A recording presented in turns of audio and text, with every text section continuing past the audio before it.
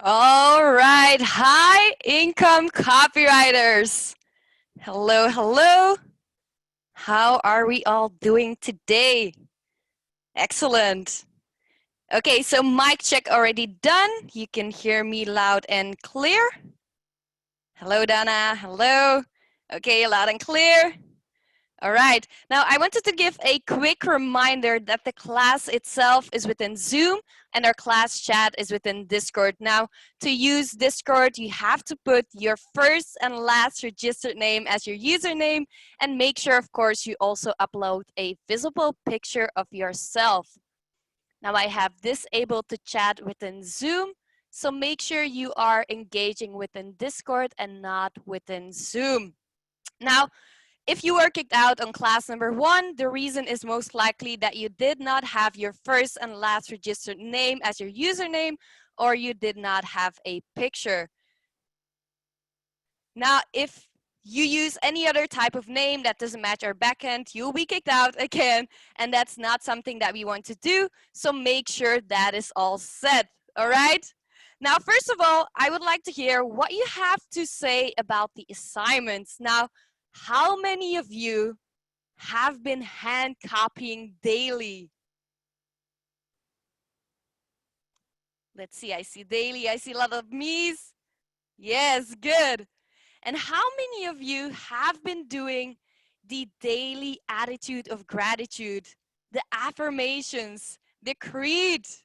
Yes, yes, good. And how many of you have actually done all of the assignments? Yes. Okay, seeing a lot of me's. The chat is growing really fast. So that's good. That's good. Keep it up. Now, without further ado, I wanted to bring on a very important person. Some of you may already know him. His name is Desmond Soon, also known as the Sarge. Desmond, are you with us? I certainly am. I am so excited to be here with all of you, brothers and sisters, in this journey as we start to learn how to turn the niches into riches. I, I'm not going to speak very much because I just want to make sure that all of you are present. Now, I know for a fact, speaking with Sifu, speaking with Dan, he was talking about the attendance, and it was kind of a, ooh, last week, right? You guys were just borderline. So make sure we just started right now. I can see Dan is getting ready. He's about to come on. See if he's about to join us. There's going to be some massive breakthroughs. We're even going to be doing some role plays. There's going to be very practical situations how you can quickly learn this high income skill and put into practice so that you can start making money. Would that be exciting for you? Say yes in the chat. Okay. Now, would you want, I'm assuming all of you are good people. Would you want one of your brothers and sisters to miss out on that opportunity to be able to ask questions and have your answers, answered in your questions answered in the chat? No. So do us a favor. Quickly tag one of your brothers and sisters right now. 30 seconds. Do that, and then we're gonna get started in just a second. Now, Dana, I know that with the questions and the handwriting. Let me just share a quick vulnerable story here. For years, Sifu Dan has actually been kicking my butt because I nurtured one of the other high income skills, obviously closing, and even starting to bud on the platform speaking. But for years, I made excuses. My lower self, I was shrugging it off and saying, oh, I'll get to it. I'll get to it. And even for several seasons of high income copywriter, I didn't really take it as seriously as I am now. Something snapped. Maybe it was the current economic conditions. Maybe it's just the fact that Sifu is teaching these classes live and I'm here with him. It is an absolute humbling experience. And having to go and handwrite. How many of you, your hands actually started to ache when you were writing out the ads? Okay. I use my Mont Blanc pen. I think I ran out of ink. It's like cost me like I gotta get replacement. It's like $50 for a replacement of the Mont Blanc ink alone, just from handwriting out. And I used I think close to 9 pages on my notebook just to handwrite it out. Just one of them. So with that, I know that each and every one of you is excited. Let's bring it. Bring the energy. Show Sifu how much you appreciate him as we bring out Sifu, Dan, Locke. Jacket on, jacket off. Jacket on, jacket off. Have you been practicing? Have you watched the Karate Kid video? Yes or no?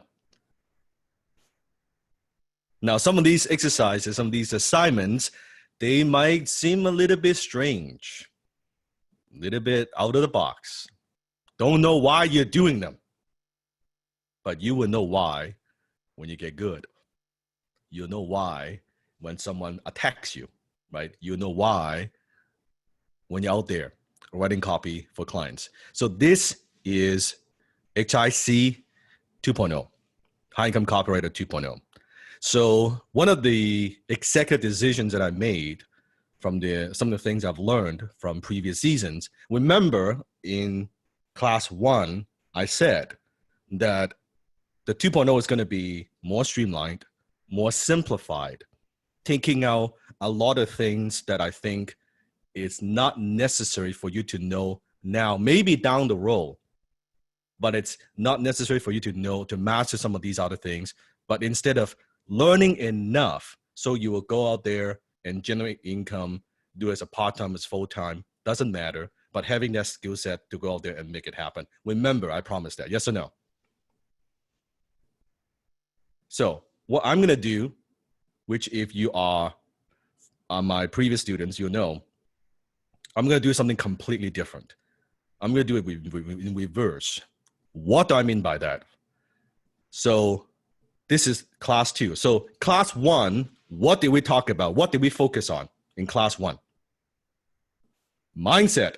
That's right. Self-image. I taught you the difference between self-image, self-confidence, self-esteem. Yes or no? I talked about your lower self. I talked about your CD. I talked about the identity. I talked about everything is copy. Copy is everywhere. And what is the true currency of revenue, which is copywriting. So why did I say I'm going to do it in reverse? Instead of just teaching you the skills, and then in the previous season, at the very end, then I teach you, okay, now I've spent 6 weeks teaching you the fundamentals of copywriting. Now go out there and get clients. I'm going to do something completely different. Class 2, today, I'm going to teach you how to pick the right niche to land well-paid gigs. Also, I'm going to give you a bonus training on how to price your services for maximum profits. So it's 2 classes in 1. Next week, I'm going to teach you actually how to get clients. So I'm teaching you the business aspect of copywriting, how to price, how to get clients before I even give you the skills. I'm doing it in reverse. Why do I do that? First of all, number 1, for some, you might already have a little bit of writing experience. So now you could take what I teach you from class 1, 2, and 3. You go out there and you could already generate income and get clients. Number 2, by teaching you this upfront, I want to eliminate the lower self excuse of, oh, Sifu, I don't know how to get clients. I'm teaching you upfront how to get clients. How do you actually make money with this before I even give you the skill? And third, which is the true intent, I hope this would inspire you and motivate you to say, I'm going to take this seriously. That in the remaining weeks, that knowing that you're going to get a foundation, but that is not the end, that you want to continue to maybe pick a niche that you want to specialize in and just keep learning that. So this is kind of the stepping stone, right? HIC to go to the next level, to whatever career that you want to do, however, whatever niche you want to pursue in copywriting. Does that make sense? So very, very different. So very, very different, because previous season we did it at the end, and it's going to be completely, again, my students will know from previous graduates, right? Past graduates, you will see it's a completely different thing. So who's ready? All right, here we go. Have you been doing the morning ritual? Have you been hand copying the sales letters and ads? Have you been reading some of the recommended books? Question, what have you learned by hand copying the sales letters and ads so far? What are some of your aha moments? Besides your hand hurts.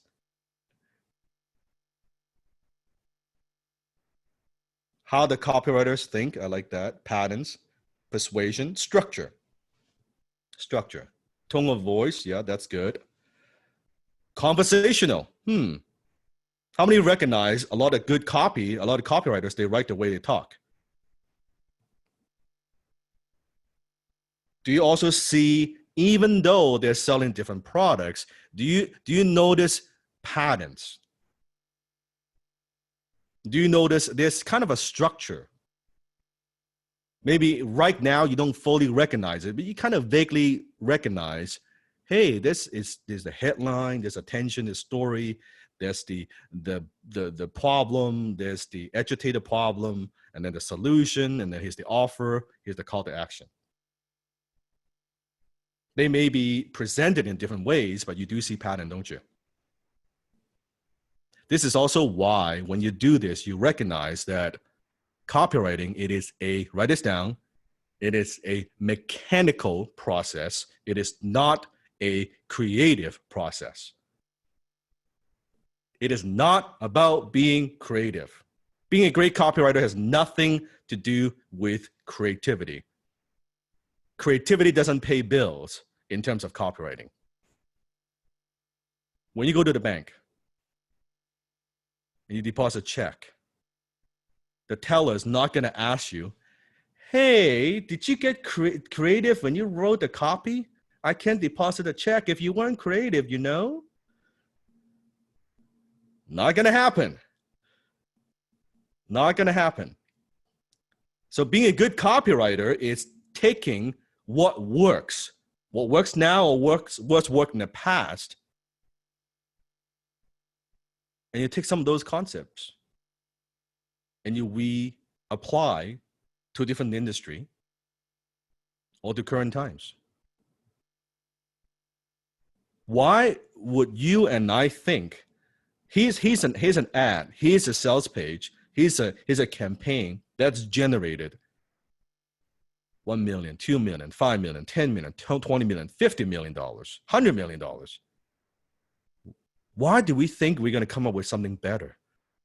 It makes no sense to stare on your computer, your screen, and just start from scratch. Ever. Ever. Do not reinvent the wheel. It is very slow, and chances are it's not going to be good.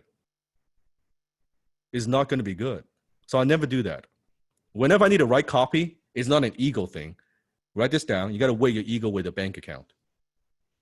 Weigh your ego with a bank account. Which one weighs more?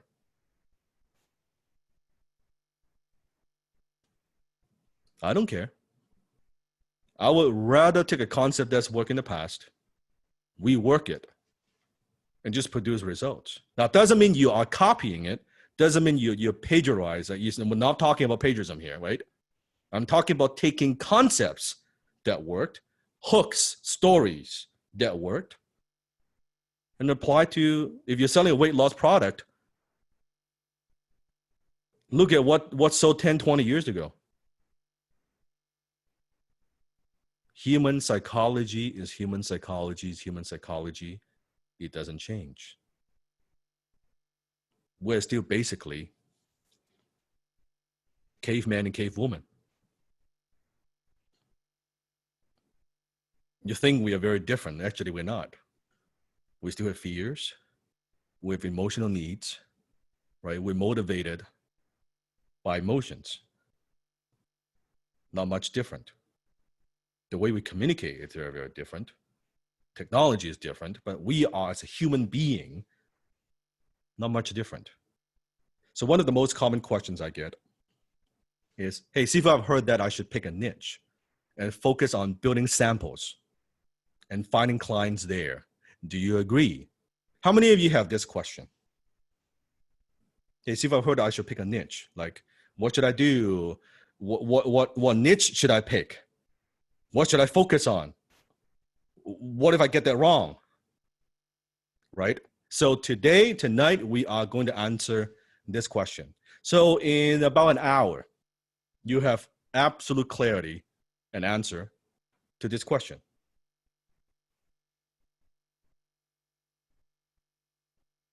So you won't be confused and you won't know what to do. Like you won't know what not, you don't need to focus on what you don't need to do. You can just focus on what produces results. So you'll not be confused at all. So first of all, very, very, very key. Some people, some copywriters, they talk about this.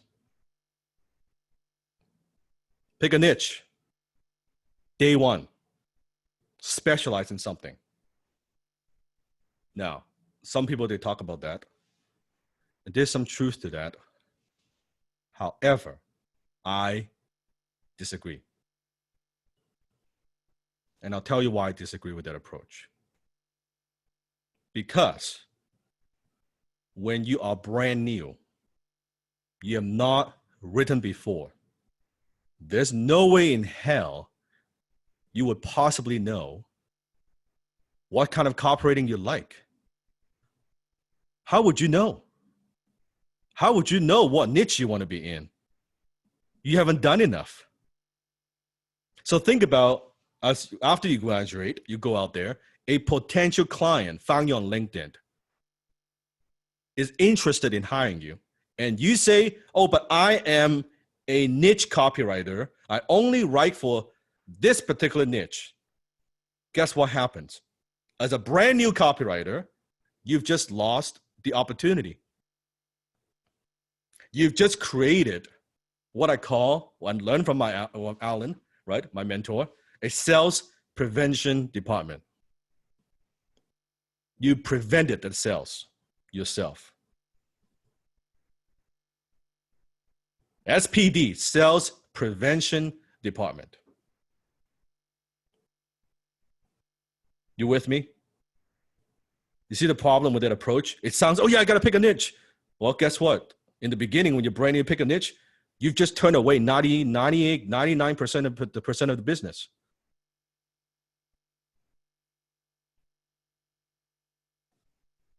And I use this example a lot. It's like dating, right? If you're looking for the perfect partner, the perfect soulmate, right? Bachelor, bachelorette, doesn't matter. Well, how the hell you know what kind of guy, what kind of girl you like if you haven't dated enough? It's called sampling. Write this down. It's called sampling, okay? You got to try. You got to go on a few dates and see, you know what, can you imagine you've never dated anybody and you say, you know, I want a guy that it's this tall, this body build, has this kind of beard, has this kind of eyes. That's it, period. I'm not going to date anybody else. Well, you're going to have a problem finding a date. Versus, hey, you know, I want a guy that's, I think with a sense of humor, that's like really good personality and just, you know, decent height. I don't have a particular height that I need, but I like a good personality. Makes me laugh. Okay, great. Now you go on a few dates. Now you kind of know, there's some date you go on and then you're like, oh my God, okay, that's it. I'm never dating a guy or girl that is blank. How many of you had that experience? Right? Then you find out what you don't like, right? And you go on a few more dates and you're like, no, I don't like that either. Then you kind of create a list of what you want to stay away from. And eventually, if you're lucky, right, then you found the ideal partner. And he's like, yeah, that's, and when it's interesting because after you're dating for a while, right, for those who are married, when you found the one, how do you know you found the one? How do you know you found the one? You just know. That's right. You just know. When you found the one, you're like, yep, that's the person I want to be with for the rest of my life. That's it. Same thing with clients. You try different industry, different niche, different types of copy, and then you will know, you know what? I love email. I love writing email for this particular niche. That's it. That's it. I'm good. Right? Now I can specialize. So when you are getting started, when you are brand new, you do not niche. Here's what you do. Here are 3 career boosters to start today. Okay, write this down. Number 1, if you're just starting out, don't specialize. Be a generalist intentionally. Here's the word, intentionally, for the first 6 to 12 months. Longer if you do this part-time. I'm talking about full-time. 6 to 12 months if you're doing this full-time. Longer if you're part-time. In the meantime, you're building out your virtual, your copy vault. I call it a copy vault, your swipe file. You are collecting different types of sales pages and ads and letters and kind of samples put in from as many industries as possible. One of my most valuable possessions I have is my library that I've collected in the last so many years from different industries, ads, campaigns that I've collected. That I had people wanted to pay me thousands of dollars just to go through my library, and I say no. Because I value my privacy. So think about when you need to create something and look at your swipe file. Now in the beginning, think of that. People think of that as like trash. You know that's cash. It's more valuable than cash. Because cash, you spend it, that's it. This is a copy vault. You could always go back to again and again and again, right? To get references, to get ideas that can produce income again and again and again and again, just to give you a little bit of context, okay? My personal library, the things I've collected, now some I already digitized, some I don't, because some of them are just collections, okay? If you combine the digital things that I have, combined with the physical I probably have, you know those 2-inch 3-ring binders? You know those black like binders? 2-inch 3-ring binders? I've got about probably 40 of them in my house. 40. Combined with digital, probably 200. That's my vote. So when you need to create something, you're looking at the blank screen. Oh, you know what? Now this is one of Sifu's gifts. Somehow, I don't know why, I just have this gift. I could go to, okay, binder 23, and I would know there's a campaign that has worked in fitness before with this kind of like angle and hook. I could pull it out and say, okay, go to page 23. I could do that. Somehow, I don't know why I have this talent. I just do. So I could do that. Now, I'm terrible with dates, though. I'm terrible with like birthday and all that, but I'm very good with words. I'm very sensitive to words somehow. Don't know why. So when you need to create something, you're creating from scratch. I'm like, okay, I want to go back to, here's a campaign that's produced $20 million. Let's start with that. I want to start a $20 million successful campaign. I don't want to start from scratch, right? I need to write something for the real estate industry. Boom. I need to write something for dentists. Boom. Like I have it in different industries, different verticals, low ticket, high ticket, front end offer, back end offer, free offer, you name it. And I collect over the years. And some I keep track of how much. I have one particular binder that I love, which is very small, which is about 1.5 inches. And it's got probably maybe 20 campaigns in there. I call that the $1 billion binder. That little binder, the ads in there produce over $1 billion in revenue. One simple, a thin, not even thick, a thin binder, right? Not for sale. Anywhere. Do you see how there's an edge when it comes to copywriting? Like when you have a library like that. So you're not going to build a library like that overnight, but you could start today. Like the swipe file that I'm giving you, right? The Wall Street Journal and all I'm giving you, you're building it. The Wall Street Journal, I mean, that's a very successful ad, right? So as you are going through and as you're collecting over the years, you could build your swipe file. So building that copy vault, that's why it is a vault, because it becomes more and more and more valuable as you grow. And before you know it, you will be like kind of like maybe not what Seafood has, but a portion of that. You have your own little bookshelf with the swipe files and things that you could go back to and revisit. And also in the beginning, you want to learn a little bit about different industries, right? This helps you to start learning what kinds of work you like and don't like, right? Very key. So if you're brand new, you're just getting started, does this give you a blueprint to follow? Do you now know what to do? So should you specialize in a niche right away? That's right.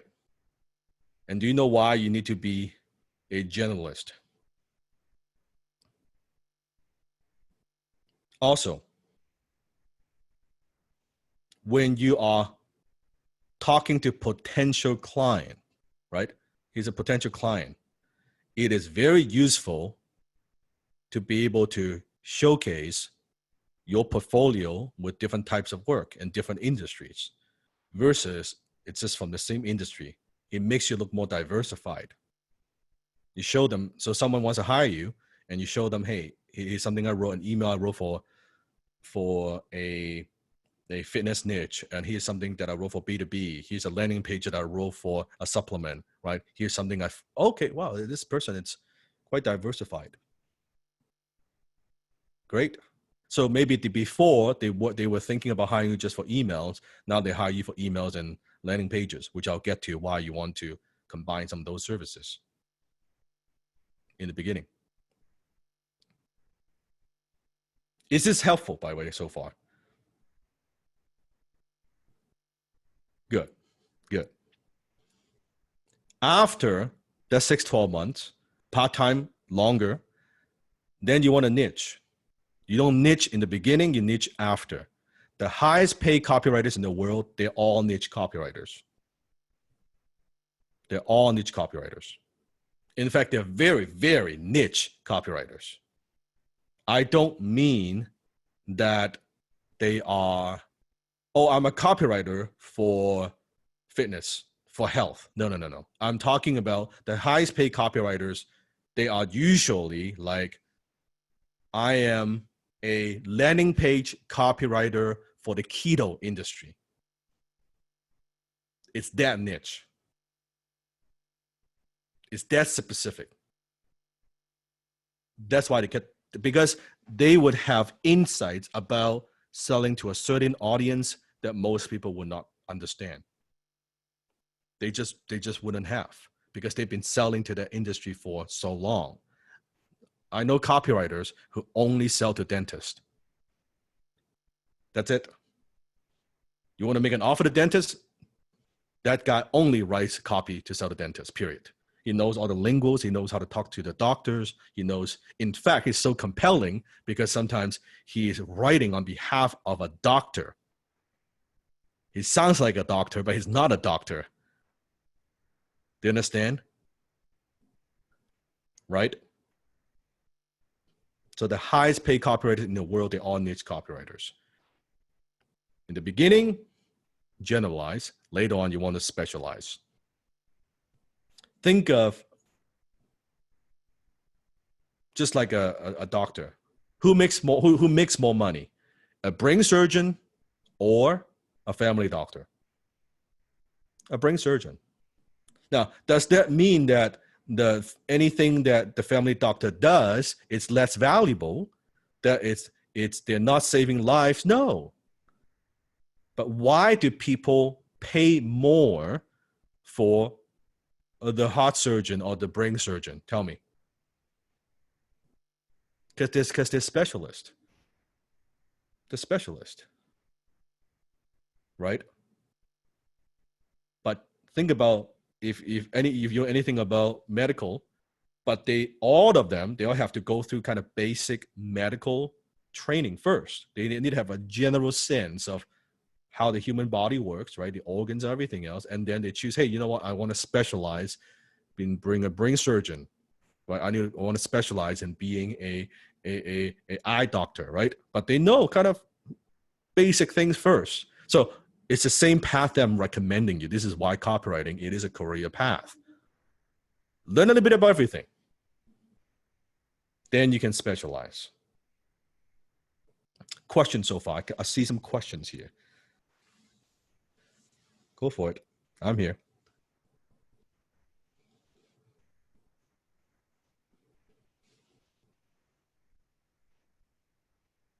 How do you when to specialize? I just gave it to you. If you're doing it full time, 6 to 12 months.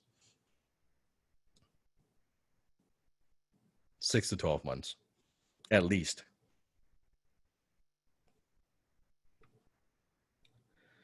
See, when going into a niche, we get crazy specific. Yes, James. Should we look for one that's high demand or just one that we enjoy? Oh, that's a good question. Should you look for one that's high in demand or one that you enjoy? My answer is you find a high demand one that you enjoy.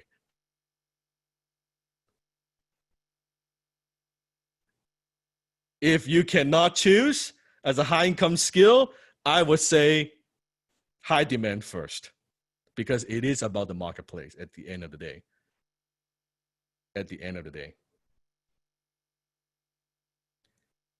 How do you know which one is high demand? I'll go into all that. Let's see, go into contracts. I'll go into next week. Let's see, how do we stand out from those who learn a specific niche of copywriting as a marketing course in college? Nobody gives a shit. No, I haven't met a good copywriter from a college myself, right? In fact, college probably teach you the wrong shit on how to write copy. How would they know? The professors probably have never written copy in his whole fucking life, right? When was the last time a professor sold something, right? He can't sell his way out of a paperback. He can't even get a date. Not to put professors down, but you know what I mean? We're talking about persuasion here. We're not talking about writing essay, right?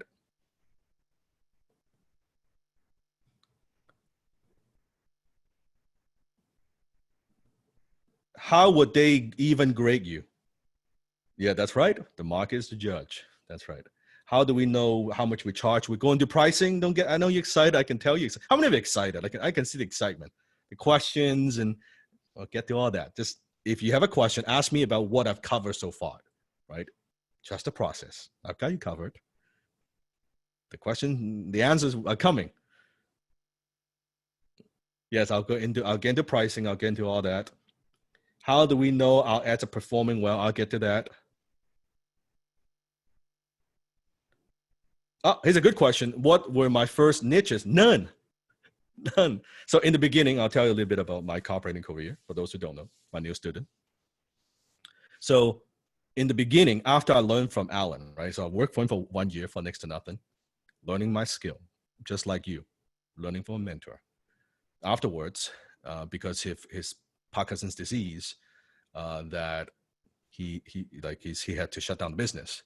So I kind of had to branch out and do my own thing. So in the beginning, I was very, very scared. How many of you will be scared? Like, you don't know what's going on. You kind of learn for a year now, like, oh, just kind of go out there and and I don't know what to expect. And that's, by the way, before the whole internet get clients. No, I mean, we were doing direct mail. There's no social media, none of that stuff, right? There's no, like, you can connect with people and LinkedIn and all this stuff. No, back then, nothing. So what did Sifu do? I picked up the yellow pages and I called people. Okay, now I didn't know how to close. Unlike today, I didn't know how to close. So I had a little skill. So I pick up the phone, I open the yellow pages, and I call.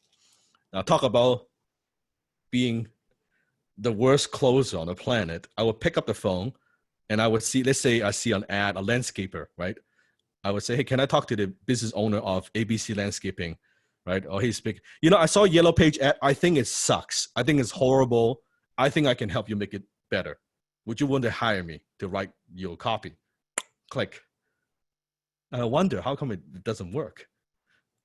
That was my pitch. Literally, that was my pitch. Like, I didn't know anything, right? And after about 500 of those calls, didn't close anybody. And I was like, shit. Like, that sucks, right? That's also how it planted a seed of, I needed a new way of closing. Now, I didn't have an answer back then, but it planted a seed in my mind. This cold calling thing and about like getting rejected and like yellow pages, it left a very bad taste in my mouth. Let's put it this way. It's kind of scar me for life. I'm like, I don't want to do this. What do I need to do to be a better closer? It's like, most people, they learn martial art because they got beat up. That's when they learn self-defense. I need to learn martial art, right? Kind of like here, I learn with rejection, right? I learn what not to do. Then it's like, okay, I got to do something about this. And this is how later on, not at the moment, but later on, why I was very dedicated to perfecting my closing skill and say, you know what? If I'm gonna get rejection, if there's any rejection happening, it's better be me rejecting the fucking prospect, not the other way around.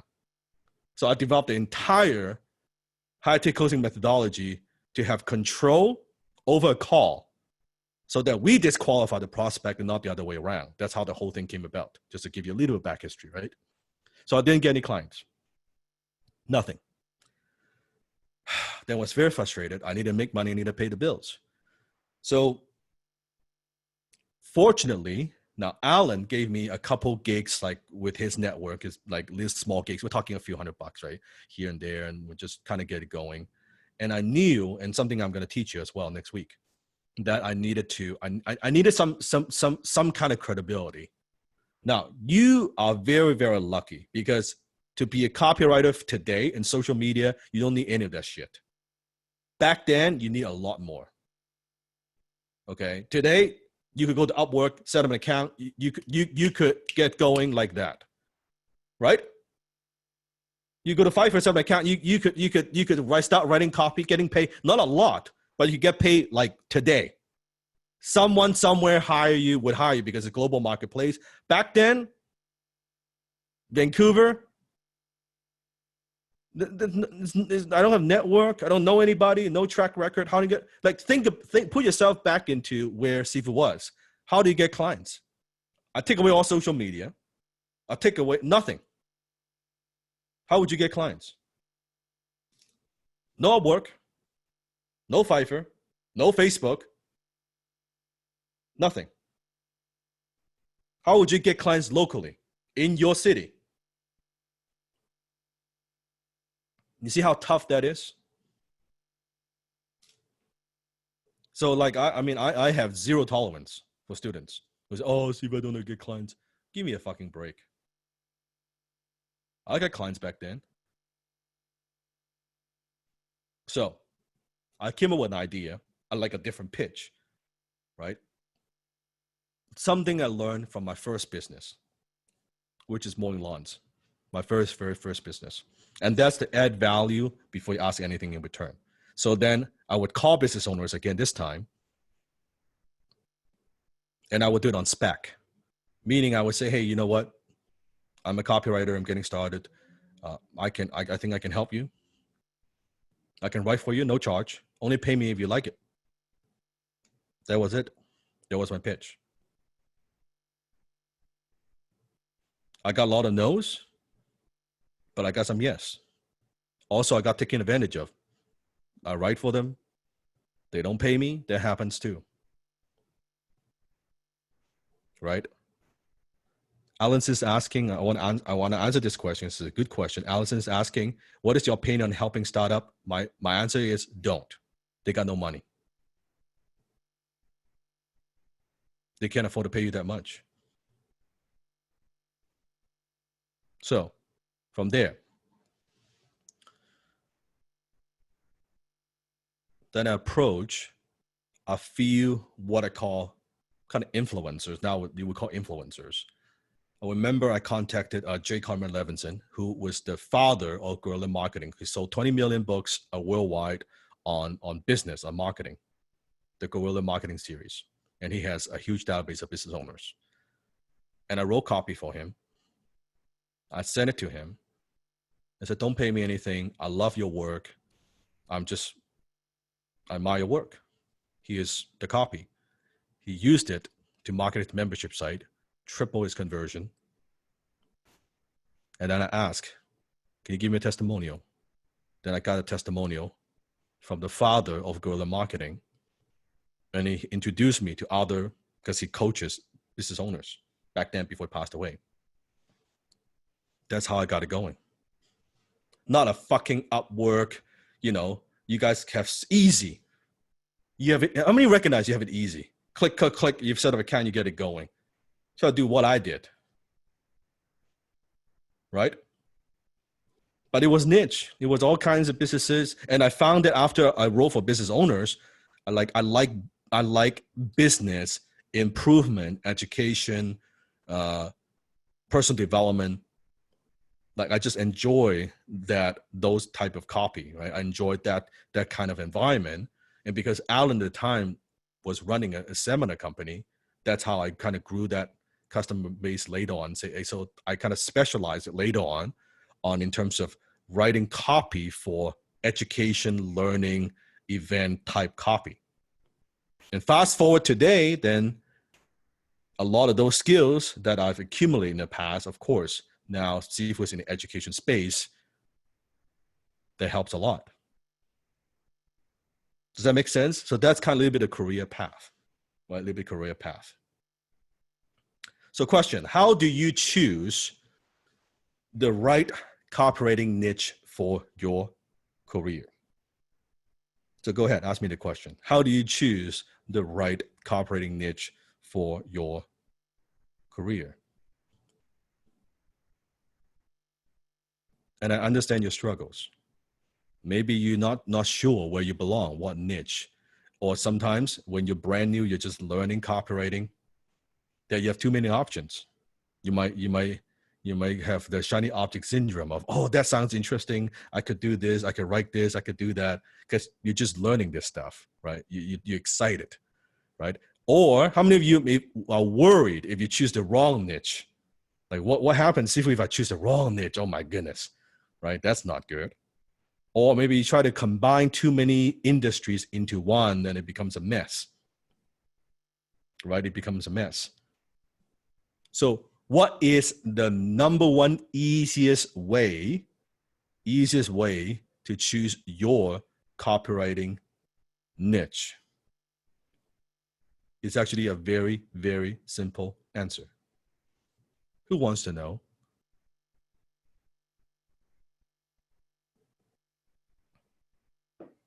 What is the number one easiest way?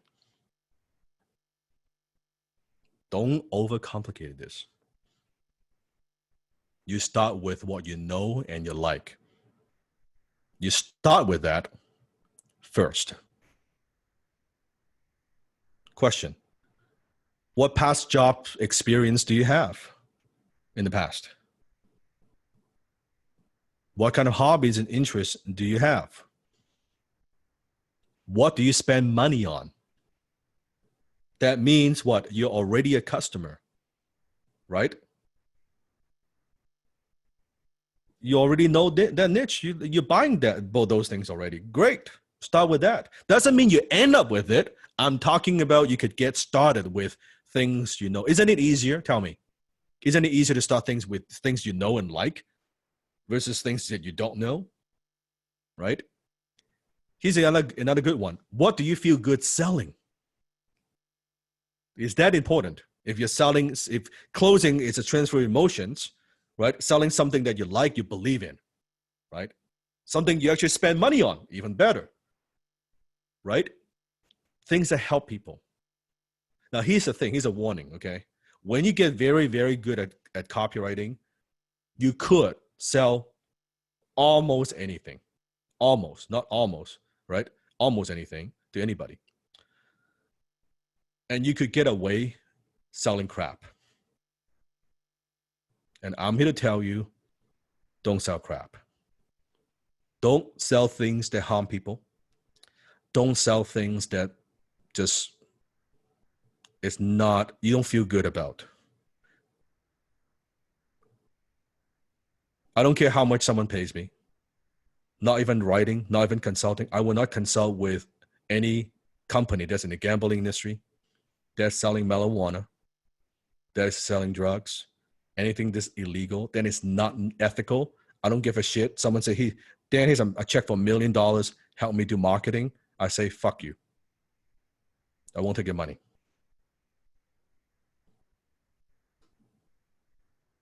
I just won't. Here's a check for 10 million. No, I'm not going to take your money. Now, that's me. And I hope that's you if you're my student. You don't need to make money selling things that you don't believe in, you don't feel good about. Like, I'm never going to sell stuff like, the vaping and all that cigarette stuff. I'm just not going to do it. I know that kills people. Does that make sense? Right? I just won't. Because I don't want to lose sleep over. It's like Spider-Man says, with great power comes great responsibility. When you have the power to persuade, influence someone to make a decision, it is, I believe we have the moral obligation as HIC to sell things that helps people, that adds value to people's lives versus selling crap that's like bad for people, right? That doesn't add value. That's harmful to them, body, spirit, their mind, right? You don't want to do that. So forget all of those. And I would tell you this, if I find out you do, I would kick you out of the community.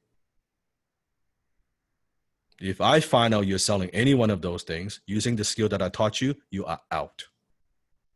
Period. I don't want to hear excuse. I don't want to hear, oh, see, if I just need to make some money, I need to pay my bills. I don't give a shit. You're out. Because you're misusing the power that I'm giving you. You ain't coming back. Can we agree on that? That we only use our power for good. We sell products and services that are good for people, that helps people, that changes lives, that enhances the quality of other people's lives. And you can make a ton of money doing that. You do not need to sell shady stuff. You don't need to sell stuff that you don't believe in to make money. You don't need to. You could sleep at night knowing that, hey, I'm using my high income skill to sell something I believe in and it's good for people. And that's the beauty, because you get the best of both worlds. You get the income, but you also get the satisfaction and fulfillment. When someone says, thank you, they give you a testimonial, or they give your client a testimonial, and you see those and you know, wow, it's because of the copy that I wrote, this person bought this product and now he or she's getting benefit. It's helping them, it's helping the family. It's awesome. Doesn't that give you more motivation? Yes or no? Right? Does that give you more motivation to do better, to become a better copywriter, right? Remember, self-image is self-sabotage. How long do you think you keep it going if deep down you know you're selling stuff that hurts people? Don't you think your lower self will self-sabotage you? Even you get that gig, you make a little bit of money, but you don't feel good. You know you're hurting people. You're like, before you know it, you just self-implode. You self-sabotage. So don't do it. Just don't do it. Don't let the greed get the best of you. Like, even you need money, that sounds like a good gig. Just don't do it, because you will regret it. I guarantee you. And I would be the first one. Sifu would be the first one in my early 20s. I took on questionable gigs that I didn't believe in. And I so regret. I wish I didn't take on those gigs.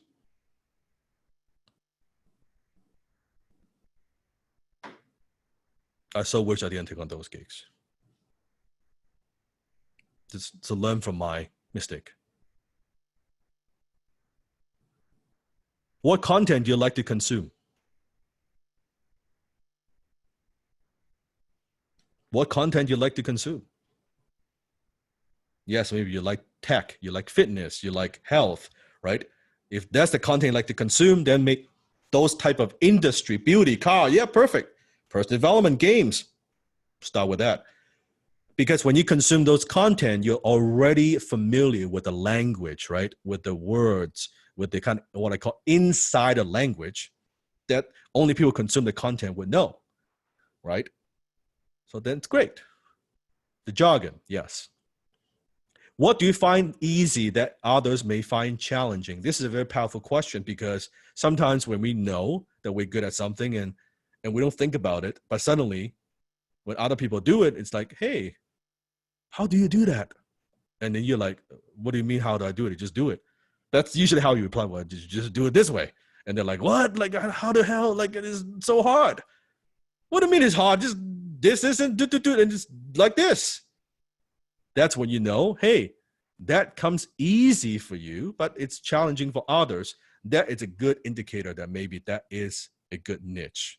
Because if you are, think about this, if you are writing copy for something that you have an interest in, that you are a customer of, that you feel good selling, you like to consume content in that niche, and you find it easy when others find it difficult, do you think you're going to get good writing copy for that niche?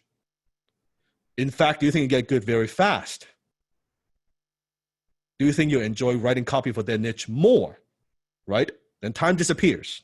You're not thinking about, oh, I got to, no, you just, oh, you're on your computer, before you know it, whole day is gone. Like, you forgot to eat.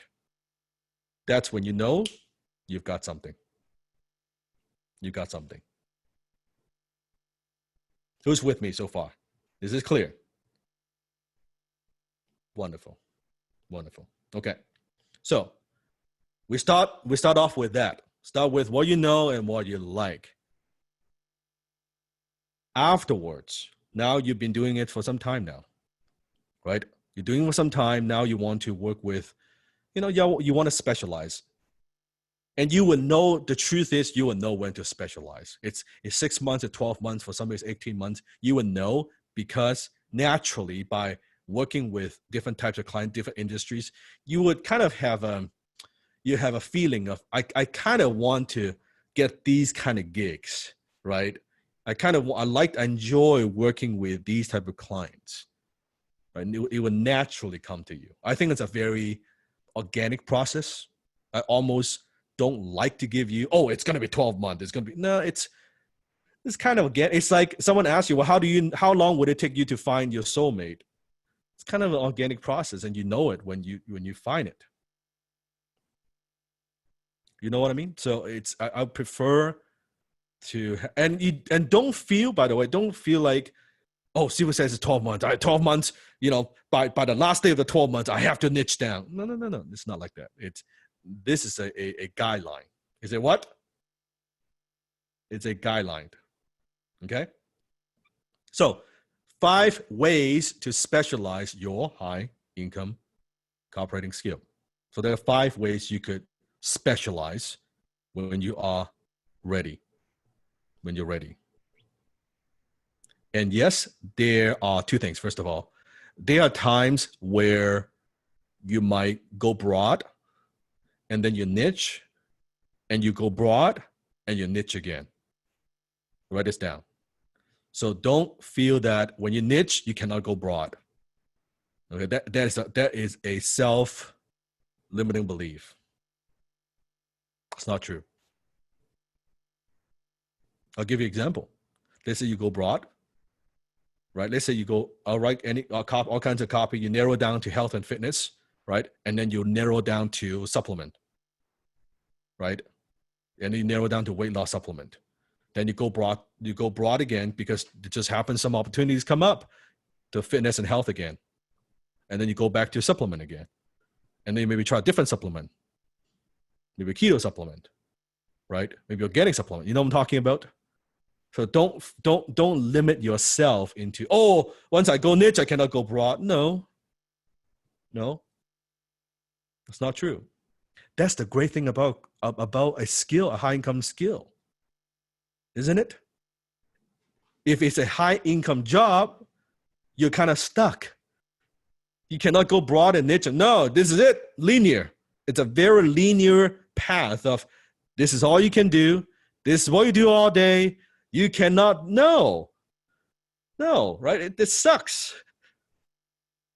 Let's say you're writing email right now. Let's say you specialize in writing email. Now you've been with me for some time. You specialize in writing email. Could you tomorrow and say, hey, you know what, Sifu? I want to experiment. I want to take on some landing page client. Could you do that? Is there a law saying, no, you're officially licensed as an email copywriter. You can never write landing pages for people. No, you cannot do that, right? No, right? You say, or you're writing for a certain niche. No, that's it. You are done. Forever, you are going to be writing for this niche. You cannot write for any other niche. Otherwise, I'll put you in jail. It doesn't work that way. It's very, very flexible. That's the value of a high income skill. Can you see that? You could have fun with this. You could say, you know, I've been writing email for 2 years. For this month, fuck it. I'm just gonna do landing pages. I'm just gonna have fun with this. Right? Nah, I don't care. I just wanna try something. Right? Landing pages, here we go. You could totally do that. Or you say, and this is how I want you to approach this as well, that if there are certain things, example, let's say you want to learn golf, hypothetical, okay? Suppose you want to learn golf. You know what? I'm going to learn golf. Maybe I'll pick up a couple clients in that golf industry and just write for them. And I'm learning it. I'm practicing it. Then maybe if I'm selling any kind of program in it, I learned what the beginner golfer is going through. And maybe you can even negotiate with a client where, hey, pay me some in golf clubs or equipment or tools and pay me in cash. You see how this works? Like it's a lot of fun once you get it. Right? Also, not only you can go broad niche, and there's no time limit. You can niche for 3 months, you can niche for 3 years, it doesn't matter. You can go broad, it doesn't matter. You could also change. So let's say you're writing for a certain industry. Let's say you're writing for the hotel industry. Before the whole COVID-19 thing is booming, it's great, awesome. Suddenly, holy shit, COVID-19 hits, hotel industry is going tanking, right? Before you were writing for the hotel industry. Now, again, is there a law saying that, oh, no, you only write for hotel? It's like a doctor, right? You're only focusing, you're a brain surgeon, you cannot jump into a heart surgeon. No, in copywriting, you could, right? Now you say, no, I'm not going to write for hotel industry, I'm going to write for something else. Does that make sense? So don't limit yourself. Don't feel you cannot. So do you see how it doesn't matter if you pick the wrong niche? Because if you pick the wrong niche, you can change it the next minute and say, oh, I'm out. I'm going to do something else. If you spend 10 years getting your master, your PhD in a very specialized like degree, now you want to change. Now what? Now you're kind of stuck. You can't. You can't. That's the problem. That's why this school system is outdated. It takes too long to find out something that's not what you want. It just takes too long. And it's not very good. But this you could. Like, why don't we give people a skill that's versatile, that is flexible? They could go in and out, up and down, sideways, like however you want to do it. Different industry, different part of the world. That's not limited. It's not geographic. Like there's no limitation in terms of region. That they can work remotely from home. Why not? Doesn't that make more sense? If we want to give people a skill to make a living, to generate income, why we restrict people like that? Why do we have to operate that way? Why can we all be more like a free agent? So 5 ways to specialize. 1, you can specialize by industry. Are there a lot of different industries out there? Are there industries right now that's hurting? Are there industries that are booming? So maybe now it's not such a good time to write for retail, right? But isn't it a good time to write for healthcare? Isn't it a good time for write for e-learning? Isn't it a good time for write for technology? Isn't it a good time to write for e-com? My God, right? We can pick and choose. But see, you're one level above. But the interesting thing is the people, think about the people working in that industry. It's just so easy for them to change. They're in it. Right? You understand?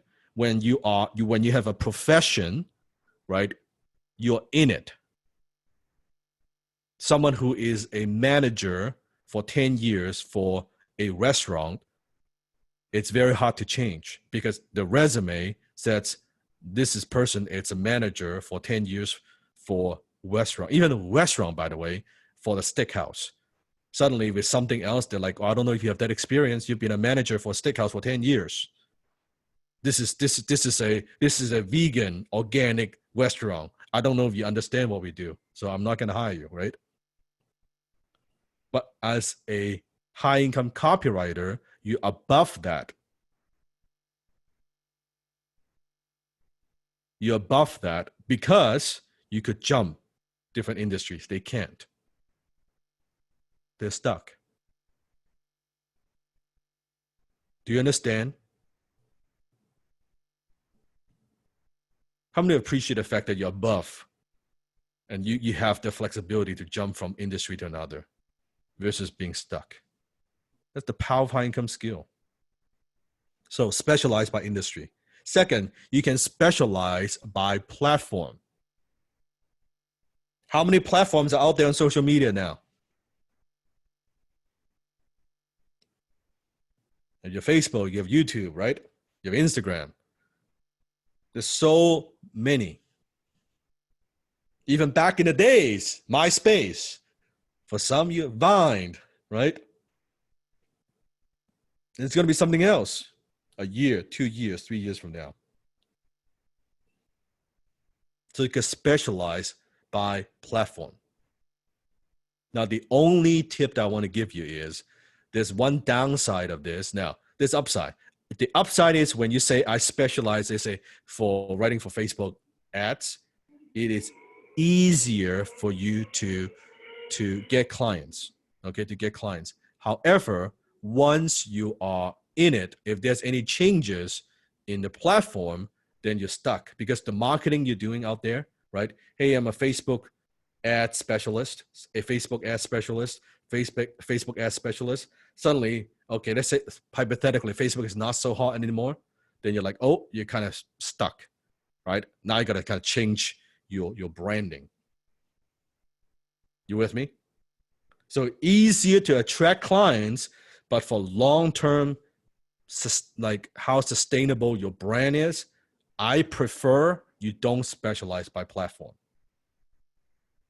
But I know copywriters who make a ton of money, right? A ton of money doing that, but just knowing the upside and downside. Okay. You could also specialize by type. Now, I like this a lot. Industry I like, this I like a lot. Meaning you pick something: emails, chatbot, landing pages, pre-sale pages, SEO articles, Facebook ads, Google ads, video sales letter, long form sales page, white paper, webinar script, speech writing, pitch deck, catalog copy, quiz. Now, one thing that's very hot right now, what I call survey funnel or quiz funnel. Very hot, right? Product description, brochures, press releases, direct mail. Pick any one of these. If you were to pick one, like out of this, if you were like gut check, right? If you will pick one or two, which one would you pick? Put in the chat.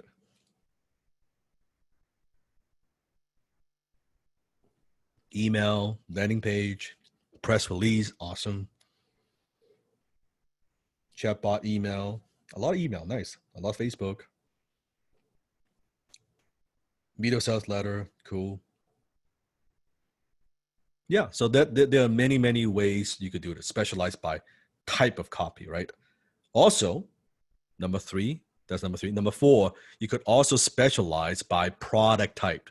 So not copy type, but product type, meaning what is it that you're selling, right? You can sell coaching and consulting, seminar, e-com, right? Equipment, luxury, software, investment, real estate. I could go on and on, but there's so many different types of product and services out there. So many different types. So you could kind of pick and choose. You can mix, right? You can pick an industry, a product type, and then you can pick a copy type.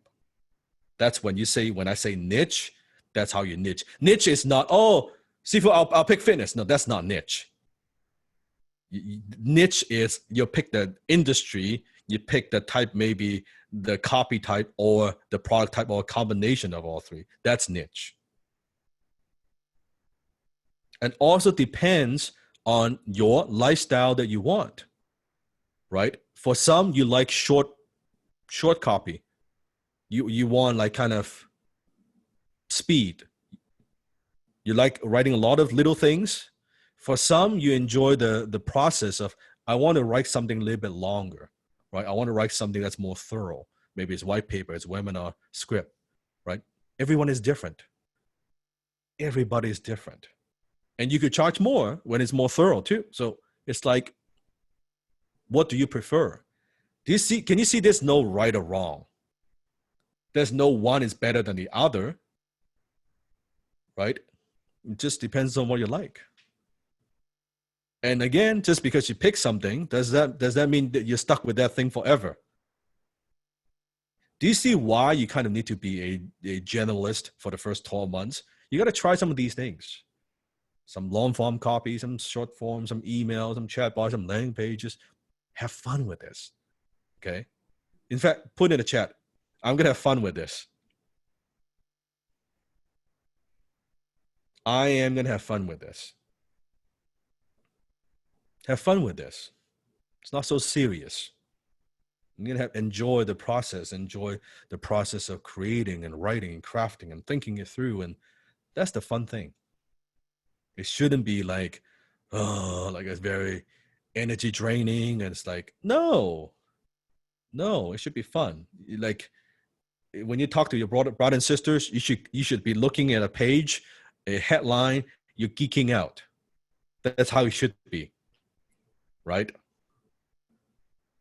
It should be like that. You should be more, if you're a guy, you should be more excited looking at Swipe File than Playboy, okay? You get all hot and bothered, excited, looking, oh my goodness, look at this headline. Ooh, that is sexy. Look at the opening paragraph here. Oh my God. Look at that mouth-watering bullet. Delicious. Right? That's how it should be. That's when you know you're a high-income copywriter. Right? You should be like, look at the offer. Whew. Irresistible. Right? Irresistible. Right? That's how it should be. When you are a professional copywriter, it's fun, right? It is fun. It shouldn't be boring. It shouldn't be like, think about it. You're a good copywriter when you go out and talk to your friends and you're talking about a bullet. Now, in their mind, bullet is a gun bullet. In your mind, what is a bullet? It's a bullet on a copy, right? You know you're a copywriter when you know the way you think about bullet. When the way they think about bullet, they're completely different things. Because you know more, right? Right? My favorite, right? My favorite. Specialized by personality. This is kind of the model that I teach in HIC, that you choose to write for one celebrated personality brand, an influencer. This is the one client model that I'm teaching within here. The reason I like this is because it eliminates the need to keep hunting for clients. You can make a very good income, 5 to 6 figure annually with one single client. And because you're writing for that one client, you will master his or her voice better than anybody else. And because you're writing to the same audience again and again and again, guess what happens? You will write faster and easier because there's no learning curve. So think about this. In the beginning, you dabble, right? You do a little bit of everything. You try different industries. Later on, let's say you enjoy personal development. You like personal development, okay? And it's great. You love self-help. And you settle down into, okay, I'm going to write copy for Tony Robbins, hypothetically. You're going to write for his email list. Great. You can write for Tony Robbins. You listen to his teaching, his Unleash the Power Within, all those programs, right? You get Tony's voice and you're writing for Tony. You enjoy that industry.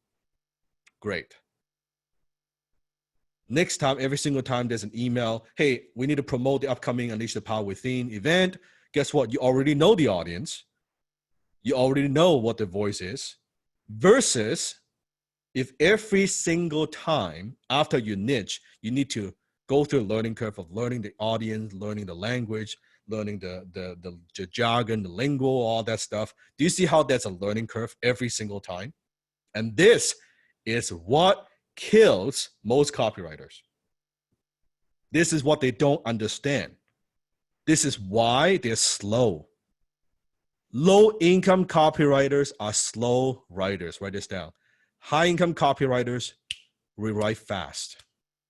We utilize tools. We utilize software like InstantScripts.com. Like we're using, because the client your client would never ask you, if you use the model that I teach, did it take you 10 hours to write this or 1 hour? They don't care.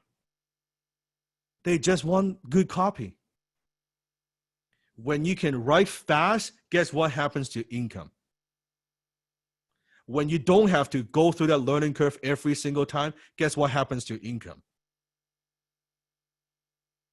When you don't have to hunt for clients all the time, spending all that time looking for clients every damn week, every damn month, what happens to income? That's the model that I'm teaching you. Can you see the power of this model? So when someone asks you the question, what do you do? Now, you might say, I'm a copywriter. And that's good. That's fine. But later on, you can add onto it. You can niche it down. You can narrow that down. So I'm going to give you a kind of a script, okay? I'm going to give you a template that you could use in the future. Would that be helpful? Okay. So in the beginning, say I'm a copywriter. Great. I remember back then I say something like, you can copy this. I'm giving you the right to copy this if you want to. I'm a copywriter. I turn words into cash.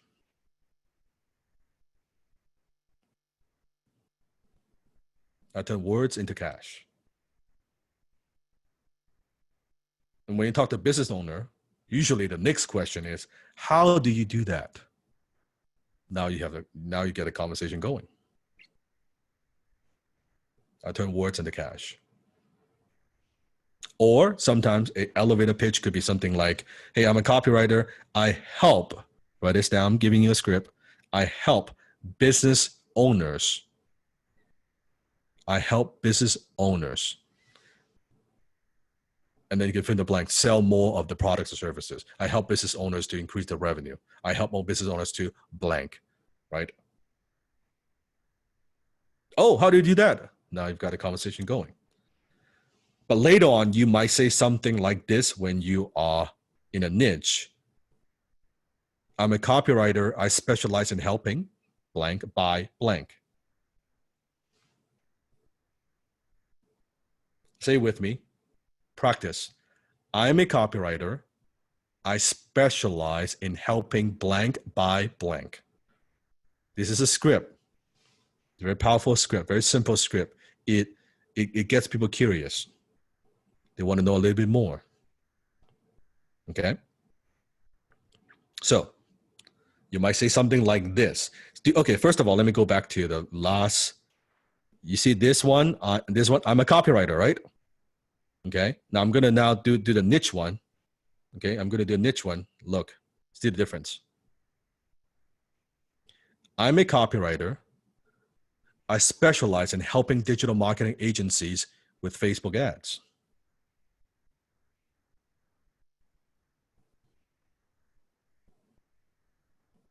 Do you see the difference? Imagine if I'm at a digital marketing conference and someone asking me, what do you do? Well, I'm a copywriter. Hi, my name is Dan Locke. I'm a copywriter. I specialize in helping digital marketing agencies with Facebook ads. Oh, shit, I need some Facebook ads, right? Boom. It's very, very simple. It's not salesy. You don't come across needy. It's just, hey, here's what I do. Can you see how powerful this simple script is? Very simple, like just like that. So is this something that you could use in the future? Someone asking you, what do you do? I'm a copywriter. Never assume they know. Most people, in fact, don't know what copywriter does. They don't know what copywriting is. So you always need to explain, like after one line. I'm a copywriter, and then you go into, I specialize in helping, right? Boom. Oh, great. Something that's very simple to use. Could the career on LinkedIn be high-income copywriter? I personally, you are a high-income copywriter internally, externally to a cold audience. They don't know what a high-income copywriter is. Does that make sense? Like it's a skill that I don't I'll go around saying I'm a high-income copywriter. I don't need to do that, right? But they understand what a copywriter is. They're interested in what you could do for them, right? What is your skill? You're almost better off if you are, let's say, specialize in email, right? Oh, I'm an email copywriter. I specialize in helping digital marketing agencies with emails. Oh, okay, I need that, right? You got it? Steve, I've got a question that I think some others are also thinking. It's like when someone does not know what a copywriter is, how do you, very simply, like in 10 words or less, what would you say? Yes. So like an elevator pitch, if they say, oh, so I'm a copywriter. So what is that? What exactly do you do, right? Yeah. Yeah. So you could use kind of the cute one that I use. I turn words into cash. Sometimes people don't get that either, right? Right.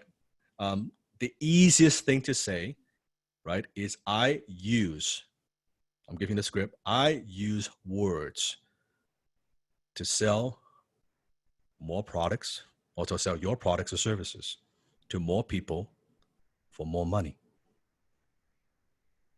I use words to sell more products to more people for more money. You see how I've got 3 hooks in there? This is not copywriting. Well, this kind of closing. You see, one of the, if you just say, oh, I use words to sell more products and services, but when you say to sell more products to more people for more money, one of those 3 would hit them. Right? Because they got, it's a business owner, they would want one of those 3, either sell for more money, more often, for more people, right? They're like, one of those 3, which one you want? Right? Or all 3, that's correct. Right? So I like to be fun about it. I think as a copywriter, sometimes if you don't know closing, right? You're not my XCC student. Sometimes I see students that make the mistake. They sound so serious. They sound so serious. Where I'm an email copywriter, right? No. Yeah, exactly. Adam is like joke. Why so serious? Right? No. Don't need to be so serious. Have some fun with this, right? Right? You can have fun. I've even done things where I kind of jokingly in a networking business, like when I was younger, and they would say, "Oh, I'm a copywriter. What does a copywriter do?" And I jokingly reply, "You know those junk mails you get in the mailbox? I write those things." Right? They laugh, right? But somehow, and then they're like, "Oh, the people actually open that stuff?" Like, I don't know. Somehow makes my clients money though. It's kind of weird. Somehow they send out this stuff, they make a lot of money. I don't know why. Oh, how do you do that? Right? Like, and then they just go. So you can see, this is the kind of stuff that people don't forget. You know, they don't forget that conversation. And you just make fun, like have fun with this, right? Can you promise, Sifu, you can have fun with this? Don't get so serious. I don't want you to be like stiff and serious copywriter. No, I want you to be fun, happy, fulfilled copywriter that just you're writing for profit, you're writing for fun, and just enjoy the process.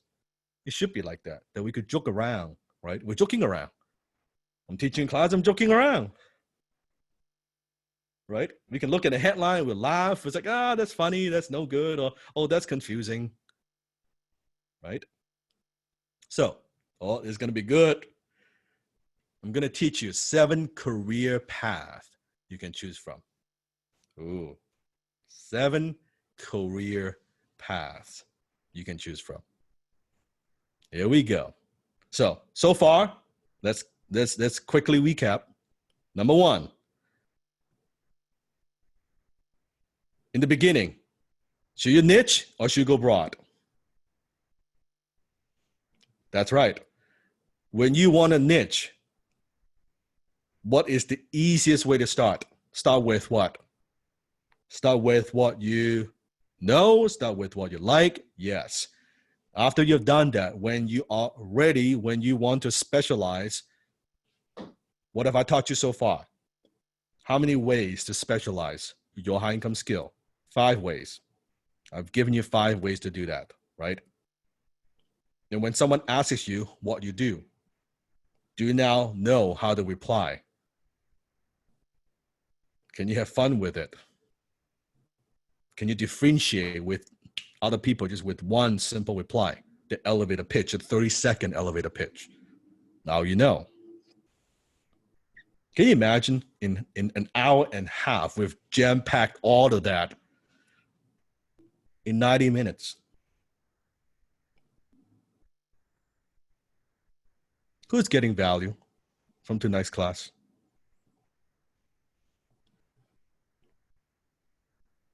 Are you going to use it? That's all I'm asking. Use it. Use it well. So 7 career paths that you can choose from. We're going into it. There's no fluff. You just dive right into it. 1, you can write copy as a side hustle to bring in extra cash to cover expenses and make sure you've got funds for things that you want, maybe the vacations, maybe the emergency fund. So you can write copy as a side hustle. Part-time, evening, morning, on the weekends. Number 2, you can write copy for your own business. That means you are using this skill to sell your own products and services. So question number 1, how many of you are learning copywriting because you want to supplement your income?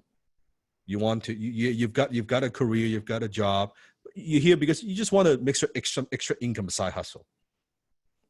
Great, you could do that. How many of you are here because you want to learn kind of my secrets on how to sell using the written words to sell your own products or services? Perfect. Number 3, you could write for a business partner. This is very powerful. You're using your high income skill to partner up with, because you can make it rain, to partner up with other people, other business owners, by adding value, by being the silent, not just silent rainmaker, now you're silent partner. You're behind the scenes, right? You could do that. One of the businesses I had earlier in my 20s, I had a business partner, and he was the one, although I was writing copy, but I was also the kind of the closing. I was the guy that's running the business. Although I could write copy, but he was actually helping me out to write most of the copy, and he was my partner. He owns a percentage of that business simply because he had that copy skill.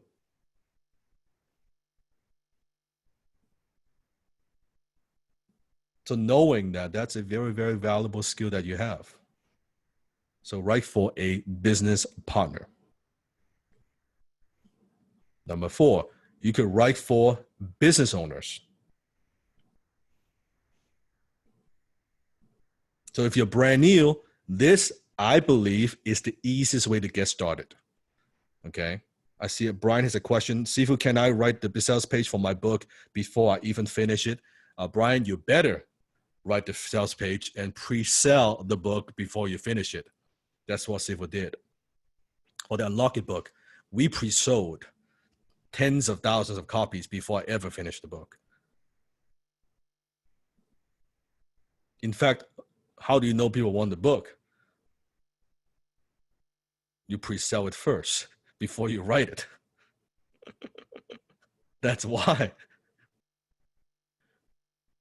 That's why. Right?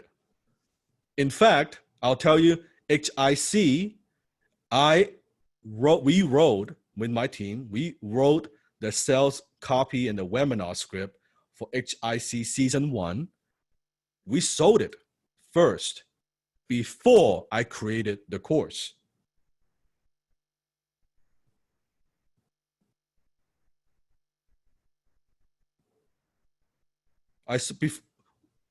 Because why would I create a course first without knowing what you want? Because isn't it better week by week, I'm getting feedback from my students and asking you, what do you want to know more?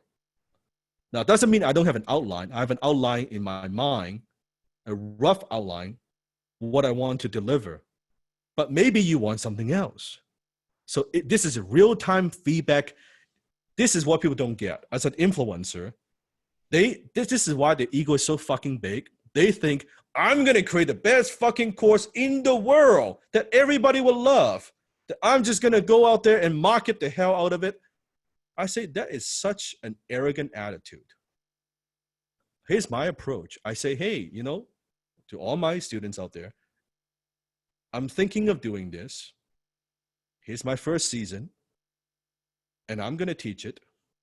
Tell me what you want to learn, and we are going to co-create this together. You tell me what you want. I'm going to co-create this. In fact, this is 2.0. I co-created with my students in the past because I'm taking their feedback and revise the program. Because I'm not doing this program for me, I'm doing this program for you. So why would I let the ego get in the way?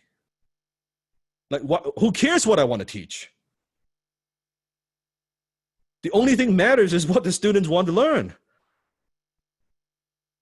Like, do you understand?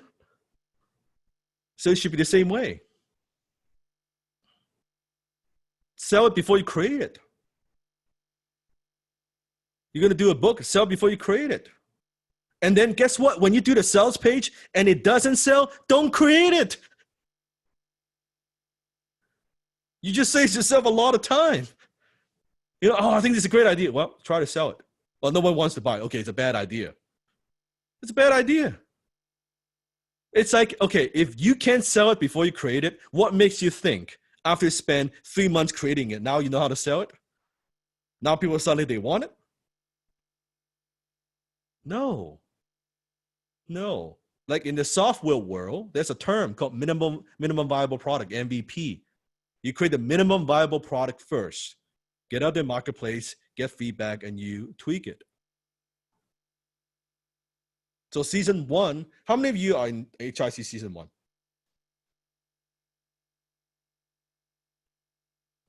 Question, is season 1 amazing?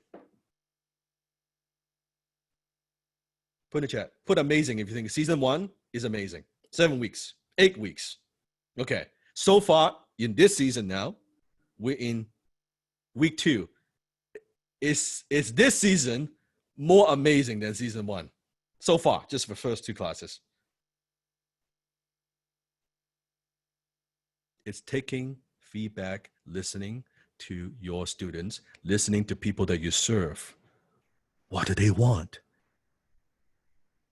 Deliver, give them what they want. Right? So, writing for business owners. I often recommend starting out with small business owner clients because by the time you graduate from HIC, you will know much more than they do about marketing and copywriting.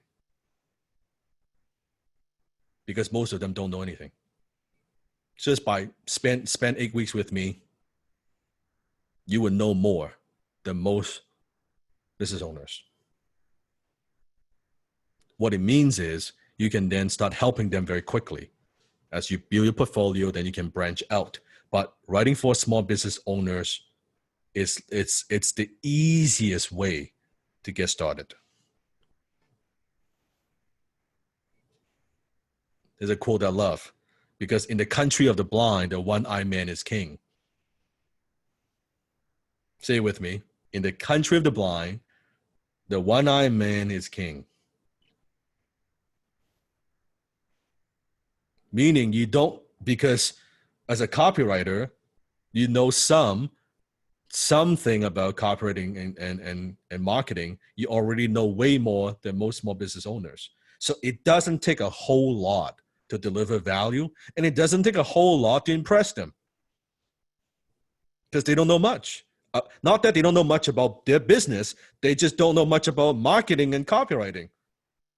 Like I remember back in the days when I was writing for small business owners, and I would be like I'm talking about the smallest thing, right? I look at the ad, I look at the sales letter, and I was like, you know, I think we could tweak the offer here and make it more compelling.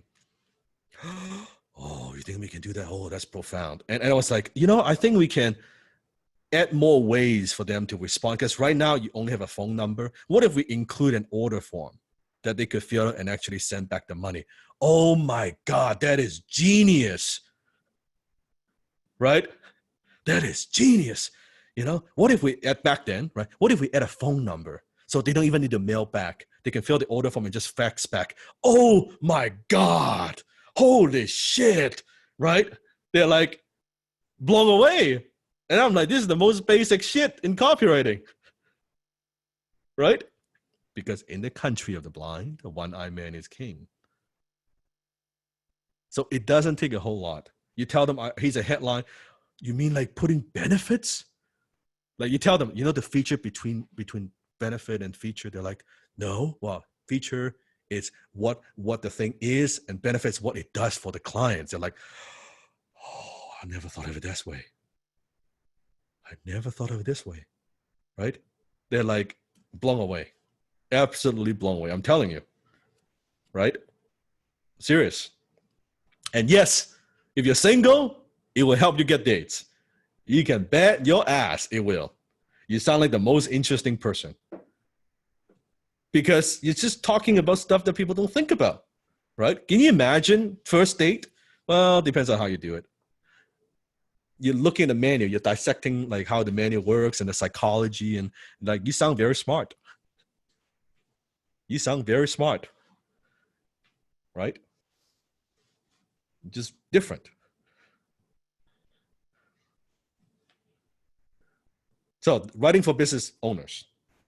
Can you see how that's an easy way to get started? Right? Doesn't take a lot. So when you're building your self-confidence, this is great. Number 5, you can write for big companies. I'm talking about Time Life, Rodale, Press, right? These are large mailers, meaning they're mailing millions and millions of pieces still. Direct mail. These guys are big companies, right? Big companies. They easily drop 10K, 35K per project. These are huge company, right? Doing $100 million. But you've got to be unbelievably good. This is like this is that highest level. Okay? This is that highest level. This is the Rolls Royce, right? That's what I'm talking about. Okay, but knowing he's a warning for you. A lot of bureaucracies, office politics, money is great, but it is a pain in the ass. Okay, it is a pain in the ass. A lot of money. You want that money. You're willing to factor in. That's why I factor in the pain in the ass factor. And say, you know what? But this, I'm talking about you being the best of the best. Okay? Best of the best. You got to deal with shit like you write something, they have an editor go through it, they send it to another editor, and then you wait fucking like 2 months to hear back from them, and then they don't mail your shit, and then this and that. You just got to deal with all that shit. That's what I mean. It's not as because they have many layers, right? It's not as clear cut, right? It's a bit too more corporate-ish, right? Bureaucracies.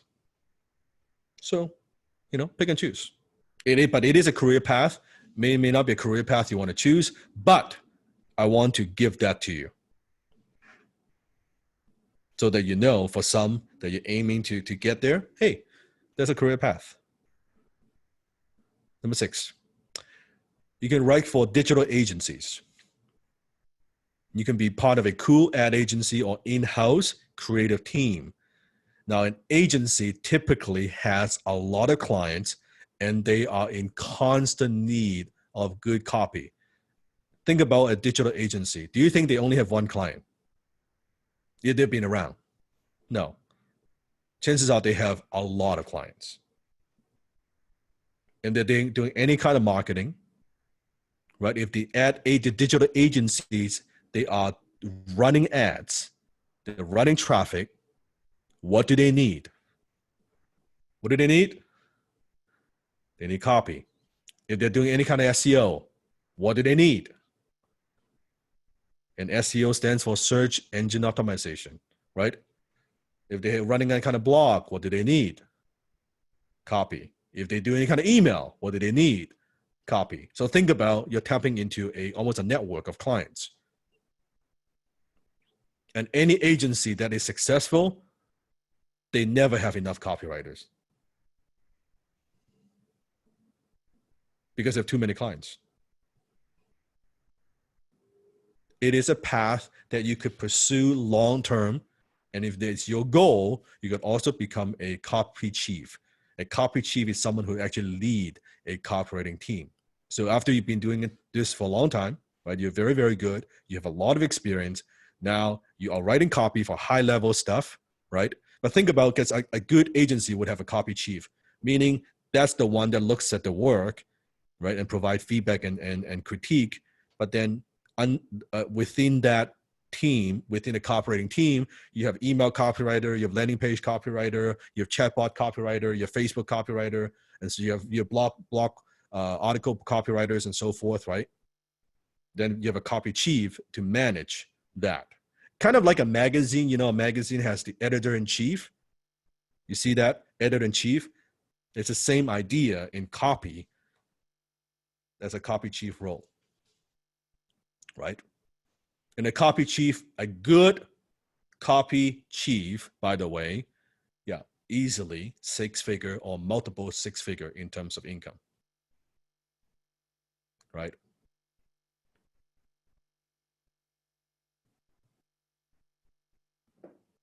And I'll get into pricing in just a moment. So if that's your goal, that's something that you could do as well, right? But you got to be good. Got to be good. Question, a lot of good questions. Okay, hold on. Let me give Sifu a second. Let me answer your questions. So Sifu, remember you said not to get cocky, but how do we know that we get cocky with ego? Do we actually know more and can suggest more? Okay, so it's very simple. You always stay very humble in terms of what the marketplace wants.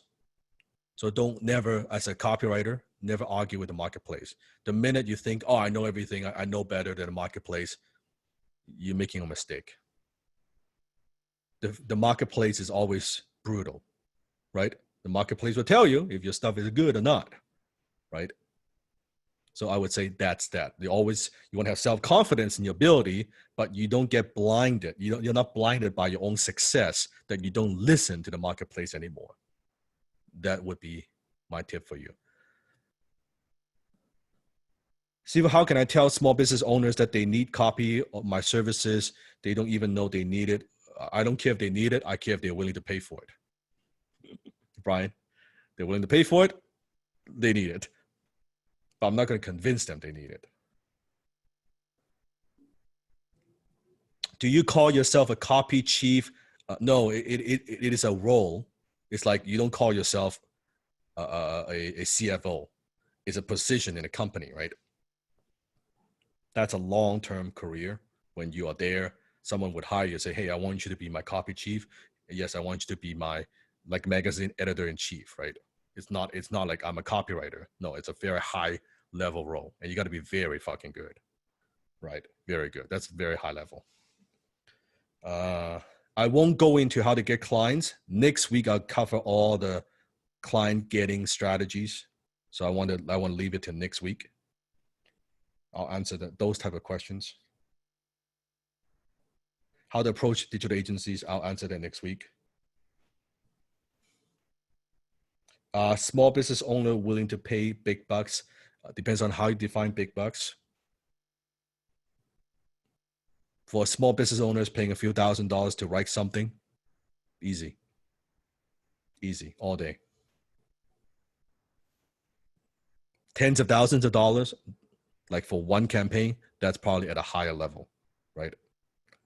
But in the beginning, you're not going to get there to write for big companies anyway. You're writing for small business owners. You're getting $1,000 here, $1,200 there, $500 there, $2,000 there. That's how we get started, right? And it adds up. It doesn't take a lot to hit that 10K a month, right?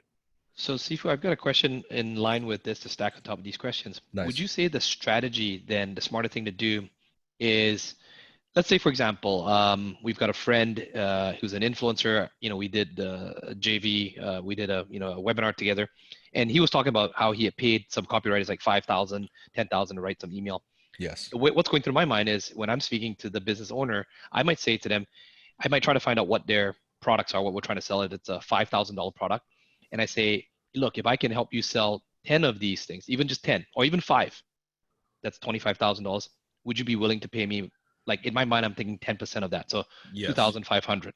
Yes. I'm not trying to charge high, but my real deeper goal is to get that successfully. And then I get them to be a testimonial so that when I go to the next agency, I can say, look, I wrote ads for this individual and I helped them bring in 25,000 in revenue, 50,000 in revenue. Correct.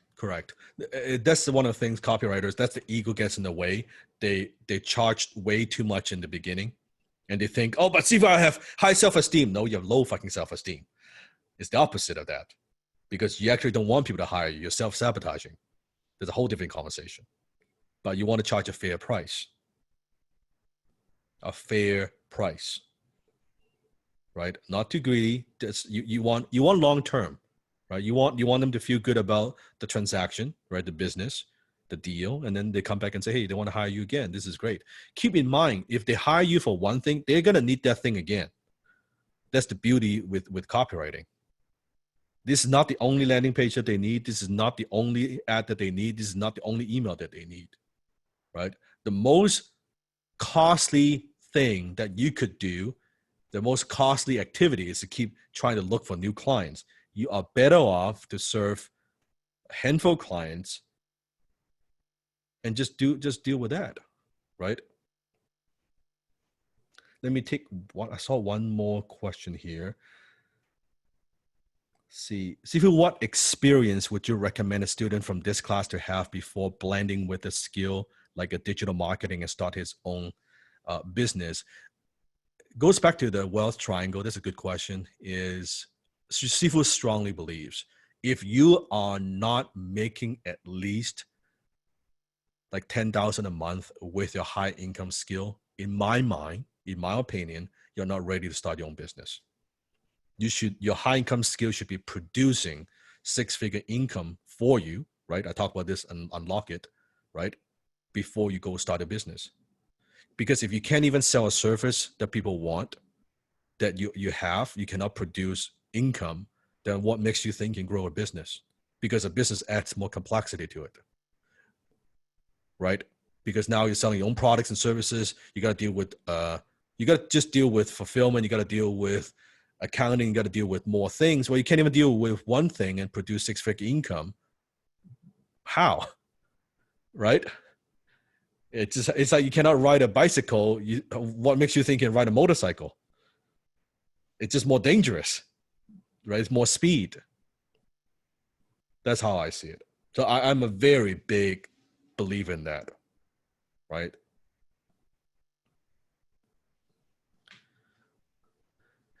Mohammed, Sifu, what is the difference between writing for partner and versus writing for business owners? The difference is writing for business owners, you're charging a fee. Writing for a business partner, you're getting equity.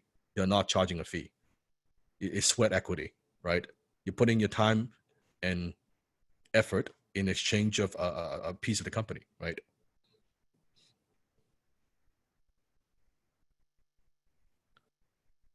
Good. Hold on to the questions. I'll be more than happy to answer your questions. Like Sifu's here for you. We do long classes. Don't worry, I'm here, right? We'll circle back to some of these questions because some of the questions I see, I'm covering it in the next little bit, right? So let's go through that. Then I'll make sure I stay and I'll answer your questions. I'm not going anywhere, right? So I'll be here for you. We'll go back. In fact, we're almost 2 hours in, 1 hour and 50 minutes. Before we jump into the next segment, okay, I'll go through a few things and then we'll take a quick break. So let's go another 10 minutes, 5-10 minutes, and then we'll do a break. Sound good? Okay. So number 7, it's right for marketers and influencers. Now there are businesses, like these are the businesses that I believe are, this is the model I like. Businesses doing about $1 million to tens of millions of dollars in sales a year. They have a budget.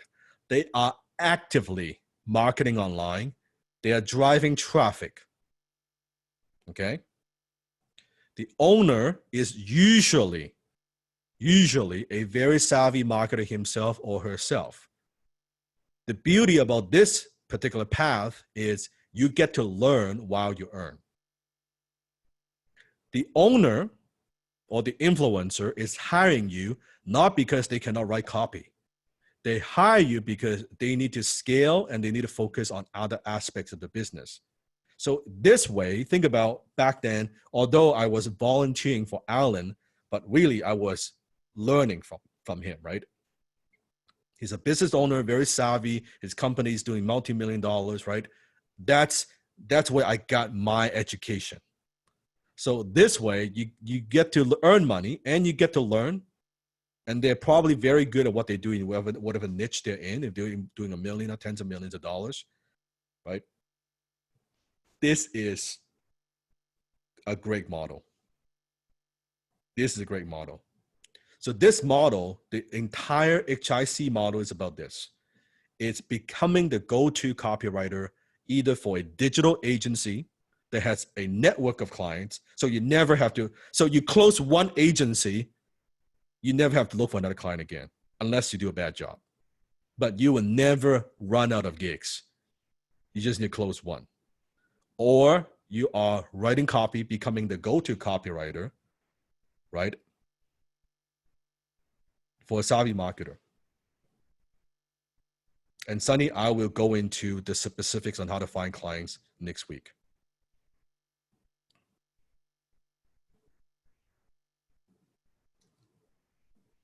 It is so fucking easy. It's you won't believe it's how it's so easy. There are 50 million of them out there. They're just, it's ridiculous how many of them are out there. So that's the model. And that's the model that could get you to six-figure income with one client. A lot of the low-income copywriters model, think about the model that I'm teaching you versus most writers' models, why they struggle financially. Think about it.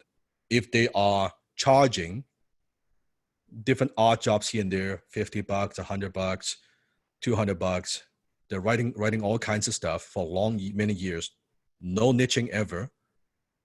And every single time they got to go through a learning curve. Every single time they got to negotiate with the client. Every single time they step back and forth. Every single time they got to do the research. And then they got to deliver the work, right? And then afterward, there may be revisions. They spend all that time doing all of that stuff. Can you see why it's just very difficult for them to earn a great living? They're doing it in a highly non-leveraged way. I'm teaching you either get an agency that's got a group of clients. In fact, when you get an agency, you do not need to do the selling because the agency already sold all those clients and locked those contracts in. Most of those clients will be retainer anyway. So you're essentially wholesaling, write this down, you're wholesaling your service. You never even talk to the client. You just talk to the agency. The agency would be like, I need 5 emails. I need 10 emails. I need a landing page. You just build them. Like you don't even need to do any of that stuff. You just get paid. You're wholesaling to them, right? They retail that to their clients because they will charge whatever fee to run the ads, to do whatever, right? So they probably mark up your stuff anyway, right? A client comes in and says, I need SEO services. Okay, great. For SEO services, we're going to charge you X amount of dollars, a retainer, right? And then with that, we're going to provide you with X amount of articles. Then they go to you and say, I need X amount of articles. But then you don't need to deal with any of that stuff. You don't deal with the client back and forth. You don't deal with the billing. You don't deal with all of that stuff. Simple. Or as a you're dealing now, if you are the career path, using the career path of working with a marketer or influencer, they just, right? That's just why Sifu has a copywriting team, right? Carrie's in it, Rebecca's in it, right? My copy chief is Russ. And then now we have a list of about 100 writers that's working with us, right? Yeah, that's my team, right? And rotate. It's very simple. Very, very simple. So my goal, Sifu's goal for you is to give you the system and the strategies that you need to build not a short-term, but a fulfilling, well-paying, long-term career. That's the goal for HIC. You could use the same system strategies to do it on the side as a side hustle, or start off with a side hustle and then transition into a long-term career. But day one, my intention is to give you the system strategies to have a long-term career, because it is a career. I want you to treat it like a career. I don't want you to treat it like this is not like, a gimmick. This is not a thing that, I'll try it. No, it's a long-term career. It's something that you can do for years, something that you could use to support your family, right? To take care of yourself, to generate income, to provide a lifestyle that you want. So career, this is why I say it's 7 career path, which career path that resonates with you. In fact, so out of those 7, quick gut check, which one you want to pursue out of the 7 that Sifu shared with you. Digital agency, 7, nice 7. Yeah, 6, 7, they're all good. 7, good. You treat it like a hobby. You treat HIC like a hobby. It pays you like a hobby, right? You treat it like a profession. It pays you like a profession, right? It's you get exactly what you put into it. Quick question, Sifu, will copywriters be replaced by artificial intelligence in long term? I actually made a video about this on YouTube. I don't know if it's been released yet, but no, because computer doesn't have emotions. Computer cannot manufacture emotions. Computer, so far in artificial intelligence, it's very powerful, don't get me wrong. And Sifu could speak from experience, because on the side, I could tell you this. I'm going to tell you something confidential, completely confidential. Can you keep a secret? I mean, 1000% confidential. I mean, you don't share this with anybody. Okay? Not anybody. Not your friends, not your parents, nobody. Okay? I can speak from experience, because I have been, in the last 6 months, trying to develop artificial intelligence who would mimic my voice to write copy. I'm developing that. Because we crank out so much copy, I'm like, okay, is there a way that I can input all my words and language pattern and actually have a thing to write copy, right? So I'm like at a forefront of building something like this, right? And I could tell you, we're far from getting there. So, short answer is, you don't need to worry about this in your lifetime. I don't need to worry about this in my lifetime. But what I recognize is, you could use a software like Instant Scripts that is a shortcut tool to shorten the speed of writing, right? But you cannot have something to write for you. A computer cannot come up with offers. They don't, you know what I'm talking about? How would they know what the marketplace wants? How could they take those feedback and turn it into emotional words people would buy? You see what I'm talking about? You think about Facebook as a huge, massive company with all the data in the world, Why do they still need, like, why does agency, they're going to run ads? Why do we still need copywriters to write those Facebook landing pages or the Facebook ads? You would think with all the resources Facebook has, they could already crank on AI, because wouldn't it be the best interest? Produce an AI that could produce Facebook ads, they can run more ads so they could get more ad dollars. But yet they don't have that technology.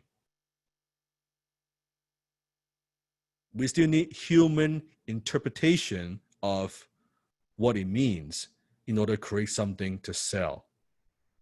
Does that make sense? Am I getting a little bit too advanced here? Good. So is that a concern? Ooh, AI replacing us. No. But as a high-income copywriter, what Sifu wants you to do is you utilize data. You utilize technology to become a more effective high-income copywriter. Do that. Right? Example, you're sending out email, looking at the click-through rate, looking at opening rate. That's using technology to become smarter. Do that. Absolutely do that, right? But they can't replace us at all, ever. Not in a lifetime. Use the technology. We be a master of technology, not a slave, right? Okay, this is what it means. This is what it is. Great. I'm going to create different ad. I'm going to do this. I'm going to make up my own minds of what the information means, and then come up with a better strategy. Okay. Awesome. Okay, good. Let's take a quick 3-minute break. We're about halfway. So it's good. We're doing good with time today. Very, very good. So that means we have a little bit more time for Q&A at the end. Very good. Okay, so 3-minute break. I'll see you in 3 minutes.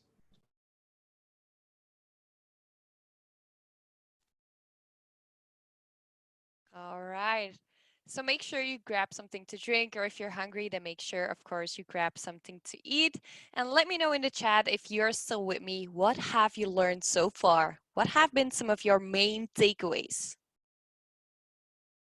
And also make sure if you're sitting down the whole time that you get some energy in your body. Get up, move around, do some jumping jacks, take some fresh air, because we are not done yet. Okay, I see some takeaways right here. I see Getting Agencies, Dana, written by Adam. Yes, I see Bo says, I'm a copywriter and I turn words into cash. Yes. Quick pop quiz here. Who can remember when I asked a question to Sifu about when someone asked, what is a copywriter? Let's see if someone wrote some notes down here, if you were copying that down. Okay, let's see what, is anyone, more money, more products, more something, pretty close, Hote. Let's see, I use words to sell more products to more people for more money. Jordy, I think, takes it. That's exactly it. I use words to sell you can even put in your products or services to more people for more money. All right, we got some other runner-ups as well too, not bad. James got it as well too, Xavier, well done. Back to you, Dana. Yes, so let's see, there were some other takeaways right here. I see Yardi says, how to choose a niche. Adam says, grabs lightsaber. Yes, get some energy in that body. Lisa says, work for an agency. See, structure and strategy. That's right. Let's see, are there some new takeaways? My takeaway is to know my exact career path. Right. Do we go broad or do we go niche at the start? I think that one's been broad. That's right. What are the seven career paths that you could start off with? Let's see if someone can name all 7. We'll give you a few minutes to type here, obviously, because everyone's rushing to type. So the 7 career paths you can choose from.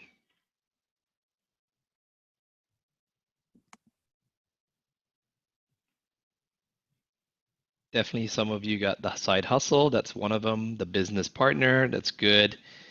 Influencers, digital marketers.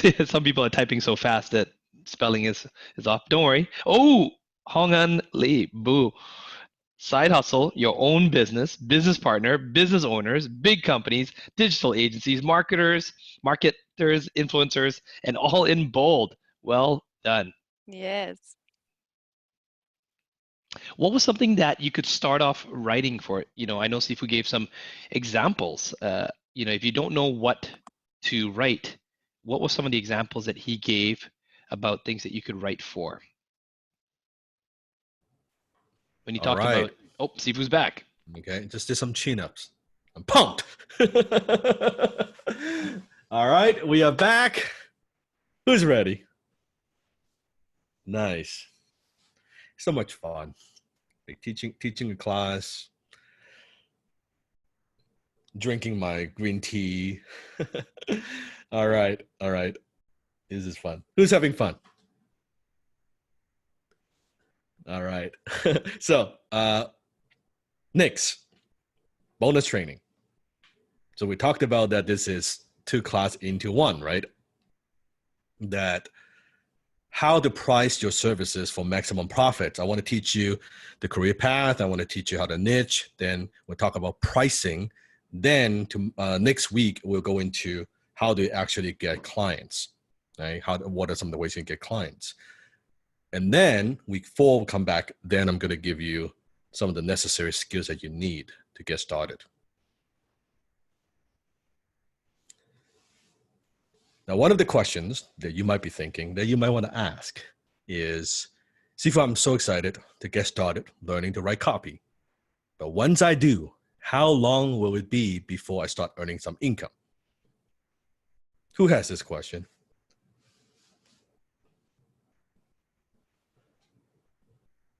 So I'm going to give you the answer. It's a very simple answer.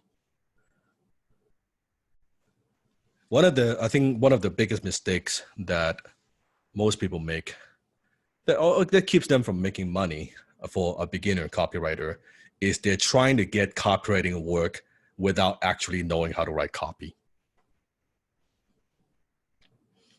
I'll say that one more time. They are trying to get copywriting work without actually knowing how to write copy.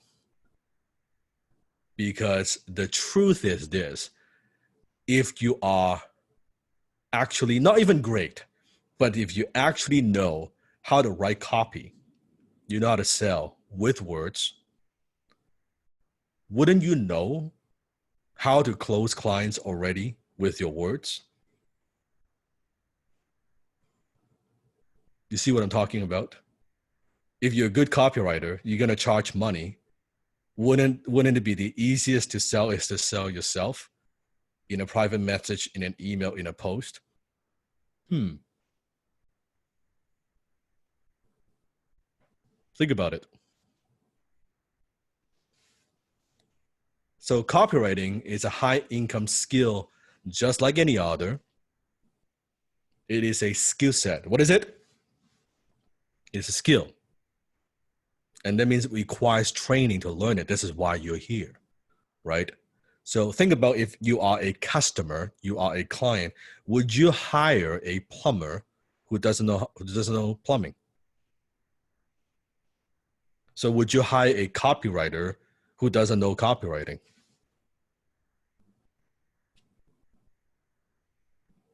So as a client, if I could see the copy that you write, you can't even sell yourself. How could you sell me? How could you sell for me?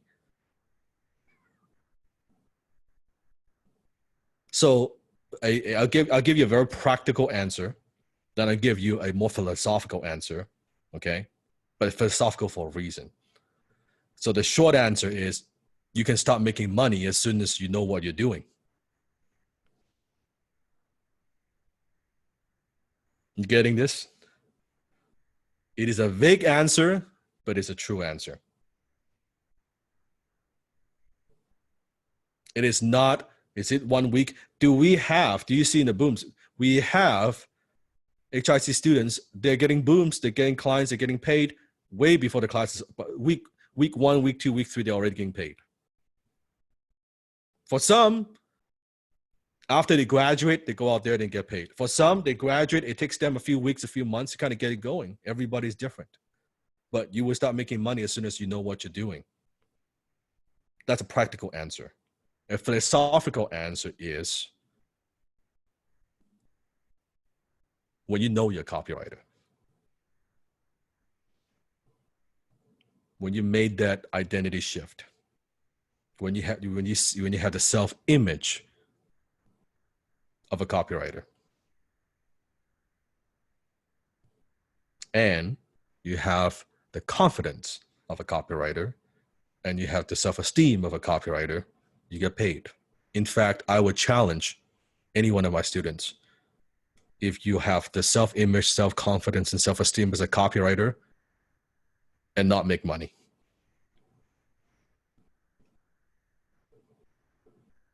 It's impossible. So knowing if you're struggling with some of these things goes back to class 1, which one you struggle with. Is it self-esteem? Is it self-image? Is it self-confidence? Which one you need to work on? Because if today, if it was Sifu example, and I'm going to teach you next week, but if I'm getting started, take away my name, my following, my fame, and all this stuff. Even take away some of my other skills. Leave me with 2. Leave me with copywriting and closing. Go with those 2 skills. Take away everything else. Leave me with those kind of key ones. Do you think Sifu could go out there and write an email and get clients like that? Do you think I can get them on the phone? I could close them without my name. I'm just starting from scratch. Why is that? Why are you so confident in my ability that I could do that without my name? What's the difference? What gave me the confidence? That's correct, because I've got the skill. So it has nothing to do with any of those things. It's just skill. I can write a simple email and boom. Because I would know what to say, what to write. I would have done my research. I would make an offer, and I would get the gig. It's actually incredibly simple. I could go on LinkedIn, I can connect, I could get a gig. I could go into a Facebook group, I could get a gig.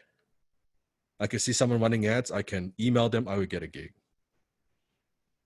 It's no different. So does that answer your question? It's philosophical. It's a little bit deep. But that's a real answer. So the question is, it depends on who.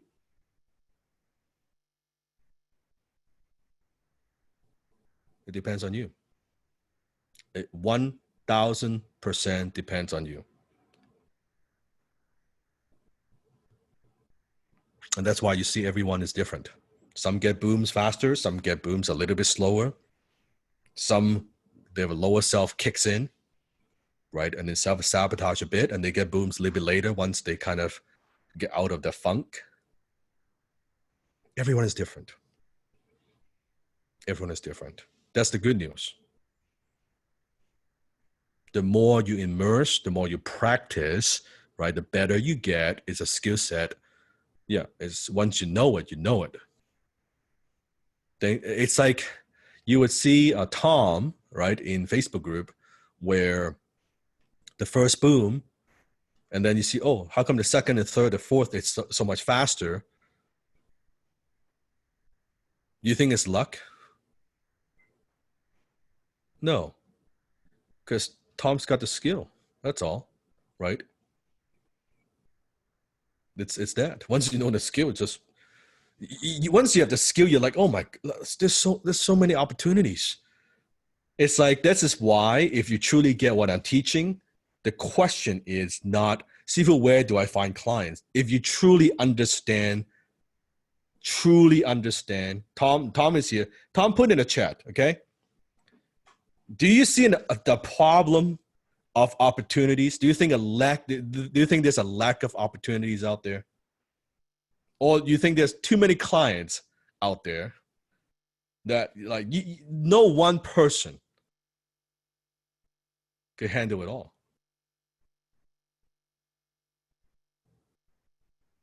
That's exactly what it is. You feel that scarcity because you don't truly understand the power of copy. You haven't even mastered it yet, right? Sifu, how do we prevent imposter syndrome, trying to focus on learning too much and never feeling confident to monetize? Go out there and monetize.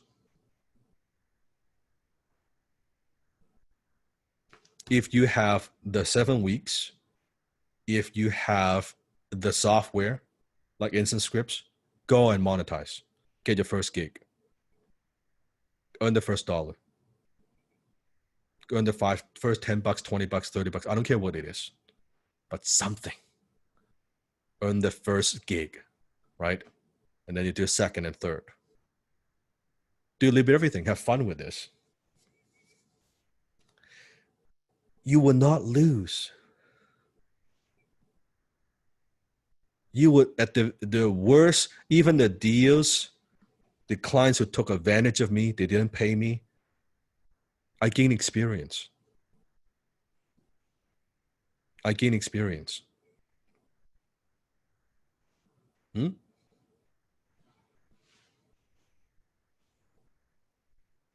So, how do you get paid? Let's talk about the first 2 ways. First, you get paid per word. Get paid per word. Very common. And the market rate could go from anywhere from 10 cents per word to $1 per word.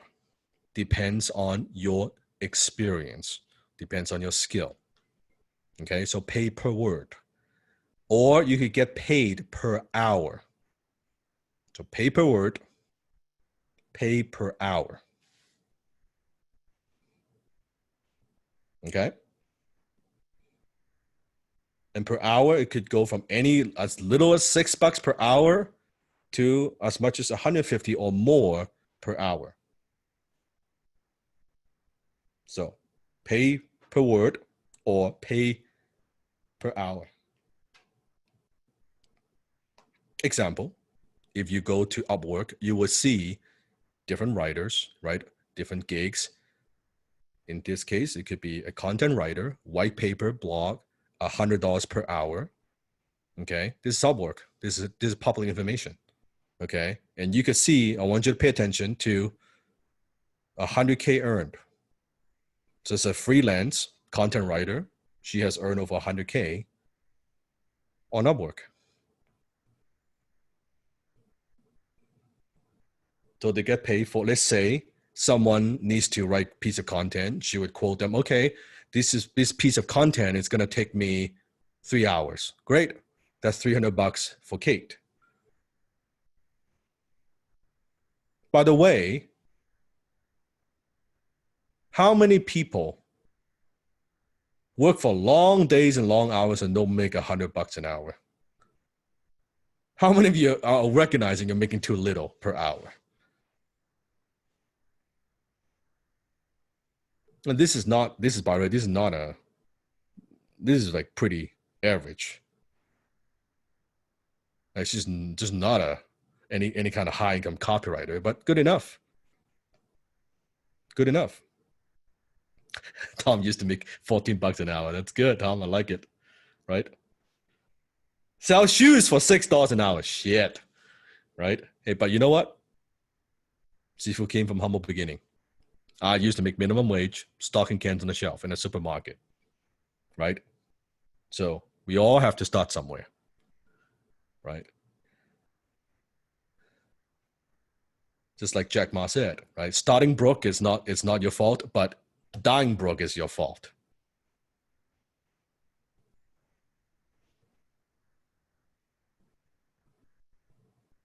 Right? Starting somewhere, we all have to. It's okay. But we focus on adding our value, right? Adding our value, becoming more valuable, and boom, here we go, right? So that's one way to do it. So here's Sifu's recommendation. You could leverage the freelancing sites for a jumpstart in your career.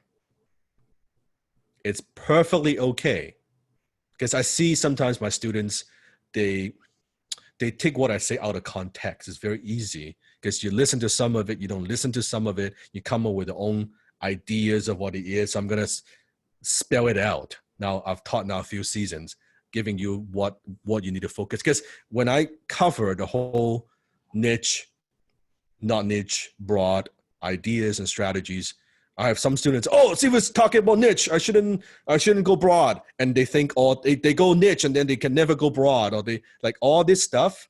Now I need to kind of spell it out very quickly. You could go broad, you can niche, you can also go broad again, right? In the beginning, you'll take on all kinds of clients to build that portfolio, to build that experience, build that career, right? So it's perfectly okay to start off on these sites, but knowing intentionally, knowing you're doing it, write this down, to gain experience and build your portfolio. You're doing it to gain, you're not, a lot of these writers, they are there and they stay there forever. Don't do that. This is a stepping stone. We're leveraging the eyeballs, the traffic, the customers that are already there, knowing that, yes, we're not quite there yet. But you know what? I'm going to get the first few gigs. I'm going to get some experience. I'm going to build my portfolio. As a professional, as a copywriter, you got to build your portfolio. And this season, what we're going to do, you'll love this, okay? This is my plan. In the next few weeks, Steve is going to give you a different assignments, okay? Different things you're going to write and emails and all of those things. By the time you graduate, listen to this, by the time you graduate from HIC, guess what? You will have a portfolio just by doing the assignments. Right? So by the time you finish, you're using my strategies, you're contacting people, right? The business owner's asking, do you have a portfolio? Yes, I do. And you just show them your homework, what you've done. So this is very practical. We're implementing as we go. So you're not waiting or you graduate, then you build a portfolio. No, you've got your freaking portfolio by the time you're done. So you graduate with something. Isn't it good? Versus in the fucking school, you graduate, you get a piece of paper, no experience, nothing. You got nothing to show for, right? No, you're gonna have a portfolio. You're gonna have some emails. You're gonna have some landing pages. You're gonna have some ads. So you have kind of a diversified portfolio. Doesn't mean you don't add to it. Doesn't mean you don't improve it, but you have something to start off with. How does that sound? So trust the process. Do the homework. You don't do the homework, you ain't got a portfolio. Right? So why do we go to these sites? Tell me, why do we go to freelance sites? Upwork, Fiverr, why? Get experience to jumpstart our career. That's it, right? It's a jumpstart our career because they already have the eyeballs. They have the buyers. We're not there to generate the high income. Although, if you do enough quantity, you will get pretty good income. But that's not long term because we don't want to be in a marketplace. We don't want to be there and have to go through this client attraction and filtering process all the time. To have the lifestyle that you want, the one client model, it's where we're going after. That's where we want to go, right? Keeps it simple. But this way, you could get income coming in. As a side hustle, you get income coming in. Example, I'm on Fiverr. Now, people think Fiverr, it's like $5 thing. No, Fiverr is no longer $5 thing. Look at this. I just pulled this number. I type in copywriter, okay? I want you to look at this for a second. Let's say here, okay? Starting at $128. Do you see this? $128, okay? How many reviews you got? How many reviews? So 677. Now let's do an average. Let's say it's $100 per gig. She's done the 600 gigs. Who could do the math? 600 gigs times $100. How much is that? Yeah. 60K.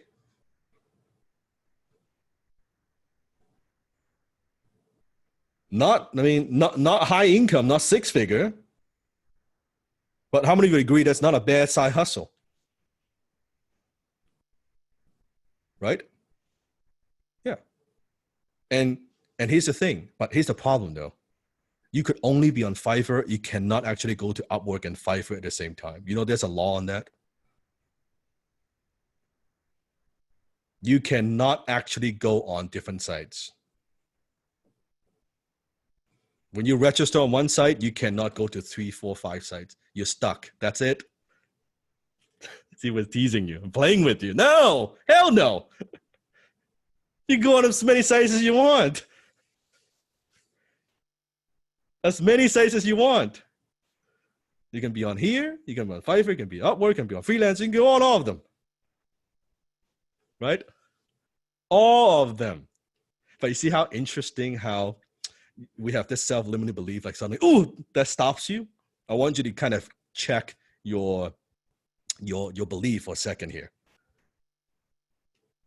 Right? So many opportunities. So many opportunities. So could you go on more than one site? Yes or no? Of course. Of course. Right? You can list different services. You can do email, landing pages, different things. Right? Get some gigs coming. Build a little portfolio. But then within 3 to 6 months, right, your goal should be transition to better pricing model, which I'm going to teach you now. So we go there, we jumpstart a career. Okay. We jumpstart a career. And that's going to be the assignment. I'm not going to give you this week, but next week, I'm actually part of the assignments. I'm going to get you to go to these sites and register and get an account. And get set up. Okay, I haven't even taught you cooperating yet. You're setting up accounts. I'm pushing you. Do I have permission to push you, by the way? Can see what push you to get shit done? Yeah, I'm not gonna let your lower self talk you out of it. Oh, Sifu, I'm not ready. Fuck, you're ready. Set up an account. Do it. But Sifu, I've never written copy. Don't give a shit. Set up an account. Do it. Like, we're doing it. We're not thinking about, we're doing it. Right? You're going to post. You're going to write. You're going to describe your services using your skill. We're going to get out there in the marketplace. You're going to get emails. You get inquiries. You're going to need to know how to handle it. Right? So the goal is we jumpstart a career on all these sites, building a portfolio, getting experience, real life experience, right? Then in 3 to 6 months, your goal is to transition to these better pricing models. Write this down. Sell your value, don't sell your time. The problem with the first two models, as a beginner, pay per word, pay per hour, you are selling your time because you're getting paid per word or paying per hour. You're not selling your value. Once you are 3 to 6 months into it, now we want to sell your value. We don't want to sell your time. Okay. How do we do that? We transition to pay per project. Write this down. This is very key. You're paying per project. Getting paid per project. So the clients, they're paying you anywhere, could be $500 as little to as much as $25,000 or more for a project. Okay. The key here is you don't want to sell individual item. I still see some of my students make this mistake. Okay. You do not sell one email. You always sell a bundle of services. Okay. Package deal. So don't sell one email. You're selling 3, 5, 7, 10, 30, 60. Okay. So when let's say someone contacts you and say, oh, can you write an email? Sure. It's X amount. It's $100 per email. No. Sure, I can do $1,000 for 10 emails. Oh, okay. Yeah, you can sell, yes, email sequence or a 5-part, 3-part, 7-part. You always sell a bundle. You don't sell one landing pages. You sell 2, 3, 4. Why do you need 3, 4? Well, why do you need buy 3 or 4? Well, don't you want to test? Let me give you 2 or 3 different angles so you could test to see which one works better. You will be shocked how simple it is when you just ask. When you just tell them, this is how I charge. So when you tell people you sell individual item, they hire you for individual item. But when you sell bundle, they just buy bundle. Right? And always go a little high. So if you're quoting 10, then, oh, well, I'm just testing you out. I don't know if I need 10. Well, how about we start with 5 then? This is all closing, by the way. This is all, everything I teach is just, this is not copywriting, it's closing, but I'm teaching you how to close. Yeah, how about we start with 5? Oh, that works. Okay, then that works. Right? But when you start with, but when you start with 1, now you're trying to get up to 3, it's a bitch. You're starting too low. Right? You're starting with 1, now you got to convince them why they need 3. No, I start with 10. I'm now, quote unquote, discounting to 5. I'm doing you a favor by doing it for 5, right? So Desmond, we'll do a quick role play just to have fun with this, okay? Let's do it, Steve. Yep, let's do it. So let's say you are a business owner. This is a bonus, right? Okay. I'm getting Desmond on so you can hear some of these role plays, okay? When you're talking to business owner, everything I'm teaching you, by the way, I'm gonna do a plug here. Everything I'm demonstrating, everything I'm here in closing, I teach in high ticket closing. Everything I teach. Okay. So that's you contact me on LinkedIn. You see that I'm an email copywriter, and you contact me, and you kind of you're business owner. You're curious. You need some emails. Okay. Got it. Okay. So here we go. So we're just talking. Yeah. Here we go. Yeah. So Dan, I'm just looking for some copywriters right now, and saw your contact in my LinkedIn. Tell me more about the emails that you write. I mean, usually I do kind of either email launch campaign or an autoresponder sequence. Maybe Desmond, tell me a little bit about like your products and services. Like what do you sell? Well, I'm a digital marketing agency owner, and so I can write some copy myself, but we're starting to get bigger now. I'm going from a small boutique myself and my brother. We're growing now a bit more. My brother, he builds out all the funnels. I do some of the copy, but now we're starting to take on more clients. So, I don't really have as much time to write the emails. So just want to know, do you have any track record? Do you have any, like portfolio of other emails you have written before that you could show me? Yeah, I'd be more than happy to show you different examples and portfolio. So you're writing those copy yourself. How many clients you're working with now? I've had 2 clients for about 2 years. They're my big steady clients, and we've had a couple of off and on ones. But we're changing our model right now. I changed my client avatar. So many of my clients are actually influencers and bigger business owners that are in the 7-8 figure range. Yeah, that's nice. Yeah. What's wrong with 2 clients? That sounds pretty good. It's unstable. I had a bad experience once where one of my first big clients, worth $50,000 a month to me, MR, they suddenly overnight went to one of my competitors, and so that was a big. I want to diversify a bit and spread out the channel, the income stream where it's coming in from. So, I'm aiming for about anywhere from 5 to 10. This year we are aiming to bring on 5 to 10 solid client partners. At how much per month? It ranges. Many times our prices, if it's done for you services, 10,000 to 20,000, depends on the needs. And then we also weave in their rev share. So so let me see if I understand you correctly. So you're thinking of expanding, scaling to 5, 10 to 10 clients at 10, 20K a month in retainer. That's right. With that, how many do you need email copy for all of them? Almost all of them. One of the things I definitely do sell is that launch campaign. So we focus a lot on launch campaigns. Right. And then of course, we want to make sure that we have proper email campaigns to follow up. So all of them pretty much, when they're taking us on, some of them are pretty well established already. So they also Okay. know copy, but we're coming in and we're offering that we might write them a newer style campaign, maybe a trust funnel, or we're doing a quiz funnel, and then we want to drive them, so to show them that we can bring extra value to their company to get our foot in the door. I see. So, and let's say you want to hire a copywriter. I'm not saying it's me, but how many emails you think you need per client? I would say on average, the most of the campaign launches, it's always usually about anywhere from 8 to 10 on the initial email campaigns. Right. And yeah, I mean, you know the sequence, right? It's normally, last like email 8, 9, 10 is normally with a scarcity model or something in there. So you're thinking, so 10 emails per client. Are we talking like 100 emails per month?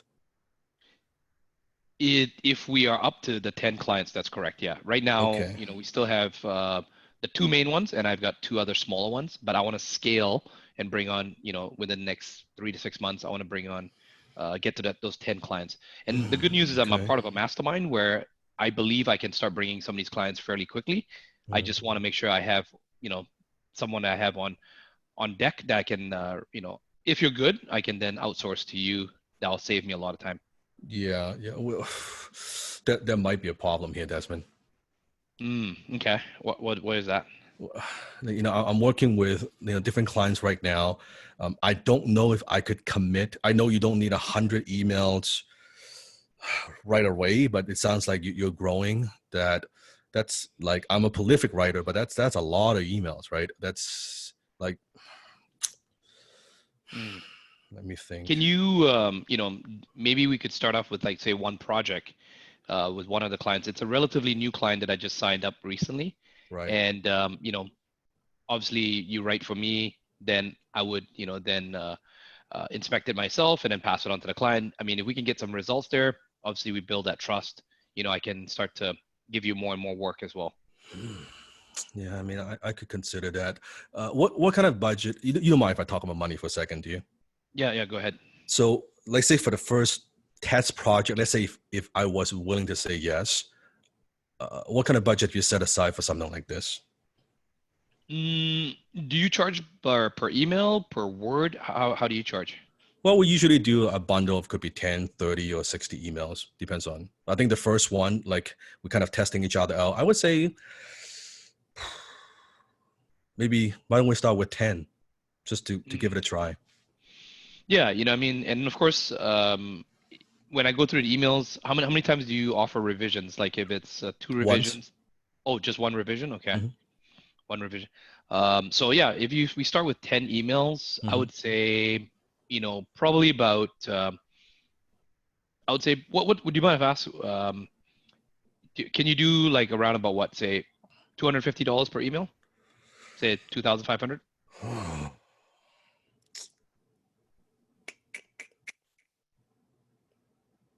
Give me a second. Let me think about it.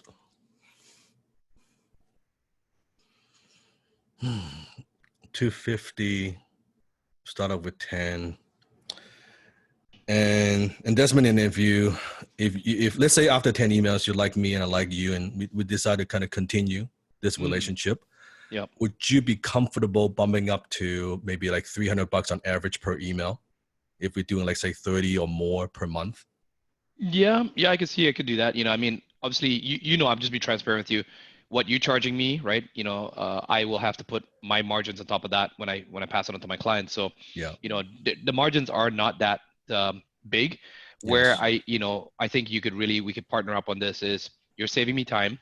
That's one key part. But if I can help the client bring in the revenue, then of course my company, we're looking at generating from the rev share, not so much from the monthly retainer, right? So I got it. I can even, I'm happy to even share some of that with you. But I agree with you. I think just to get started with, because I don't know how good you are, if we can get, let's say maybe the first 3 projects, right? So it's like 10, 10, 10. And by the 3rd project, maybe even sooner, I'm happy to bump it up to $300 per email. Okay. And one thing I would request is after you test the campaign with the emails, the opening rate, the click through, the conversion, that we can have a frequent communication of how those are working for your clients, because I'm not in the writing business. I'm the revenue generating business. I'm here to make you money, right? Okay. I don't want to be an expense for your Yep. agency. I want to be a profit center for your agency. So then you go back to your clients. Then when you're producing good conversion, good results, you have no problem asking for more, charging more, right? Yeah. That's how I work. Happy to hear that. Yeah, I've had a couple of, it's been hit and miss. I've hired a couple of copywriters in the past. Some were charging by word, some were charging by Right. project, but I like the way you're thinking already that we might be able to build a long-term relationship this way. Okay, so 10 emails. So what would you like to do next? You said you're pretty busy. How fast? What sort of timeline? If I gave you, what do you need? Do you need me to do a Ooh. debrief with you and then onboarding to give you a breakdown? The client is actually a watch company right now. This is one of them. It's a watch company, Swiss one, and with all their retail stores being affected during this economic crisis, they had to sell more online. So Right. I had helped them to craft a webinar, the CEO and the chief marketing officer to do a webinar to sell to their online and social media clients. Yeah, let me just look at my schedule here. I'm just wrapping up a project now. I think the earliest I could start is next week. Okay, will next week work? It does. Ideally, I'm trying to launch for them by July, the week of July 1st, like Okay. that week, July 3rd, ideally. Because obviously with US, there's the, like 4th of July and there's also the Canada. So it's a North American market as well too, that we're targeting. So ideally, if we can get it ready before then, that'll be the best, And so if you start next week, will you have enough time to crank out the 10 emails? Plus we go through revisions and things like that. I think what I could do is after this call, what I'll do, I'll send you an agreement, right? Okay. We'll get the paperwork out of the way. I'll send you a PayPal link. You can just PayPal me the 10 emails, the $2,500. And then on the weekends, what I will do is actually I will do the research first. Okay. And then early next week, I can just kind of hit the ground and running and write. When I write, I'm pretty prolific. I'm pretty fast.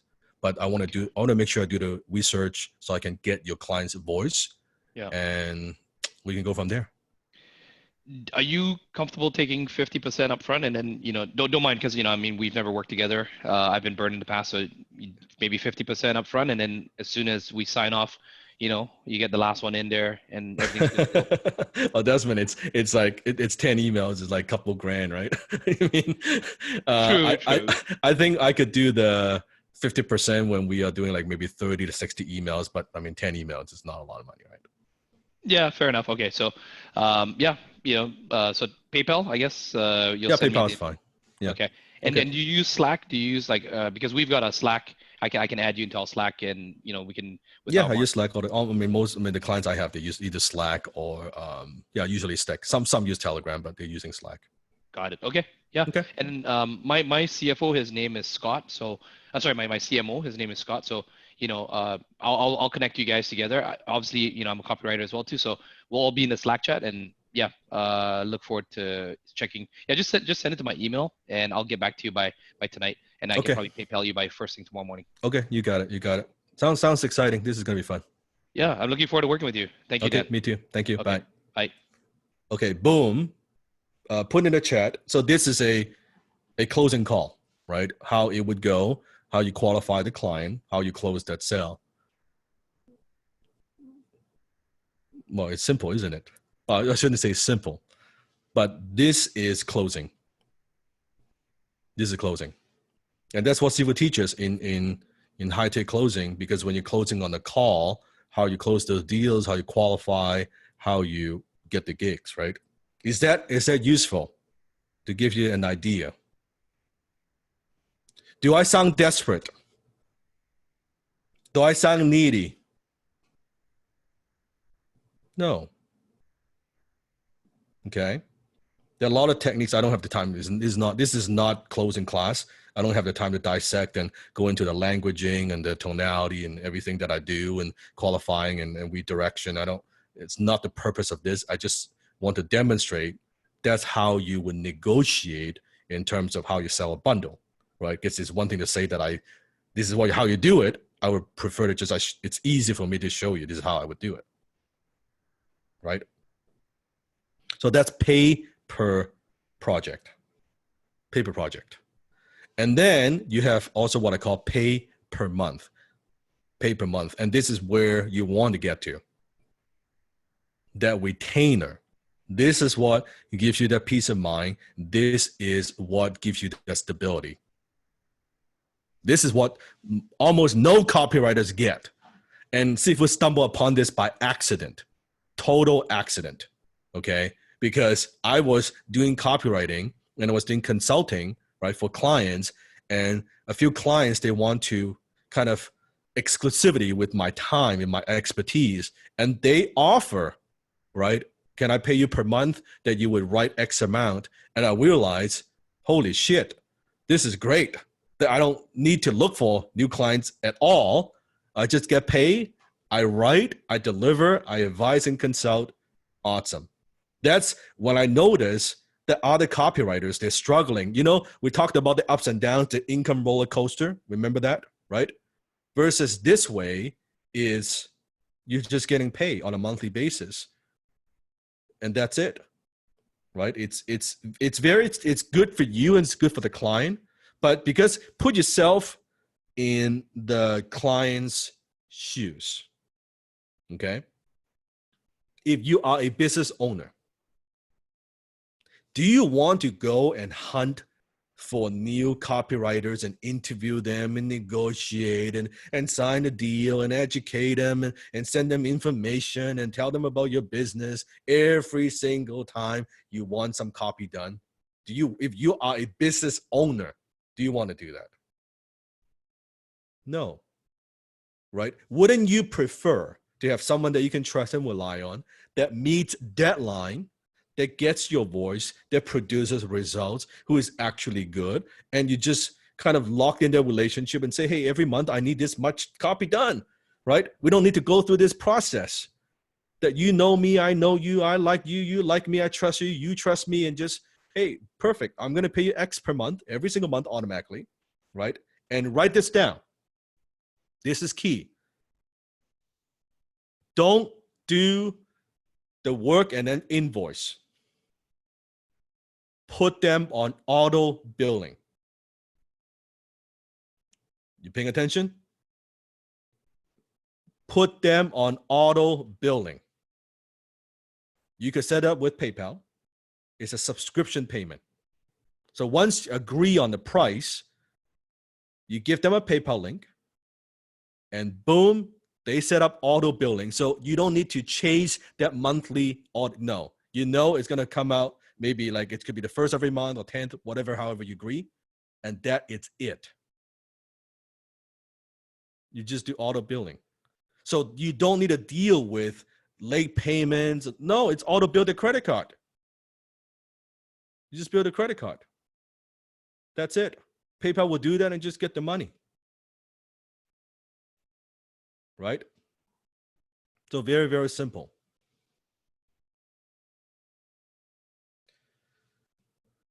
James, what about the business owner contact me every time they meet me so they don't need to hunt and pay me per project? So we have some that would be paid per month. We have some that you would pay per project. Ideally, you want to pay per month.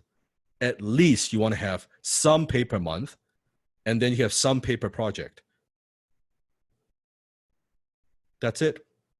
So let's say if you have, let's say example, 2 clients paying you $3K a month, awesome, you got $6K coming in, and then you take on different projects here and there for a few $1,000. That's how you hit your 10K. Does that make sense? I want to make sure you get this. This is key. This is key. So getting the monthly base, that changes everything.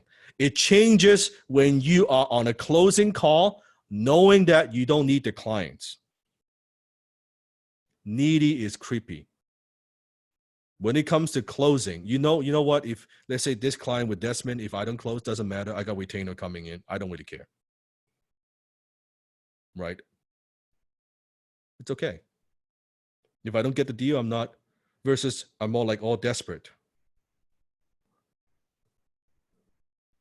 I see a question. Let me see. Let me see. See, how do I know the effectiveness results of my copy while working for others as I'm not in the company? Good question. See how I just negotiated with Desmond as an agency? I said, Desmond, could you share your statistics, your data with me? My click-through, my conversion. You say, I'm happy to do it. Great. That's how you know the effectiveness of your stuff, right? And it's very easy when you're closing, when you know how to ask, right? Just it's a simple question. So two quick role play. Desmond, one more time, and then we'll do another role play. Got it. Because I say it, I know you don't fucking get it, so I'm gonna do it, okay? Because you understand it intellectually, but I know you're lost for some, okay? So I'm gonna make it simple for you. Here we go. Another one. So I'm just gonna simply. So we've closed a deal. I'm gonna ask for data. Okay. Yep. And for HIC, I'm giving you a script. So Dan, what are the next steps? So the next step is Des, I will send you a simple agreement, and I will include my PayPal link. And like I said, we agree on about 30 emails per month, right? Yep. At 8,000 a month, right? Yep, that's correct. So Des, have you ever worked with other cooperators in the past? I have hit and miss. I've there have been some really good ones and some really bad ones. Yes. And then I myself, I'm not too bad as a copywriter, but obviously I don't know what I don't know. That's, I think, how most copywriters, they write stuff, they submit to you, and they kind of say goodbye. Yeah. I'm very much a results-driven copywriter. Okay. Meaning I like to know my numbers and my data. Okay. So if you're comfortable, I would love for you to share those numbers and results with me so that I could tweak the copy and to produce better results. And it sounds like, we're going to be working together for long term. Like my job is to make you more money, right? Got it. Okay. So I want to make sure if you can share those with me, click through. And if there's something that I could see an email that's not working so well, then I would know, then I would stop doing those. And if I know a certain email is working like fabulously well, I would actually focus on those angles and write in that kind of terms, right? Yeah, that's perfect. Yeah, as I told you, before we agreed to start working, the agreements that I do with the clients, right? Sure, we have a monthly retainer, but really where the money is when we're making them money and we're earning the rev share.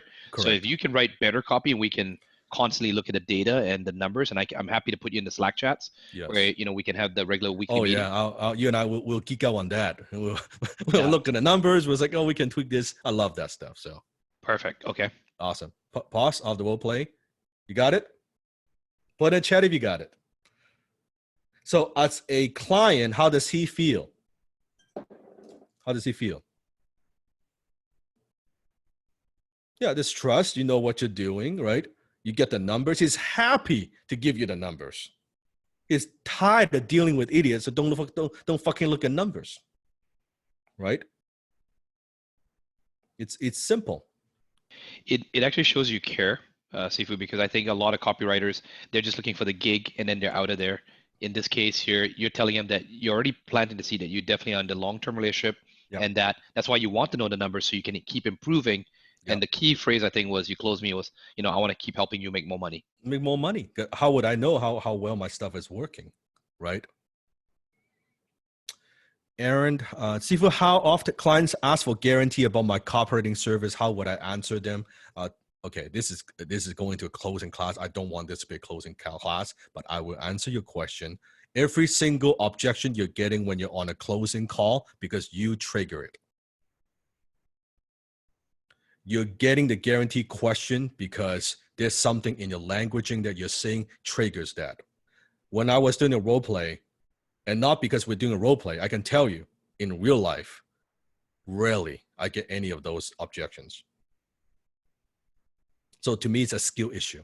Like the way you're asking the question, if I'm listening to your closing call, probably Sifu is guessing that it lacks confidence, it lacks certainty. That's why the client is asking for a guarantee. Now, although there are ways to handle guarantee if they want to ask, but I don't want to go into this call because then it becomes a closing class. I don't want it to be a closing class. Is that okay? But just knowing if you're getting those objections, you're triggering it, right? If you want to learn this, go through HTC. It's 7 weeks of closing, handling different objections. It's like and then you role play. This is I see we can help you with that thing with like in 5 minutes, right? But if you want to handle it, it's not an issue. You would close with confidence and conviction. Why do we stack on the skills? Because both work very well. Both you now be able to earn more because you know how to close on the phone, right? Look, Desmond's asking for half down, half when it's completed. Most copywriters would be, oh, okay, I could do that, right? But if you know how to close, I just redirect and boom, use humor to disarm the objection and boom. It's like, yeah, it's okay, right? And by the time I could tell you when it happens, when actually lock in agreement, that wouldn't even come up because I would have closed him the next deal on retainer at X per month. That the whole half down, half thing is gone already, right? But sometimes as a copywriter, I'm not saying don't do it. You could do it too, but I'm just in this case, I don't feel like doing it. So I don't want to do the half down. It's too little, right? Here we go. So pay per month. So who likes the idea of getting paid per month? Has secure income coming in. You don't need to hunt for clients every damn day, right? How many, tell me, if you were getting a retainer client, how many of these do you need at how much per month? Put in the chat, do you need to replace your current income? How many clients, how much per month to replace your current income? 1, 2, 1, 2, 4, 2, 3. Is that a big number, HIC? Do you need 100 clients? Do you even need 50 clients? No. Clients are problems. You don't want too many clients. Have a few good, solid clients you can trust, right? That you could count on, that they could count on you. Have a respectful, please write this down, respectful relationship. You are a professional. You are a copywriter, right? A respectful relationship. You respect what they do. They respect your expertise. It's win-win. You're not begging. You're not pleading. You're not saying, you're not trying to please them. You're like, hey, I'm a professional. I've got a skill and boom. That's it. Simple. Who also wants a super simple closing technique to easily convince your clients to gladly pay your monthly retainer? You got to say that's a pretty good headline, isn't it? That's copywriting right here. Right? So I'm going to do one more role play, maybe one or two. Who likes the role play, by the way? Are you getting value? You're learning from it? Now, we didn't do this in previous season, just so you know. I don't think we did any role play in the previous season. No, zero role plays. No, we didn't. And we'll do some more next week when we actually go into getting clients. So I'll see if I can, so we are now 3 hours. I'll see if we can squeeze 1 or 2 more in. So I'll do one more. Okay, I'll do one more. Now, before that, let me walk you through the numbers first. Okay. So let's say I am charging, right? I'm charging $125 per email. And it's 30 emails, right? Basically, I agree to write a daily email for this particular client. That equals how much? $3,750. So here's the trick. Pay attention to this. The easiest way to convert a per project client into a retainer client, you actually charge a higher amount for a project and you give them a better preferred rate when they convert into monthly. Did you get that? That's a mic drop moment. Did you get that? Okay, so if I want $3,000 a month, I would charge, instead of $100 an email, $125 when we're going back and forth, when we're selling the bundle, right? When we're selling the bundle, it's $125 per email. But when we convert it into a monthly. Now they're saving $750 when they are willing to sign a deal to lock it in, right? To lock it in. So let's role play this. Okay, got it. Okay. So assuming now, let's say the same client. Okay. Yep. So that's now I have written 30 emails. You pay me $3,750. Now you like the email. It's producing good results. Now we're talking again. And now you're calling me to say you want more emails. Got it. Okay. Okay. So, hey, Des, how's it going?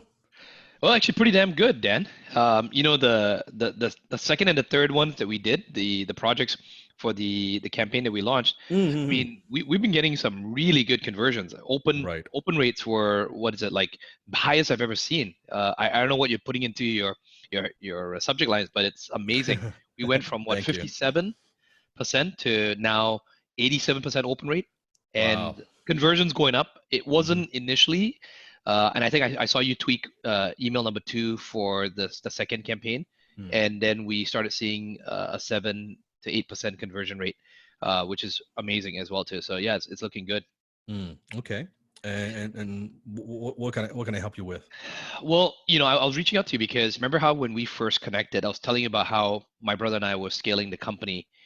So I've got 2, believe it or not, because of the work we did at the mastermind, both the clients that I had brought on at the time that you wrote for, they are part of the same mastermind. They were now, they kind of gave a testimonial for me as well. So now I've got 3 new clients, the 2 first, and then now I got 3 new clients coming in. So wanted to just kind of, see what your bandwidth is like, maybe.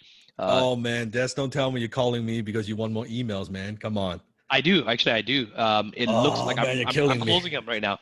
Okay. Come on, man. Like, I pay you well, right? So, and I think this is looking good that we can, I can get you more steady work coming in. Okay. So. Okay. Now I'm gonna be direct. How soon you need this? Because it's the last minute, man. Yeah. Okay. So that's the problem because I signed all 3 at the same time. Oh no, you didn't. No, you didn't. Please tell me you got more time for me, please.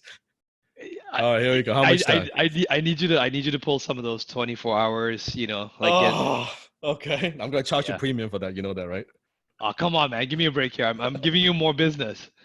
Okay, so walk me through what you need. Tell me, seriously. Well, okay, so 3 different clients. So 2 of them are coaches. I think they're fairly similar. Okay. The other guy is in the financial credit repair business. So I like that business. Do you have any experience in that area? That's my only question first. I like that business. I have a lot of course, selling business coaches, but not the credit repair type emails.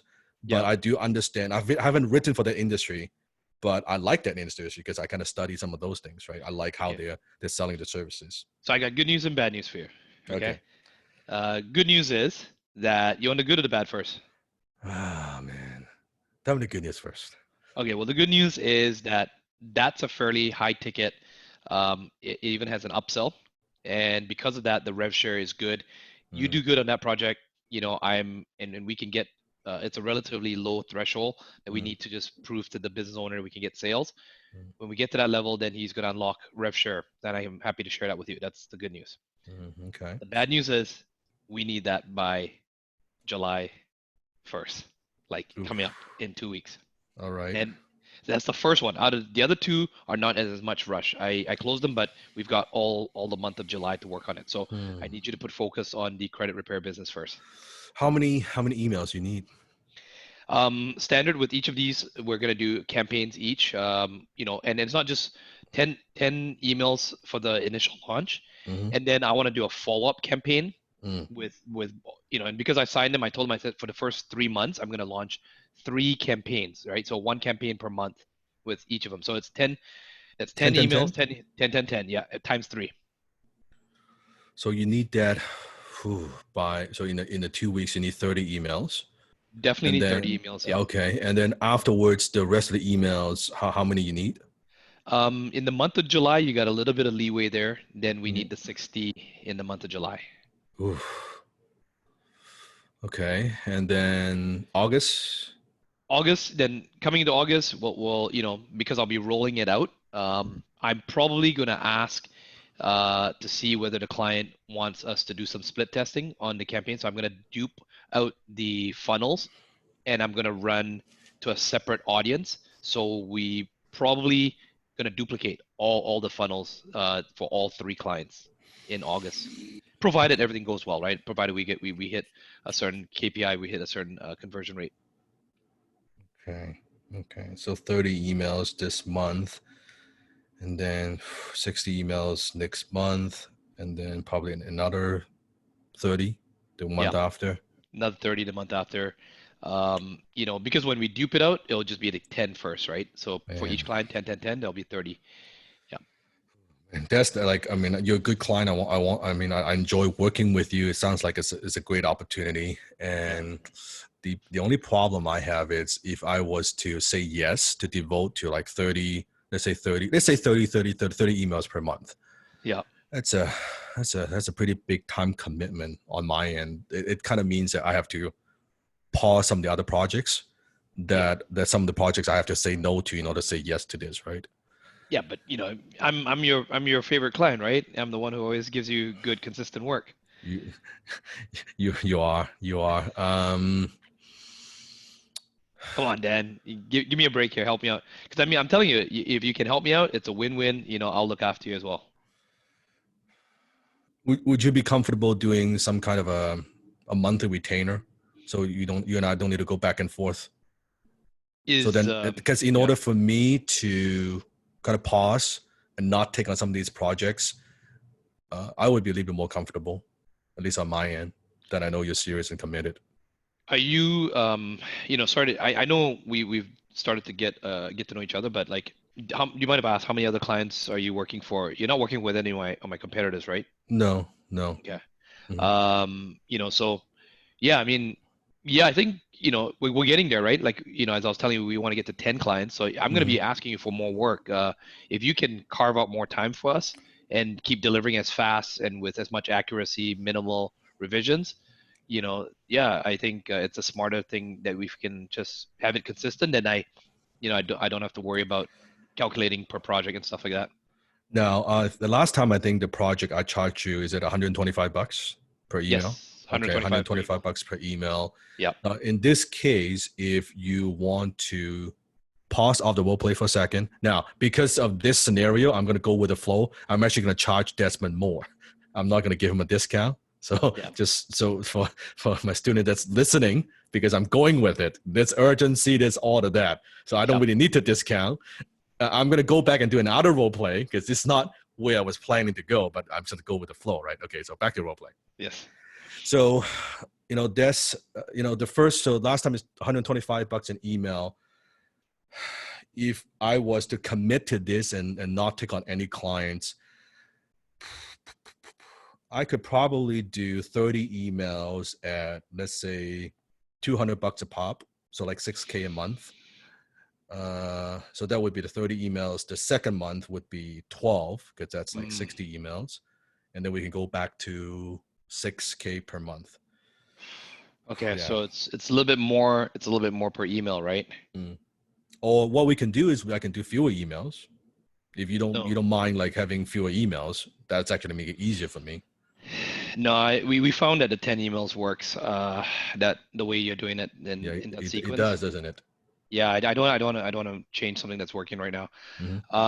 Okay, so let me understand correctly. So instead of just doing it randomly by project, if I pay you 6,000, you'll cover all of this, all the launches, and with these 3 new clients that I've got. Yeah, you get minimum 30 emails from me. I don't even mind including a couple extra. For you if you want to test and things like that, but minimum of 30 first month, 60, which is 12K for the second month, and then back to 30. And if we need more, we can always talk about, to me, like I'm comfortable with like if we can get to 10K, I don't mind giving you a little bit of a preferred rate to lock it in. But for now, let's say this is what you need right now, right? We can just start with this.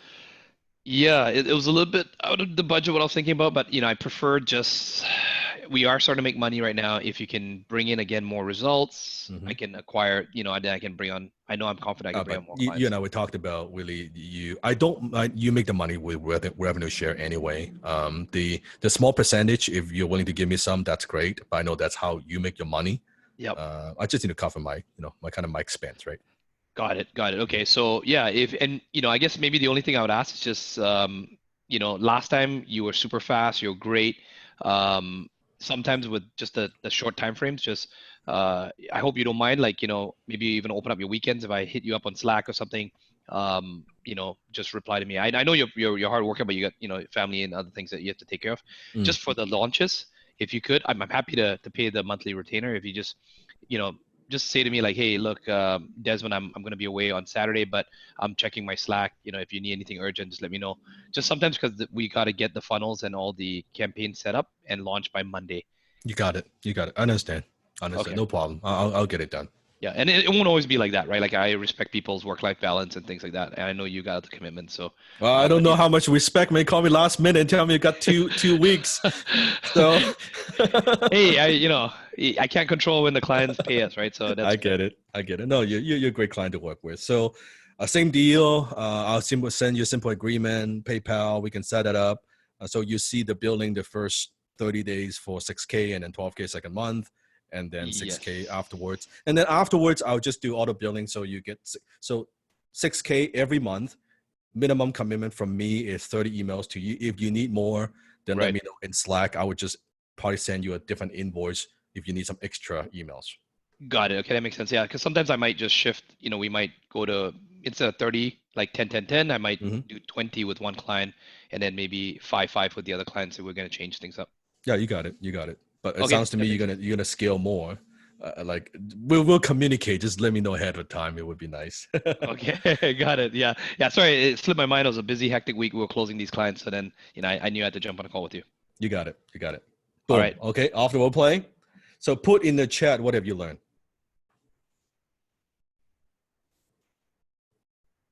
So I actually upped the price. I didn't discount because in this case, I don't really need to discount. He's actually paying a premium for exclusivity and time commitment. So you can negotiate that way. It just go with the flow. But can you see how the flow is better? If the way that I'm closing, in this case, if I'm giving a discount, it actually doesn't sound like it sounds off, right? If I'm busy, this and that, it sounds a little off, right? So actually, I think this is the power of closing. Simply using my words, my closing skill, I have turned the client, right, from a 3K retainer, now it's a 6K retainer doing the same work. And I've locked in future business because I know how to ask questions. I know how to take a closing. I've doubled my income like that. It has nothing to do with my writing skill. It has to do with my closing skill. So closing in print, closing on the phone, right? So one more short role play. I'm going to do it the way that I'm supposed to do it, which is a discount. I'll do it in shorter. Okay. In shorter. So same deal. Well, I've done 30 emails, 125 per email. Now you want more emails. Okay? Yeah. Yeah. So Dan, hey, I'm just reaching out to you because just thinking I've got some clients right now that are, we signed on. It looks like I've got some, consistent work coming out. I like the work you did already. But, I just wondering, I mean, because we're giving you so much business, is there anything you can do, maybe like a discount or something on, the work you're doing? Ooh, well, I never discount my cooperating services, but you are a loyal client and I appreciate your business. And you are very easy to work with compared to my other clients, right? And you always provide me with the data that I need to make better decisions in terms of copywriting. So what I could do is, I charged you last time, was it $125 an email? Yeah, 125 an email. So that's you hired me for 30 emails. So the last invoice, was it 3,750? Yeah, I remember that. Yep.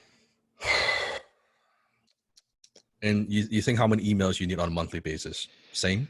I think about 30 is definitely the absolute minimum. Okay. But there may be months where we might double that, just especially when my brother and I are bringing on a couple of new clients. We need to do some launch campaigns. So, but I mean, like, yeah, at the moment, minimum is 30. And as I mentioned to you, my margins are pretty tight. because I have to forward it on to the client as well too. Right. Right. So, I mean, you'll be So helping me out. Yeah. yeah, and do you see that you'll be needing that for quite some time? Like I don't know how many months. Yeah, actually, I've got, well, two of the clients that I brought on are SEO clients. So they're going to need stuff, the way they're bringing their clients in. These guys are very consistent clients. Mm, okay. And SEO doesn't. Well, how if you don't mind me asking, how long is those contracts? Because SEO isn't it 6 to 12 month type contract to see They're, yeah, results? these guys are 12-month contracts because they're 12 month writing, contract. yeah, their stuff is with publishers as well. Ooh, okay, so 12 month. So are we talking about 12-month kind of commitment? Because it would affect the numbers that I'll be giving you. Yeah, I mean, the lower the better, right? I mean, if you just tell me, I mean, if it makes a difference, then my contract I'm signing with them is a 12-month contract. So Right. Right. yeah, right. I mean, they could cancel it. There are clauses for that, but at the moment everything looks good. I mean, if you can keep writing and we can deliver consistent results for them, it will be steady for 12 months, even with an auto renewal at the end of the year. What I could do, I've never done this before. So Des, hang on to your seat. For Holding on, man. if you're comfortable doing a kind of a 12-month commitment, what I could do is I can knock it down, not a discount, but I can give you a preferred rate Okay. of, let's say, $100 an email. So $3K a month for 12 months. If Yeah. you're serious. Yeah, that I mean, is there anything, is that the best you can do? I mean, is there anything else you can? Yeah, because I'm only giving you the preferred rate because it's the 12-month commitment that I know that, hey, every single month, I mean, I'm gonna get steady work, you're gonna get steady copy, and we don't need to go back and forth, right? And then also you don't need to call me in the last minute saying you need something. Like, I'm always there for you, right? I'm in Slack all the time. You already know that. Yeah. So we can crank out stuff pretty fast, and that's the minimum. And if you need, okay, you know what? Here's what I'm gonna do. Okay, if for any particular month, let's say you need more emails, could be 10, 20, 30. Yep. I am not going to charge you the 125 regular rate. I'll still give you the $100 per email. How's that sound? Yeah, that sounds fair. Hey, I mean, Dan, sorry to be cheeky on this one. Because some of the clients paid, I just got some extra money as well. If I paid you for the first 3 months, can you even knock that down even lower? Like I can pay you, so instead of paying you like, yeah, 3,000 for 3 months every month, I can give you a lump sum even, and that just shows you I'm also committed to you as well, right?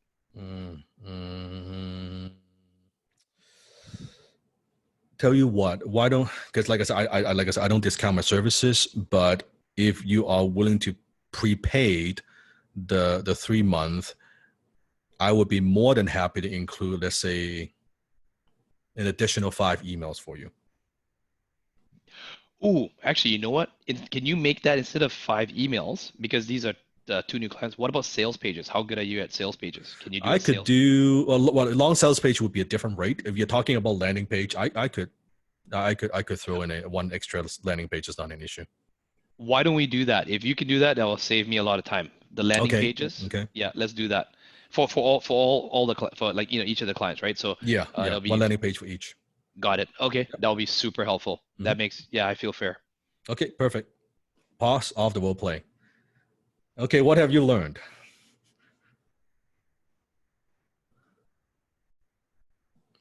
It's breaking the Zoom. I know it's somehow Zoom. I'm okay on my end, but I don't know how come you guys in and out a little bit. Don't discount. But do you see the languaging? It's prefer rate for preferred clients, not discount. Discount meaning I don't believe in my own value. Prefer meaning I'm doing you a favor because you're locked in the future business, right? You're getting a preferred rate. Okay, this is all closing.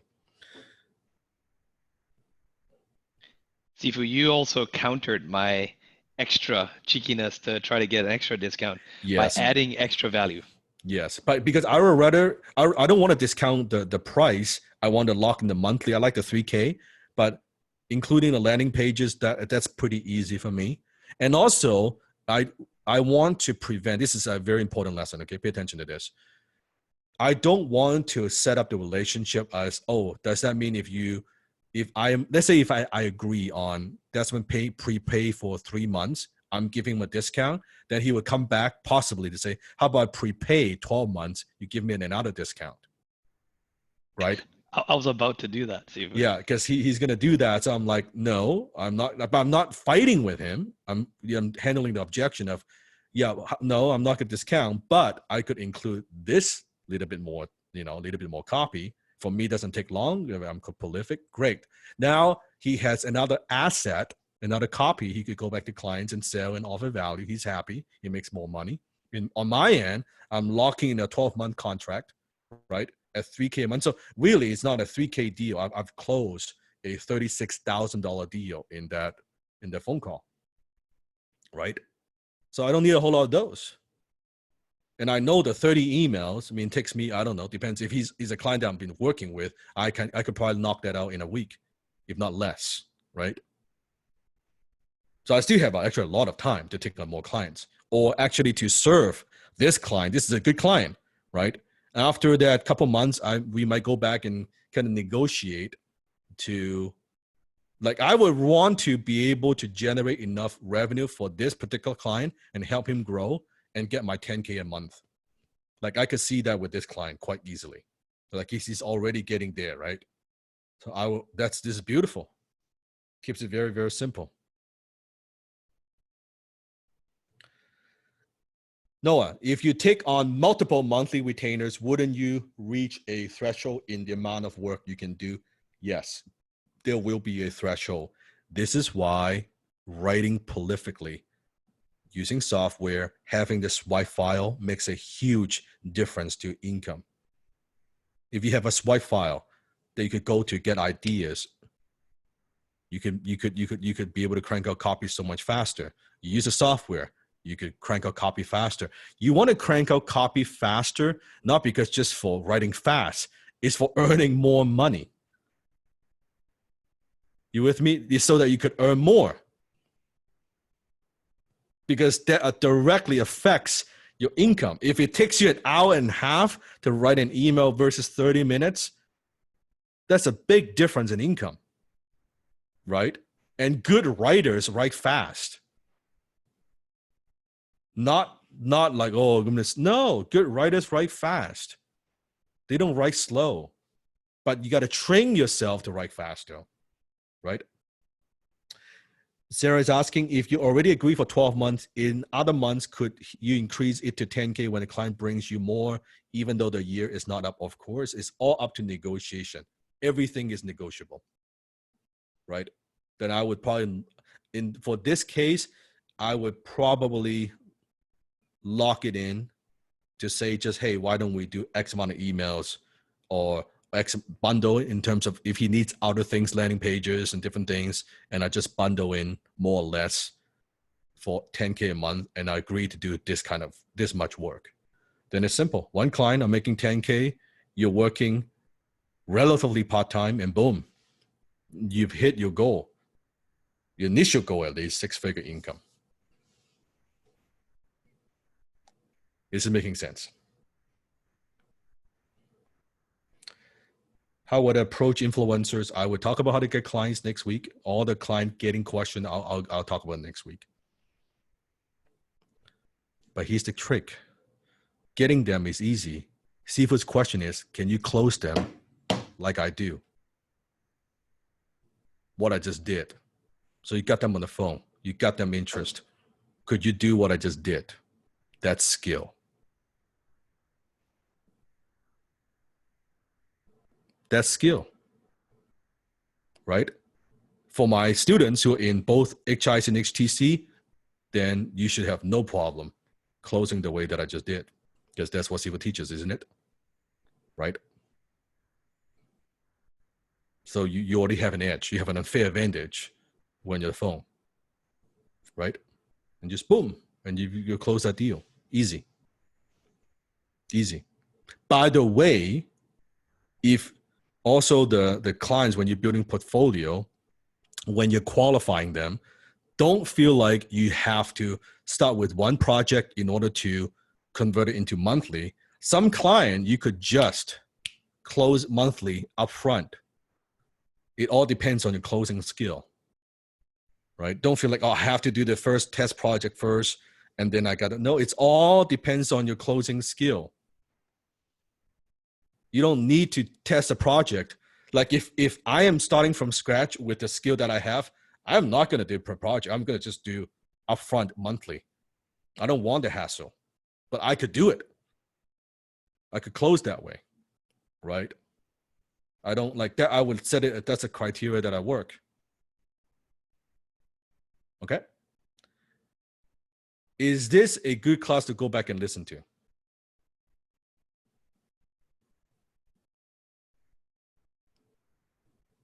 Go back to the role play. Listen to it, right?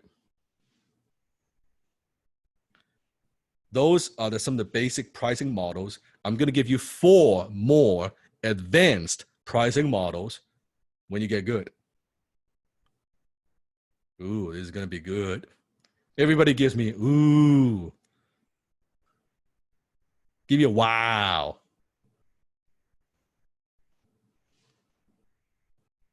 4 more advanced pricing models when you get good. A warning first. These pricing models, they are not recommended if you are a beginner, but I'm going to teach it to you. So when you're ready, you could utilize them. So I'll say that one more time. It's like a warning, like stun, like, see on movie, don't try this at home, right? Not recommended if you need cash flow today. Okay. I don't recommend this if you need cash flow today. They only work when you have attained mastery with other high income skills, such as funnel building, high ticket closing, digital marketing, or consulting. Okay. They only work when you combine with other high income skills. So to give you a kind of general rule of thumb, I would say don't use, it's not a set in stone thing, but I would say don't attempt to do this until you're at least making $10,000 a month with your copywriting skill.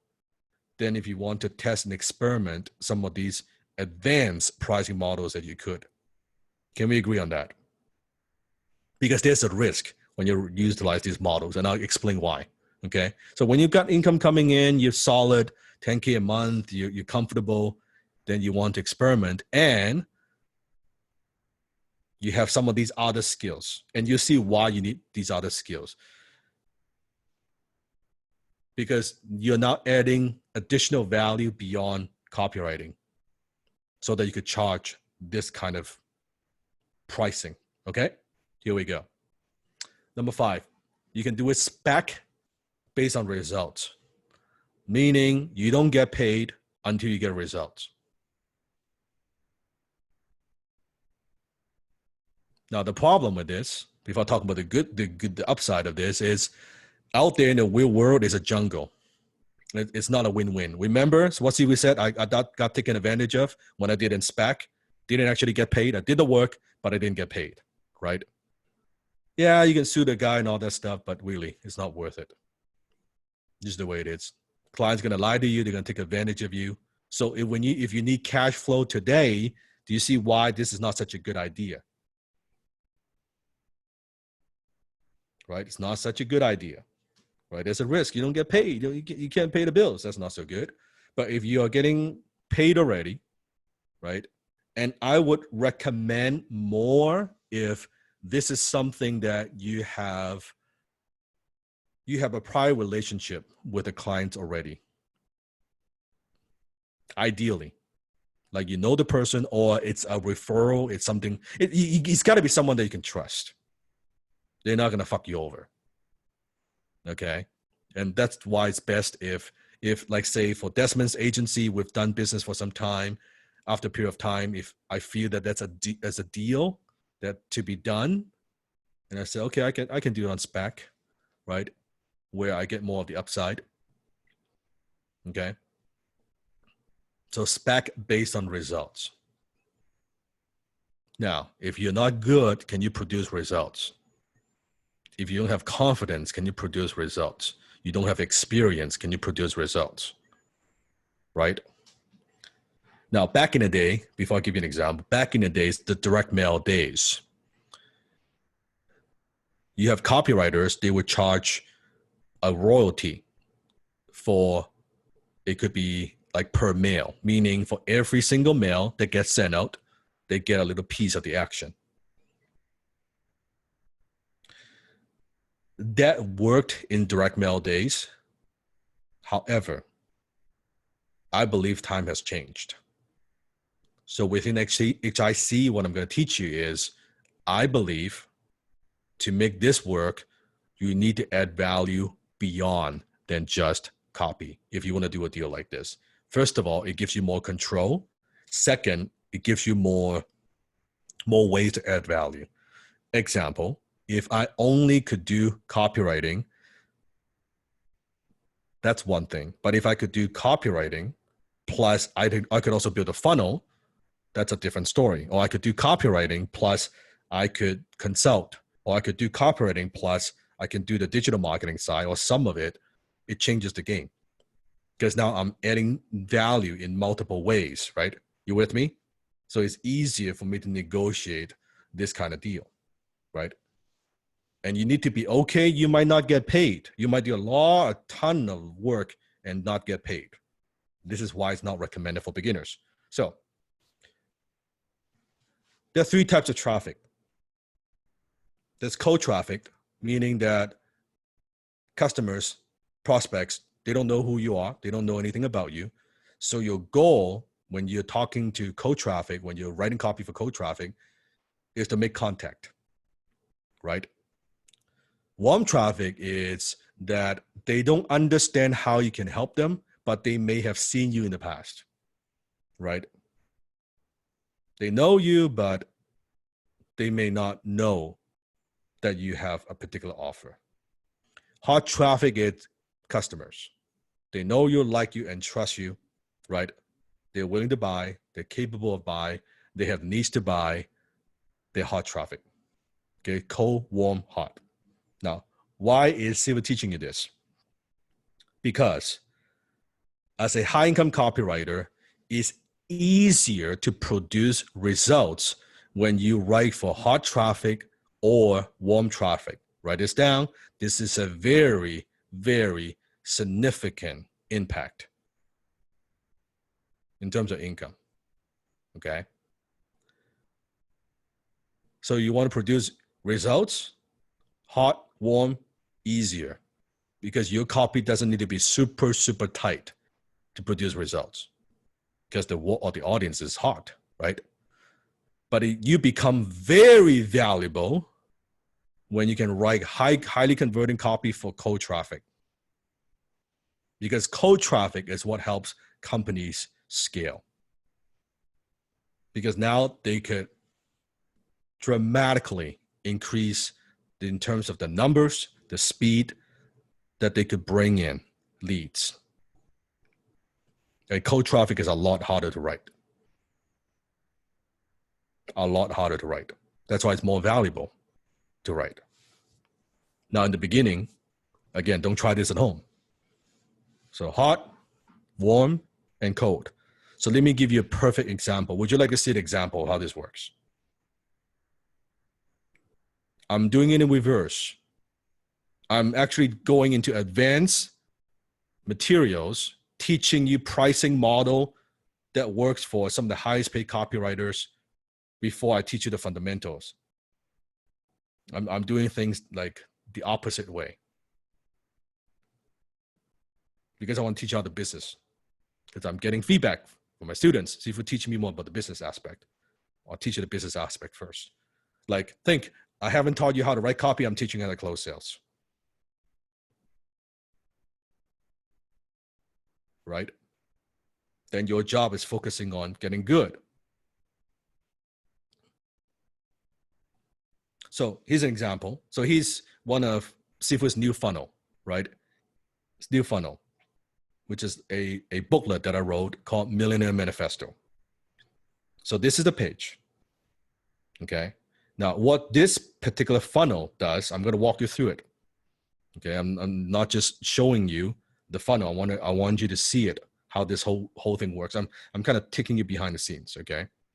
So this is what I call a free plus shipping funnel, okay? So it is a free, so the book is free, but any one of my fans, my students, if they want it, they only need to pay shipping. Then I'll ship it to them. Now I make money on no money on the book, okay? No money on the book. And here's the funnel. So let me walk you through it. You see how many have seen some of these offers, right? On the front end, it actually costs money for me to send a book to a student or to a fan, right? But after they purchase, when they click on the purchase, they will see what I call an order bump, right? An order bump is like, hey, great, you're getting the book. Here are 2 more bonuses that you could get. All you need to do is kind of like an upgrade for $27. And they check a box and say, okay, great. So you will have a percentage of the buyers, the customers going through the funnel that they will say, yeah, I don't mind paying. I'm paying $5-8, whatever for the shipping anyway. Sure, I'll pay the upgrade. Okay. From there, when they say yes, the next step is they would see a next bundle, right? And it's at $47. Which is kind of a foundational, some of Sifu's products, digital courses from Dan Lok Shop, right? So that's the next step, $47. If they say yes, if they say no to that, then it's another offer at $297. So you see how the process, this is called ascension, okay? Ascension in marketing. So when you see a funnel, well, how come someone is giving away something for free? Because the back end, you have an ascension model. That a percentage of the customer will say yes to the offer. And then after they've done all the purchase, yes and no, at the very end, then see who makes an offer for HTC if they want the kind of the full experience, right? A 7-week experience with me, then they can invest in HTC. And if they say yes to that, there's another one more upsell, which is HTC Plus at $995. Okay, this is the whole entire funnel. 1, 2, 3, 4, right? You see how that works? So as a copywriter, one of the things you need to learn is what I call the average order value. Okay, and how you calculate that is this. You take the revenue and you divide it by number of orders.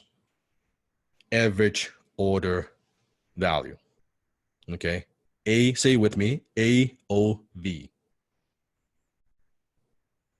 AOV. Okay. So that's a funnel. So when you're writing copy, a client could be asking for, hey, I need some copy, but I'm way more valuable. If let's say I have, let's say funnel building skill as well as copywriting skill, I'll write a copy, build a funnel, charge for it, and then I could have the copy for the upsell every step of the way, and I charge for all those, plus the email campaign to follow up. Now, I could charge a high ticket price, or I could charge a lower ticket price, right? Or I could charge lower ticket price a percentage, or I could charge on spec.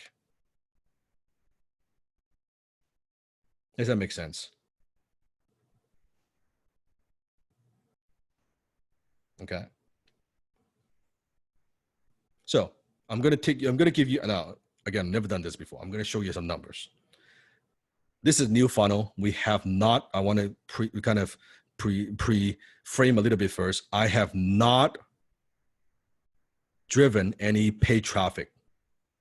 In fact, we have not driven traffic to it. It's just organic, meaning we set up the page. I haven't even had time to do this yet. Okay. But it demonstrates something here. Okay. So this is the number. So you see the first, again, not a whole lot of opt-ins, right? That's the book order, right? There's upsell 1, upsell 2. You can see all the numbers here, right? HTC Plus. So you would see the gross sales only $1,400. It's very little, right? By the time we push this numbers would probably be, $500,000, $1 million, right? But what I want you to pay attention to is the $36 in terms of this, the average cart value. Okay. Average cart value is average order value. Why is this so critical? Here's why it's so critical. If someone wants to hire you to write cold traffic, you got to understand that fucking number. Because as an advertiser, as a marketer, if I'm an influencer, in order for me to scale my business, to acquire customers, it means that that number, if I could acquire customers at $36 and my average cart value is $36, that means I'm breaking even. Does that make sense? Yes, it is ClickFunnels. Right. So that means I can acquire customers at break even. Now, if my average cart value is, let's say, $36, but my acquisition cost is only, let's say, $20 per customer. Okay, that means I'm making $16 per customer who goes through this funnel, right? Who goes through the free book to the next step, to the next step, on average is $36. You got it so far? I'm talking numbers. Okay, you with me? I'm making $16 per sale. Write this down. Marketing is math. Accounting is a language of business. Copywriting is a language of revenue. This is it's very, very, this, can you see how scientific this is? It's not about creativity. It's about numbers. I spent X, I get Y. As a high-income copywriter, that's the skill. It's math. It's you're making data-driven decision. So think about as an influencer, if I can spend $20, I can make $36 for every book that I give away. Right? I'm driving traffic to it. If I could do that, or a copywriter could help me do that, now I've cracked the cold traffic code. It's extremely valuable. However, if my average customer cost, acquisition cost is 30, let's say it's $40, I'm losing $4 per book that I'm giving out. Now, sometimes it could be a strategy, but for most, it kind of sucks, right? For every book that I'm giving out, I'm losing $4. But that is not so good, right? Like, it's like you're a copywriter, as a business owner, I'm not so happy, right? Not so good. So see, if I cannot do this profitably or at least break even, I cannot scale. But if I could do that, technically it means that I could scale to a pretty huge amount. Does that make sense? I could grow. That's why people don't understand when they run a business that's doing a few hundred, let's say 50, 100K, why they can't scale, because they don't understand this. They don't understand this. They don't know copywriting. When you understand copywriting, you understand closing, you understand marketing, you understand traffic, you can go from 100,000 to 1 million like that. That's why people can't scale. They don't understand. And how could someone even dare to say start a business? They don't know any of this stuff.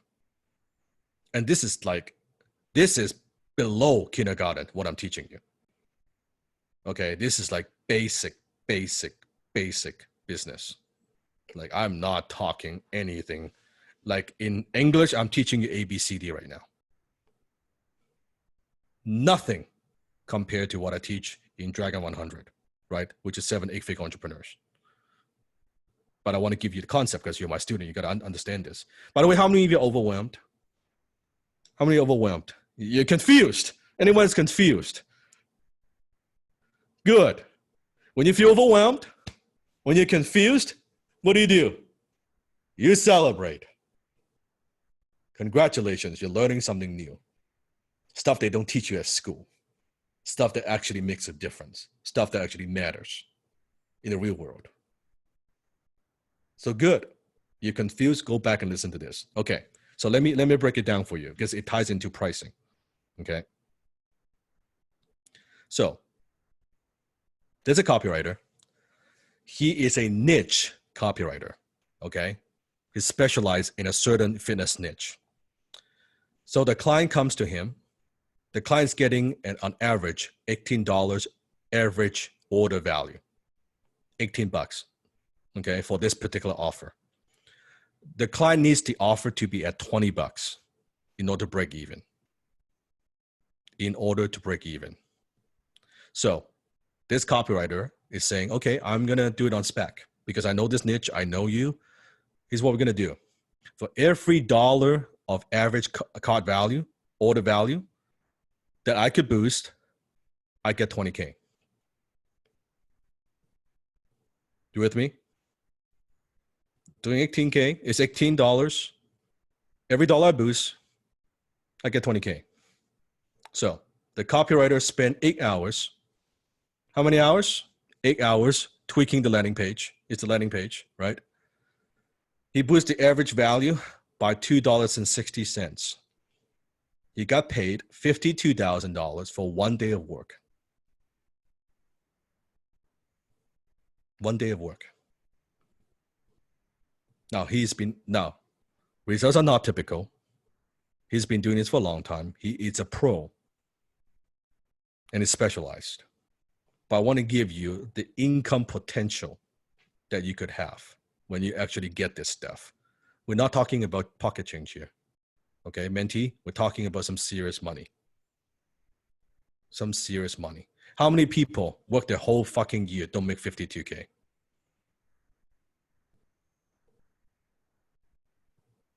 Nothing more. By the way, just words. Words. Made more money in a day than what most people earn in a year. And by the way, not writing the shit from scratch. Tweaking it.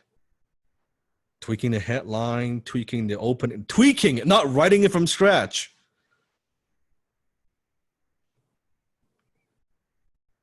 That's the power. That's the power of copywriting. But do you see, at this level, it requires you a different level of skill. Requires a different level. This is master level. But that is the income potential, right? And for that client, be able to, by the way, that's a big business already. That business doing like some serious numbers. So for them to now be able to, from at a loss to break even, that is worth millions to them. Millions to be able to scale their front end offer again. So the guy, the marketer knows the metrics. Number 6, fee plus royalties. And that means you charge X upfront plus a percentage of sales. A-list copywriters typically get 2 to 4%. Example, let's say I am A-list copywriters, and I would say, okay, here's a project. I'm going to do the landing page. I'm going to funnel. I'm going to charge you $15,000. And I'm also going to charge you 2% for any sales that go through the funnel. So let's say in the next 12 months, so I charge you the $15K up front, and then in the next 12 months, $1 million. You've done $1 million, right? I get 2% of that on top of what I charge, the upfront fee. That's fee plus royalties. You got it? Gross. You don't do net. You don't do net. I don't like to do net because I don't want to deduct all the expense and all this. No, just gross. Easier to track, right? Regarding a spec, would it be reasonable to have access to the software transparency to make sure you would be part of the value proposition? Yes, that's why you do it, Luke. Yeah, that's why you do it with people you trust and like. That you know them, they know you, they're comfortable sharing all that with you. Absolutely. In the agreement, you want to put all that in there that you have the right to look at, and this keyword is audit the numbers, right? And I don't want to go into the whole thing because now it can also tie to deal making, which again, it goes beyond, I'm giving you some more advanced stuff, but like it could be where you have a clause where after 1 year you're getting a percentage, but there's a way for them to buy you out. If you want to at a preferred price, you could do that as well, right? Because maybe after 1 year they've got a funnel, they want to scale, they don't want to pay you 2%. Okay, buy me out, right? Pay me X, then you know, you can buy me out. So we could do that as well. So that's a lot of things. Adam, a question before the model. How long does the AOV have to stay like that usually, because the offers and ads can get fatigued? Yeah, that's all negotiable, right? I mean, as a copywriter, you want to be as short as possible. As a client, you want to be as long as possible, right? But I think a 30-day period is pretty fair. 30 days should be a pretty fair number to look. But also it also factors in how many actions, right? Because you could run the ad and say, hey, we've already had so many people going through. Let's say I'll put 1,000 people through it in a week. Well, that's, you don't, 1 week is more than enough. Like, how many do you need, right? So you can agree on based on the quantity of actions, orders coming through, or days. I like quantity because days, who knows? I mean, it could be 30 days, you only run like 1 order through it. I don't like that, right? So versus days. Again, this is not, I'm not trying to teach you to do this right now. Almost none of you guys should be doing this, by the way. Almost. Except maybe a couple. But I want to teach you the model first. I want to show you the possibility. This is after a few years of where your career path is, right? Most people make the mistake. What keeps them from making money is they try to get copywriting client without actually knowing how to write copy. Okay. When do you know you can start charging this model? You would know when you're good enough. We're talking a few years in. Like, don't even bother thinking about it unless you're a few years in. When you're good. When you know you've got the track record, you've got the results, and the client are willing to, because think, this is not easy to negotiate. You got to be pretty damn good. The client's going to be willing to offer you this, right? Because the client is taking a lot of the risk. Paying your upfront plus pay your royalty. Now, at my stage, absolutely. Right? But I mix with a lot of skills. Right? I mix with a lot of skills. Last one is fee plus bonus. Sometimes clients, they would have resistance in terms of getting the percentage. What you can negotiate is also you charge X upfront plus a bonus when your copy hits a certain milestone. So exact same example where, okay, I'm going to build this funnel. I'm going to write this copy. If when we hit $500,000, you're gonna give me a bonus of 10K. When we hit $1 million, you're gonna give me a bonus for another 10K. Right? So as a beginner, okay, very clear. As a beginner, I saw the question. You charge in the beginning. You jumpstart the, what did I say? 3 to 6 months. Jumpstart per word, right? Per hour. Get it going. When you have enough confidence, you charge per project, and then charge what? Per month. The first 4 techniques, right? Afterwards, when you get good, after a few years, you can play around with these models. You could make very, very, very good income just per month and per project. You could easily, comfortably, 6-figure a year just with the first, the middle, third and fourth model per month, per project. But when you get good, this is how you create leverage. So fee plus bonuses. And there's one more bonus I want to give you. It's fee against royalties. Okay. That could be anywhere from 1,000 to 50,000 plus. So you charge X upfront, and the royalty payments would be withheld until X in royalties already paid have been earned. So, quick example. Same deal, funnel. I am going to charge 10K upfront so that I don't get fucked, right? I'm going to charge 10K. And Same deal. I would say if when the funnel hits $500,000, you're going to give me a bonus, right? Of let's say 10K. When I hit $1 million, you're going to give me another 10K, so 20K. Great. So when I hit that $500,000, that 10K, I don't get paid because I already got paid the 10K up front. So it's against the royalties, all the bonuses. I get paid when you hit $1 million. So I get another 10K. Does that make sense? So sometimes clients would be less resistant. You got some commitment from them up front, right? Some commitment from them up front. At the same time, you still get the upside. So I could do that, right? And I've done consulting deals like that too, where I said, this is how much I charge, right? Because I want to see a commitment. But then when I make you money, you just deduct that from what you pay me so far. So that's another way to negotiate. And there are probably quite a few other ways to slice and dice and negotiate and do deals. But I'm giving you a few options. Questions before we go into assignments. We're doing good. We're doing good on time. Jam-packed 4 hours. Okay, let's take 2 questions, then I'll go into assignments. Tina, what if it doesn't hit the million? It all depends on how you negotiate. I'm just giving an example, right? It could be $250,000. It could be 100,000, right? It's all negotiable. It's all negotiable. Let's see. I wonder if you have to buy the upsell in the first purchase, you get the opportunity after you got the book. In order for the upsell to work, most funnels, you don't let them to go back. Like, see if it's upsell, the unlock the millionaire within is not even on my shop.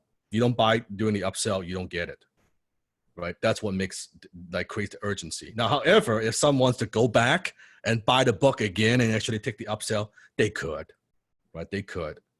But the urgency comes from that minute, like right on the spot, if they take action or not, right?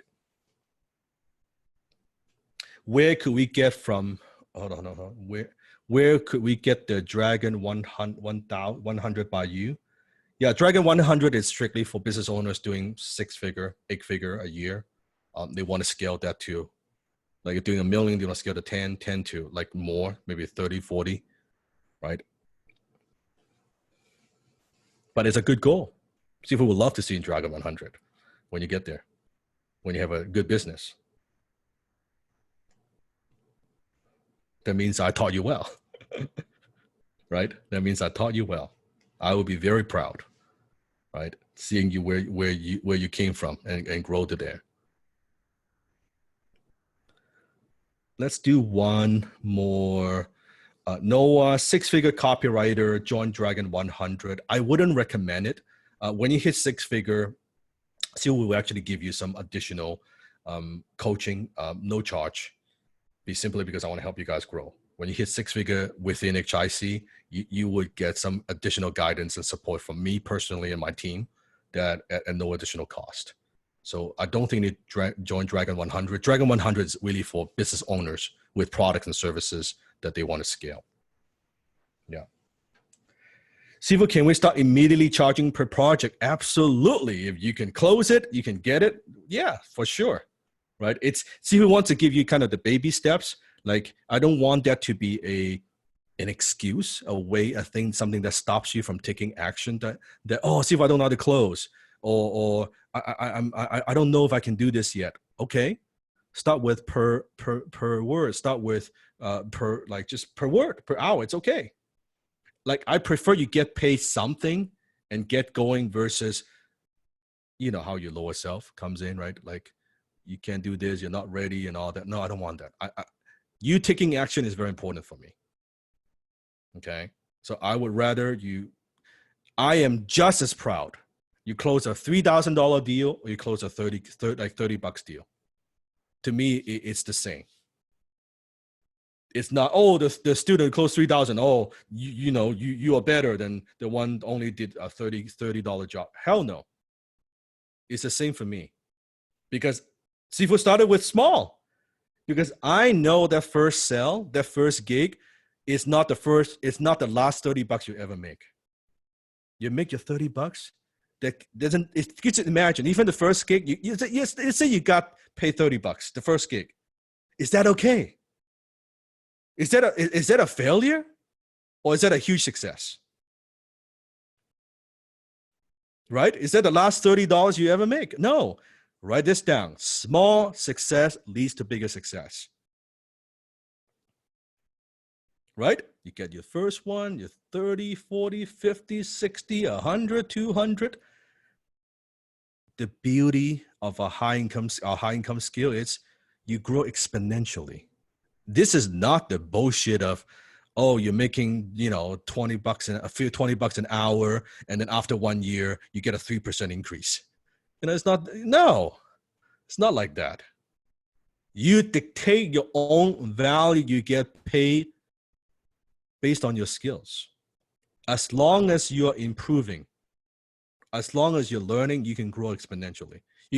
Can you go from, is it possible? Tell me, is it possible to go from $30 a gig to $60 a gig like that? Yes or no? Okay. Can you go from a job $30 an hour to $60 an hour like that? It's going to be hard. It's going to be hard. Right? Now, here's a crazy thing. When I know how to close, doing the same amount of work, I could be charging 100. I could be charging 500. I could be charging 1,000. My copywriting skill is the same, but my closing skill has improved. When I was charging a couple K, when Alan challenged me to double my price, really, I was just asking for more. I wasn't even that good with closing, but I was just asking for more money. My skill stays the same, but I went from 1,000 to 2,000, 2,000 to 4 to 8, right? To 10. And just in a matter of months, right? Matter of months. Why? Because I just ask without closing skill. With closing skill, holy fuck. I wish I know how to close like I now know today. Back then, oh my goodness. It would have been a game changer. I would have made, damn, I don't even think about it. It makes me, it breaks my heart to think about how much more I would have made, right? But that's okay. That's okay. At least I know the lessons I've learned. I'm teaching it to you. So you don't have to make those mistakes, right? You can build on what Sifu has learned from the past, right? Start where I'm at. Start here. And then go beyond. Andrew, should we build our own page to showcase our portfolio or just store it somewhere shareable? I recommend LinkedIn. You can show your portfolio. You can also make it on Google Drive in case when you're communicating with clients, when they're asking, you can share link. So do both.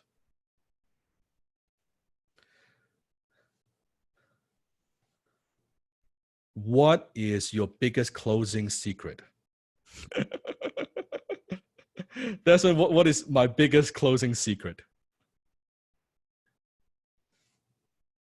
Your sigh, or we got a problem. HTC. It's not one closing secret. It's a group of closing principles. What you've witnessed today, it's a group of closing principles in demonstration in real life. It's like you ask me, what is my biggest copywriting secret? Like a fraction of a fraction of a fraction. Yeah, it's like it's like you ask Michael Jordan, what's your basketball secret? How to win championship? He can dunk, he can pass, he can steal, he can shoot, he can air joy. It's that, right? That is the real answer. You will never go wrong aiming for mastery. You will always go wrong if you just dabble. You have tippy toes, right? You never get good. See who wants you to get good. Who's committed? to getting good. Awesome. Okay, so weekly assignment. We got quite a few assignments this week. Step 1, continue to shape your world with your words. Your words shape your world. Every day, what do? Who is reading the HIC Creed? Did you get the new audio, by the way? Did you get that? Did you like that? Awesome. Who's writing the HIC Creed? Yes. The morning attitude of gratitude. Now, one of the things I teach all my students is why the attitude of gratitude is so critical. Simply because attitude equals wealth. When you are closing, when you're talking with clients, the only way you won't feel desperate, even you need the money, is because you have gratitude. You feel grateful. When you're grateful, you're not fearful. When you're not fearful, you're not needy. You're not desperate, right? You're not attached to the sale, right? You're not attached to the sale.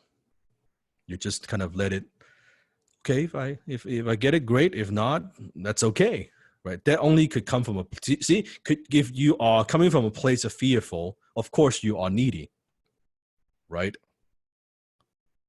Or for you feel like, ooh, right?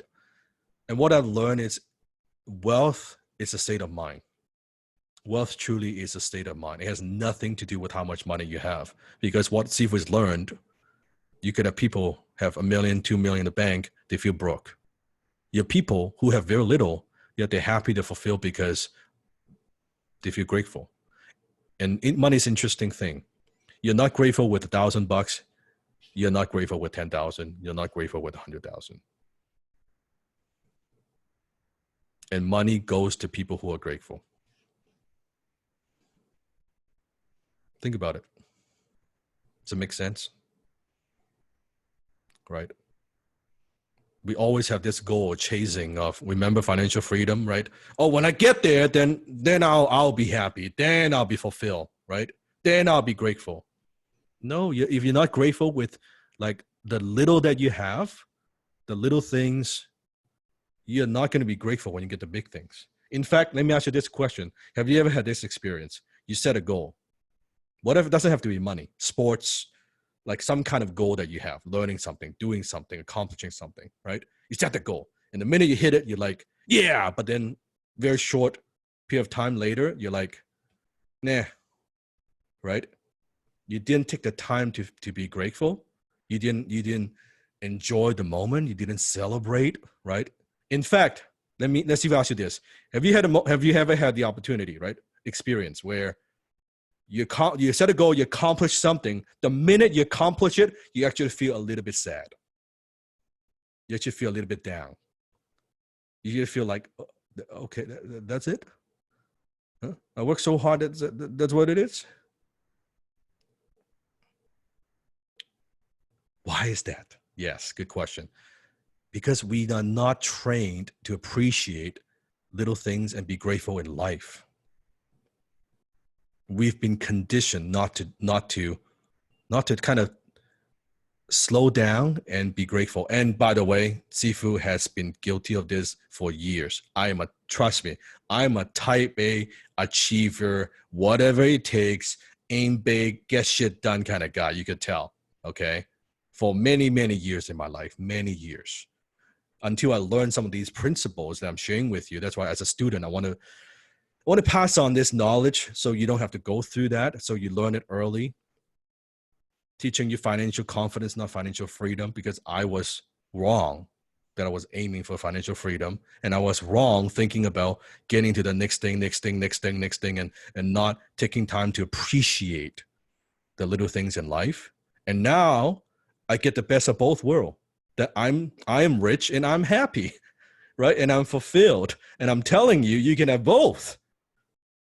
Like, I want to be that role model for you, not because I'm financially successful, but hopefully because I'm successful in life, that I've got an amazing wife, right? I've got an amazing team. I do what I like. Like, I want to show you that you could have this kind of life, right? You can have a very high quality of life.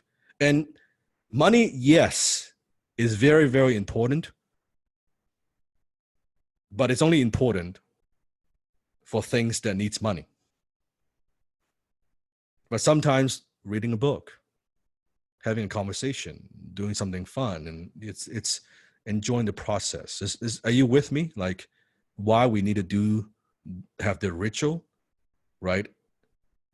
And it's something that you got to work on. It doesn't just happen naturally, right? Fulfillment is something you got to work on it. Gratitude is something you work on, because unfortunately, our brain, our survival mechanism, our lower self, is not designed to make us happy. Write this down. Your brain is not designed to make you happy. Your brain naturally is not designed to make you fulfilled. It's not designed for that. It's unnatural. And the proof is, just walk down. If it's not COVID-19, just walk down the street and go on a subway, go on a train. You look around. How many people are fulfilled and happy naturally? Or are most people kind of sad, kind of no emotions, kind of like miserable? Are they smiling or are they frowning, right? There you go. It's a natural state for most people. They're living lives of quiet desperation. So we need to change that. If you get nothing out of HIC, you learn gratitude, you're happier. Even you never apply anything in terms of copywriting, but you learn this one piece, I'm happy for you.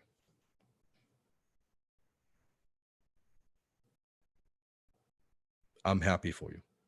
That if I've given you just that one little piece of knowledge, that you're just a little bit happier, a little bit more confident, knowing how to manage your emotions, I'm equally happy. It has actually very little to do with money, right? It's all, boom is great. I love to see the boom, right? But the boom is a result of how you manage yourself. And remember the CD we talked about, the CD principle, right? That you've got the lower self is playing, right, automatically without you realizing it, right? So one of the things that Sifu wants to gift to you is, think of a CD that if you have a CD, if you scratch up the CD just like this, like all scratch it up, right? You take like a needle and you put in a CD player, what happens? What happens? It can't play. It skips, right? Right? It doesn't play, right? And you take it to another CD player, it still doesn't play, right? You've a damaged CD. So let's scratch that lower self CD, shall we? Let's do that. Okay. And the way we do that is through our mini creed. How many times we look at our phone every single day? Right? How many look at your phone more than 10 times a day? So imagine not just doing your mini creed in the morning, but if you have your creed on your phone, and see if it's going to gift this to you, you can download this in the members area, upload it to your phone, and every single time you look at it as a screensaver, you can do a mini creed. You can do it silently in your mind, right? And you go through this 5, 10, 20 times a day. Every single time you do that, what's happening is you are scratching that CD. You're scratching it. You're scratching it until that shit doesn't play. Until you put in a CD, it doesn't play. Don't give me the lower self bullshit saying I can't do this, I'm not good enough, I'm not ready. No. You just scratch it, right? You need to be proactive in terms of taking control of your mind. So you have the big one, the HIC creed, which is nice, and then you have your mini creed now. That's my gift to you. Who likes this gift?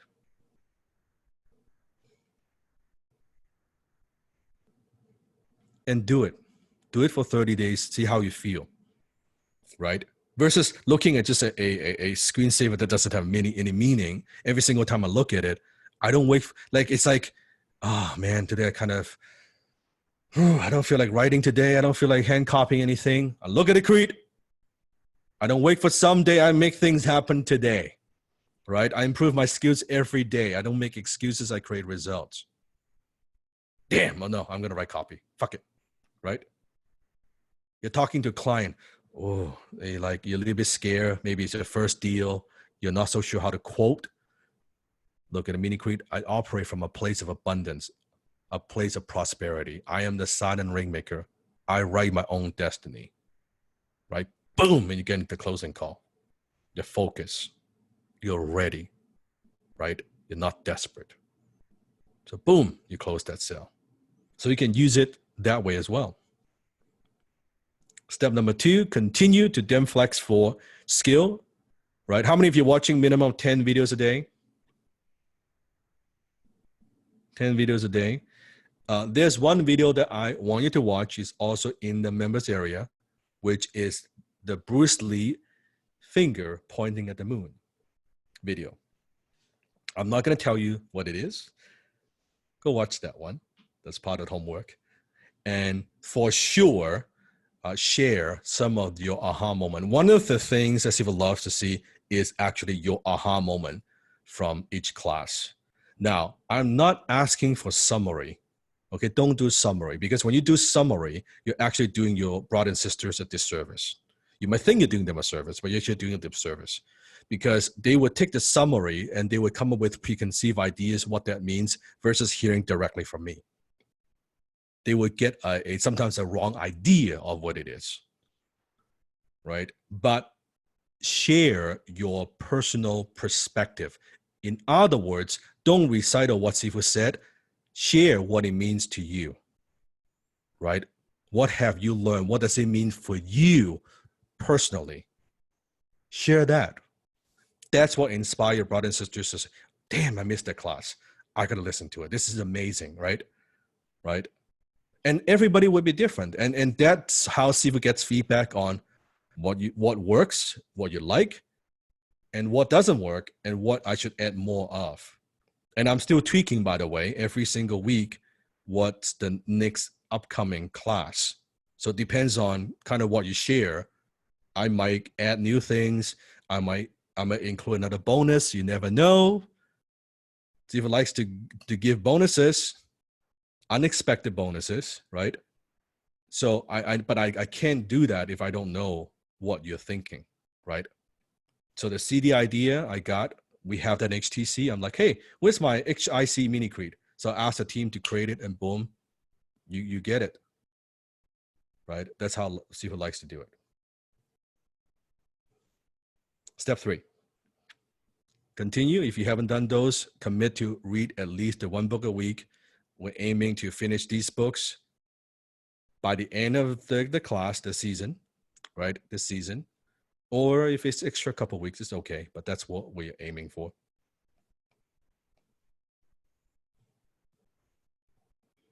Also, one of the bonuses that you get, don't forget, is my mentor, Alan Jack's original sales letters. Okay? You are getting 10 of the original sales letters that he wrote. I love Alan's work. They're absolutely phenomenal, right? The copy, the story, that's where it all started. Reading that letter, meeting my mentor, that's like, I cherish that like one of those things in my library that I very much cherish. It's Alan's work, because you cannot get in anywhere, right? You just cannot get anywhere. And if you want more of his sales letters, we have the option to upgrade to HIC Plus. Then you get all of Alan's stuff, all the letters that he wrote in 2 big binders that you actually get in physical copy. How many of you have HIC Plus? Put in the chat. The entire collection. Interestingly enough, one of the bonus within the HIC Plus, one of the bonuses, Alan talks about sales prevention department, which is kind of funny, right? Yeah, it's kind of funny. For the team, if Donnie can help me put the HIC Plus link for some of the HIC mentees, if they want to upgrade to that, you could. Yeah, but that's my favorite. That is absolutely my favorite. If I have to pick all the swipe file I have, this one and the $1 billion one, of course, but this is, I don't know, this is my mentor, right? I'm attached to it. I love reading it. I love studying it. I love hand copying it. And I think when you hand copy it, it's kind of like you're walking my path. You know what I mean? I get a little emotional. It's like you're walking the same path that I walked on, because that's how I learned it. So I feel the connection. Like, I know that when you're hand copying the left, yep, that's the one I hand copied too. I did it in my 20s, right? I felt quite satisfied when I know that. So assignment, of course, hand copy Alan's copy, of course, 30 to 60 minutes a day. One of the questions I get is also, hey, Sifu, do I need to do sit down 60 minutes nonstop, or could I kind of break it apart? You could break it apart, but I don't suggest more than 30 minutes instead of doing like 5-10 minutes, because I think you need like a few minutes to get into it, right? If you're going to break it apart, you can break 30 minute here, 30 minute there, 30 minute here, 30 minute there, right? You could do that. But I think sometimes, you know how 5-10 minutes, you're getting into it, but if you're already distracted and do something else, I think it takes a little bit of time, at least for me, right? At least for me, right? So print them out. And also when you're writing now, I want you to think one step ahead of how does Alan make the copy flow, right? What emotions is Alan appealing? How is he telling the story, right? Dan is asking, do you recommend hand copying good emails? Absolutely, yeah. Emails are good. Sales letters are good, right? I like sales letters, Dan. I'll tell you why. Because they're long and because it's almost like an overkill. It's almost overkill, meaning that you learn kind of the tough stuff first, right? Like you learn the tough stuff first. Then when you go back to writing email, because if you can write long sales letter, you can definitely write email. Like it's quite transferable, right? Because you know the hook, you know the headline, you know a lot of these things. But someone who could write emails definitely doesn't mean they can write long sales page. So from my perspective, I learned through long sales letter. So I'm recommending all my students to do that just because that's how Sifu learned, right? And I found that some students, when they kind of avoid the long sales letters, the emails is okay, but then Matthew is the same thing. I know Matthew is very good with emails. I told him to stick with emails, but when it comes to writing long sales page, right, Matthew is a little bit harder. It's a little bit harder. But because I trained in long form sales letter, when I learned email, it was so easy. It's like writing short sales page. Like, this is a piece of cake. Like it's like training. It's almost like, you know how you train with like those ankle weight. Think of long sales letters like ankle weight. Like this shit is tough. This is heavy. This is long, right? Makes my hand hurt, right? You're training that. Then when you write like chatbot, landing page, email, you take off the ankle weight. It's like, this is a piece of cake. This is easy stuff, right? It's easy because you've done it already, right? So that's just my opinion. Sam, how many times should you copy a single sales letter? As many times as you want, really. I've done the Wall Street Journal for many, many, many times. There's certain copy Alan wrote. There's certain stories I hand copy many times, many, many pages. I didn't keep count, but many times, many, many times, right? And more than once for sure. Because what you're trying to do, would you want Sifu to explain just 5 minutes why you want to do this in terms of the psychologically, how the science works, right? Because when you are hand copying the sales letters, not typing, when you are, it rewires your brain, right? And what happens is when you do it enough, something very odd, strange, fascinating thing would happen. You start to get the voice. It's like you handwrite it. Then suddenly something would click. You have that moment. I had that moment. This is like, it's like very powerful. I had the moment. Suddenly I know what the copywriter is thinking when he writes that. It's like a tap into neural pathway. It's the craziest thing. Okay, you don't get that when you're just typing. Okay, when you can do that suddenly, oh, I can see why he's writing this way. Now you're tapping into his kind of copywriting zone, right? And it's very, very powerful. Very powerful. Jack it on, jack it off. Just do it. This is all I need to say. Just do it. Right? Just do it. And then now I want you to write a little copy. I want you to write a letter to your younger self. Ooh. So one thing back a time in your life when you could have used advice from a wiser you. You're going to write a letter to yourself. You can pick any age. It could be 10 years ago. It could be when you're 12 years old. It could be, doesn't matter. Pick an age. Maybe pick an age before something quite dramatic happened to you. Like if I was to pick a time, it could be maybe writing when my mom and dad got divorced, or when I started my first business. Like, you know, those moments, that day or that moment or that year of your life that it's a significant event has taken place. Yeah, write it to that. So before writing, take a moment to close your eyes, breathe deeply, and bring yourself back to those moments. We experiencing the event, emotion, the thoughts. Very key. Remember, you can cry, you can persuade. That's what this exercise is designed to do, is teaching you how to tap into emotions. Remember, I said some of you guys, especially guys, right, gentlemen, you're like a wall.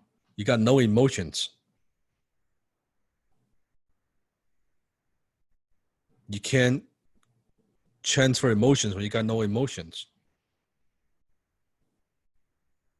So train yourself to go back to that and think about what you've learned about yourself and life since then. Just talk to yourself. Be very conversational and just share it to your younger self, right? Be real and honest. You don't need to share this with anybody, but just keep it to yourself, right? What regrets and disappointments have you had? How have you lived your life so far? What triumphs and successes have you had? What struggles and challenges have you overcome? And you want to write that letter, and you want to shut off all distractions and take your time. You don't want distraction. This is you and yourself. And you're not selling yourself. You are communicating with a younger self. What would you have done differently? What advice would you give to your younger self? Right? What regrets and disappointments have you had?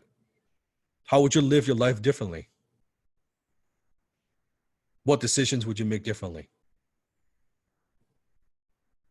Wait a day or two. Then I want you to read your letter with fresh eyes. What do you notice? What emotions come up for you?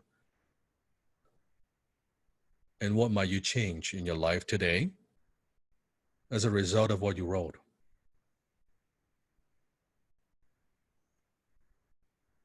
And take a few moments afterwards to journal your honest responses. If you're comfortable, then come back to the HRC community and share a little bit about your experience. This is not the time to look good. This is the time to go deep. You got to go deep with yourself, right? And some stuff might come up.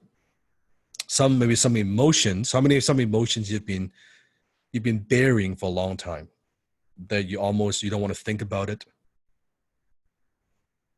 And if you want to send the assignment, you could, knowing that it's all confidential. It's not going to be shared with anybody.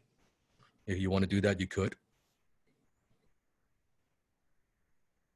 Go deep. Don't write 2 paragraphs. Write, this is right. Like get it out there. Get all that out there. Right? How many of you have something to say to your younger self? You have a thing or two to say. You have a thing or two to educate, remind, right?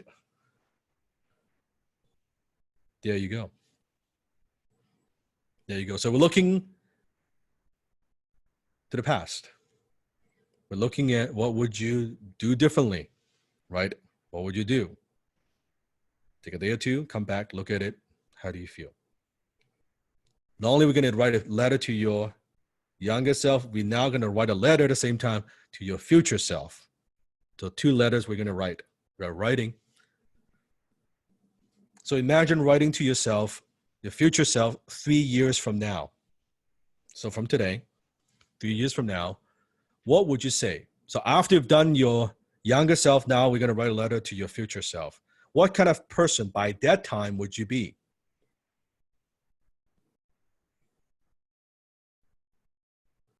You know, where do you want to be a year from now? What are the goals and dreams you want to realize by then? What promises, remember, self-esteem, what promises and commitments would you make to your future self? And you can send in both assignments. Again, they would be confidential, or you want to keep it to yourself. Either way is perfectly okay. Whatever you are comfortable with. Now for the future self letter, once it's done, what we're going to do, we're going to seal the letter. You're going to date it to exactly 3 years from now. And what you want to do is you want to store this letter in a safe place. Now, you can put it on your fridge. You can put it on your little vision board. But once you put it away, don't lose it though. You write it. You date it 3 years from now.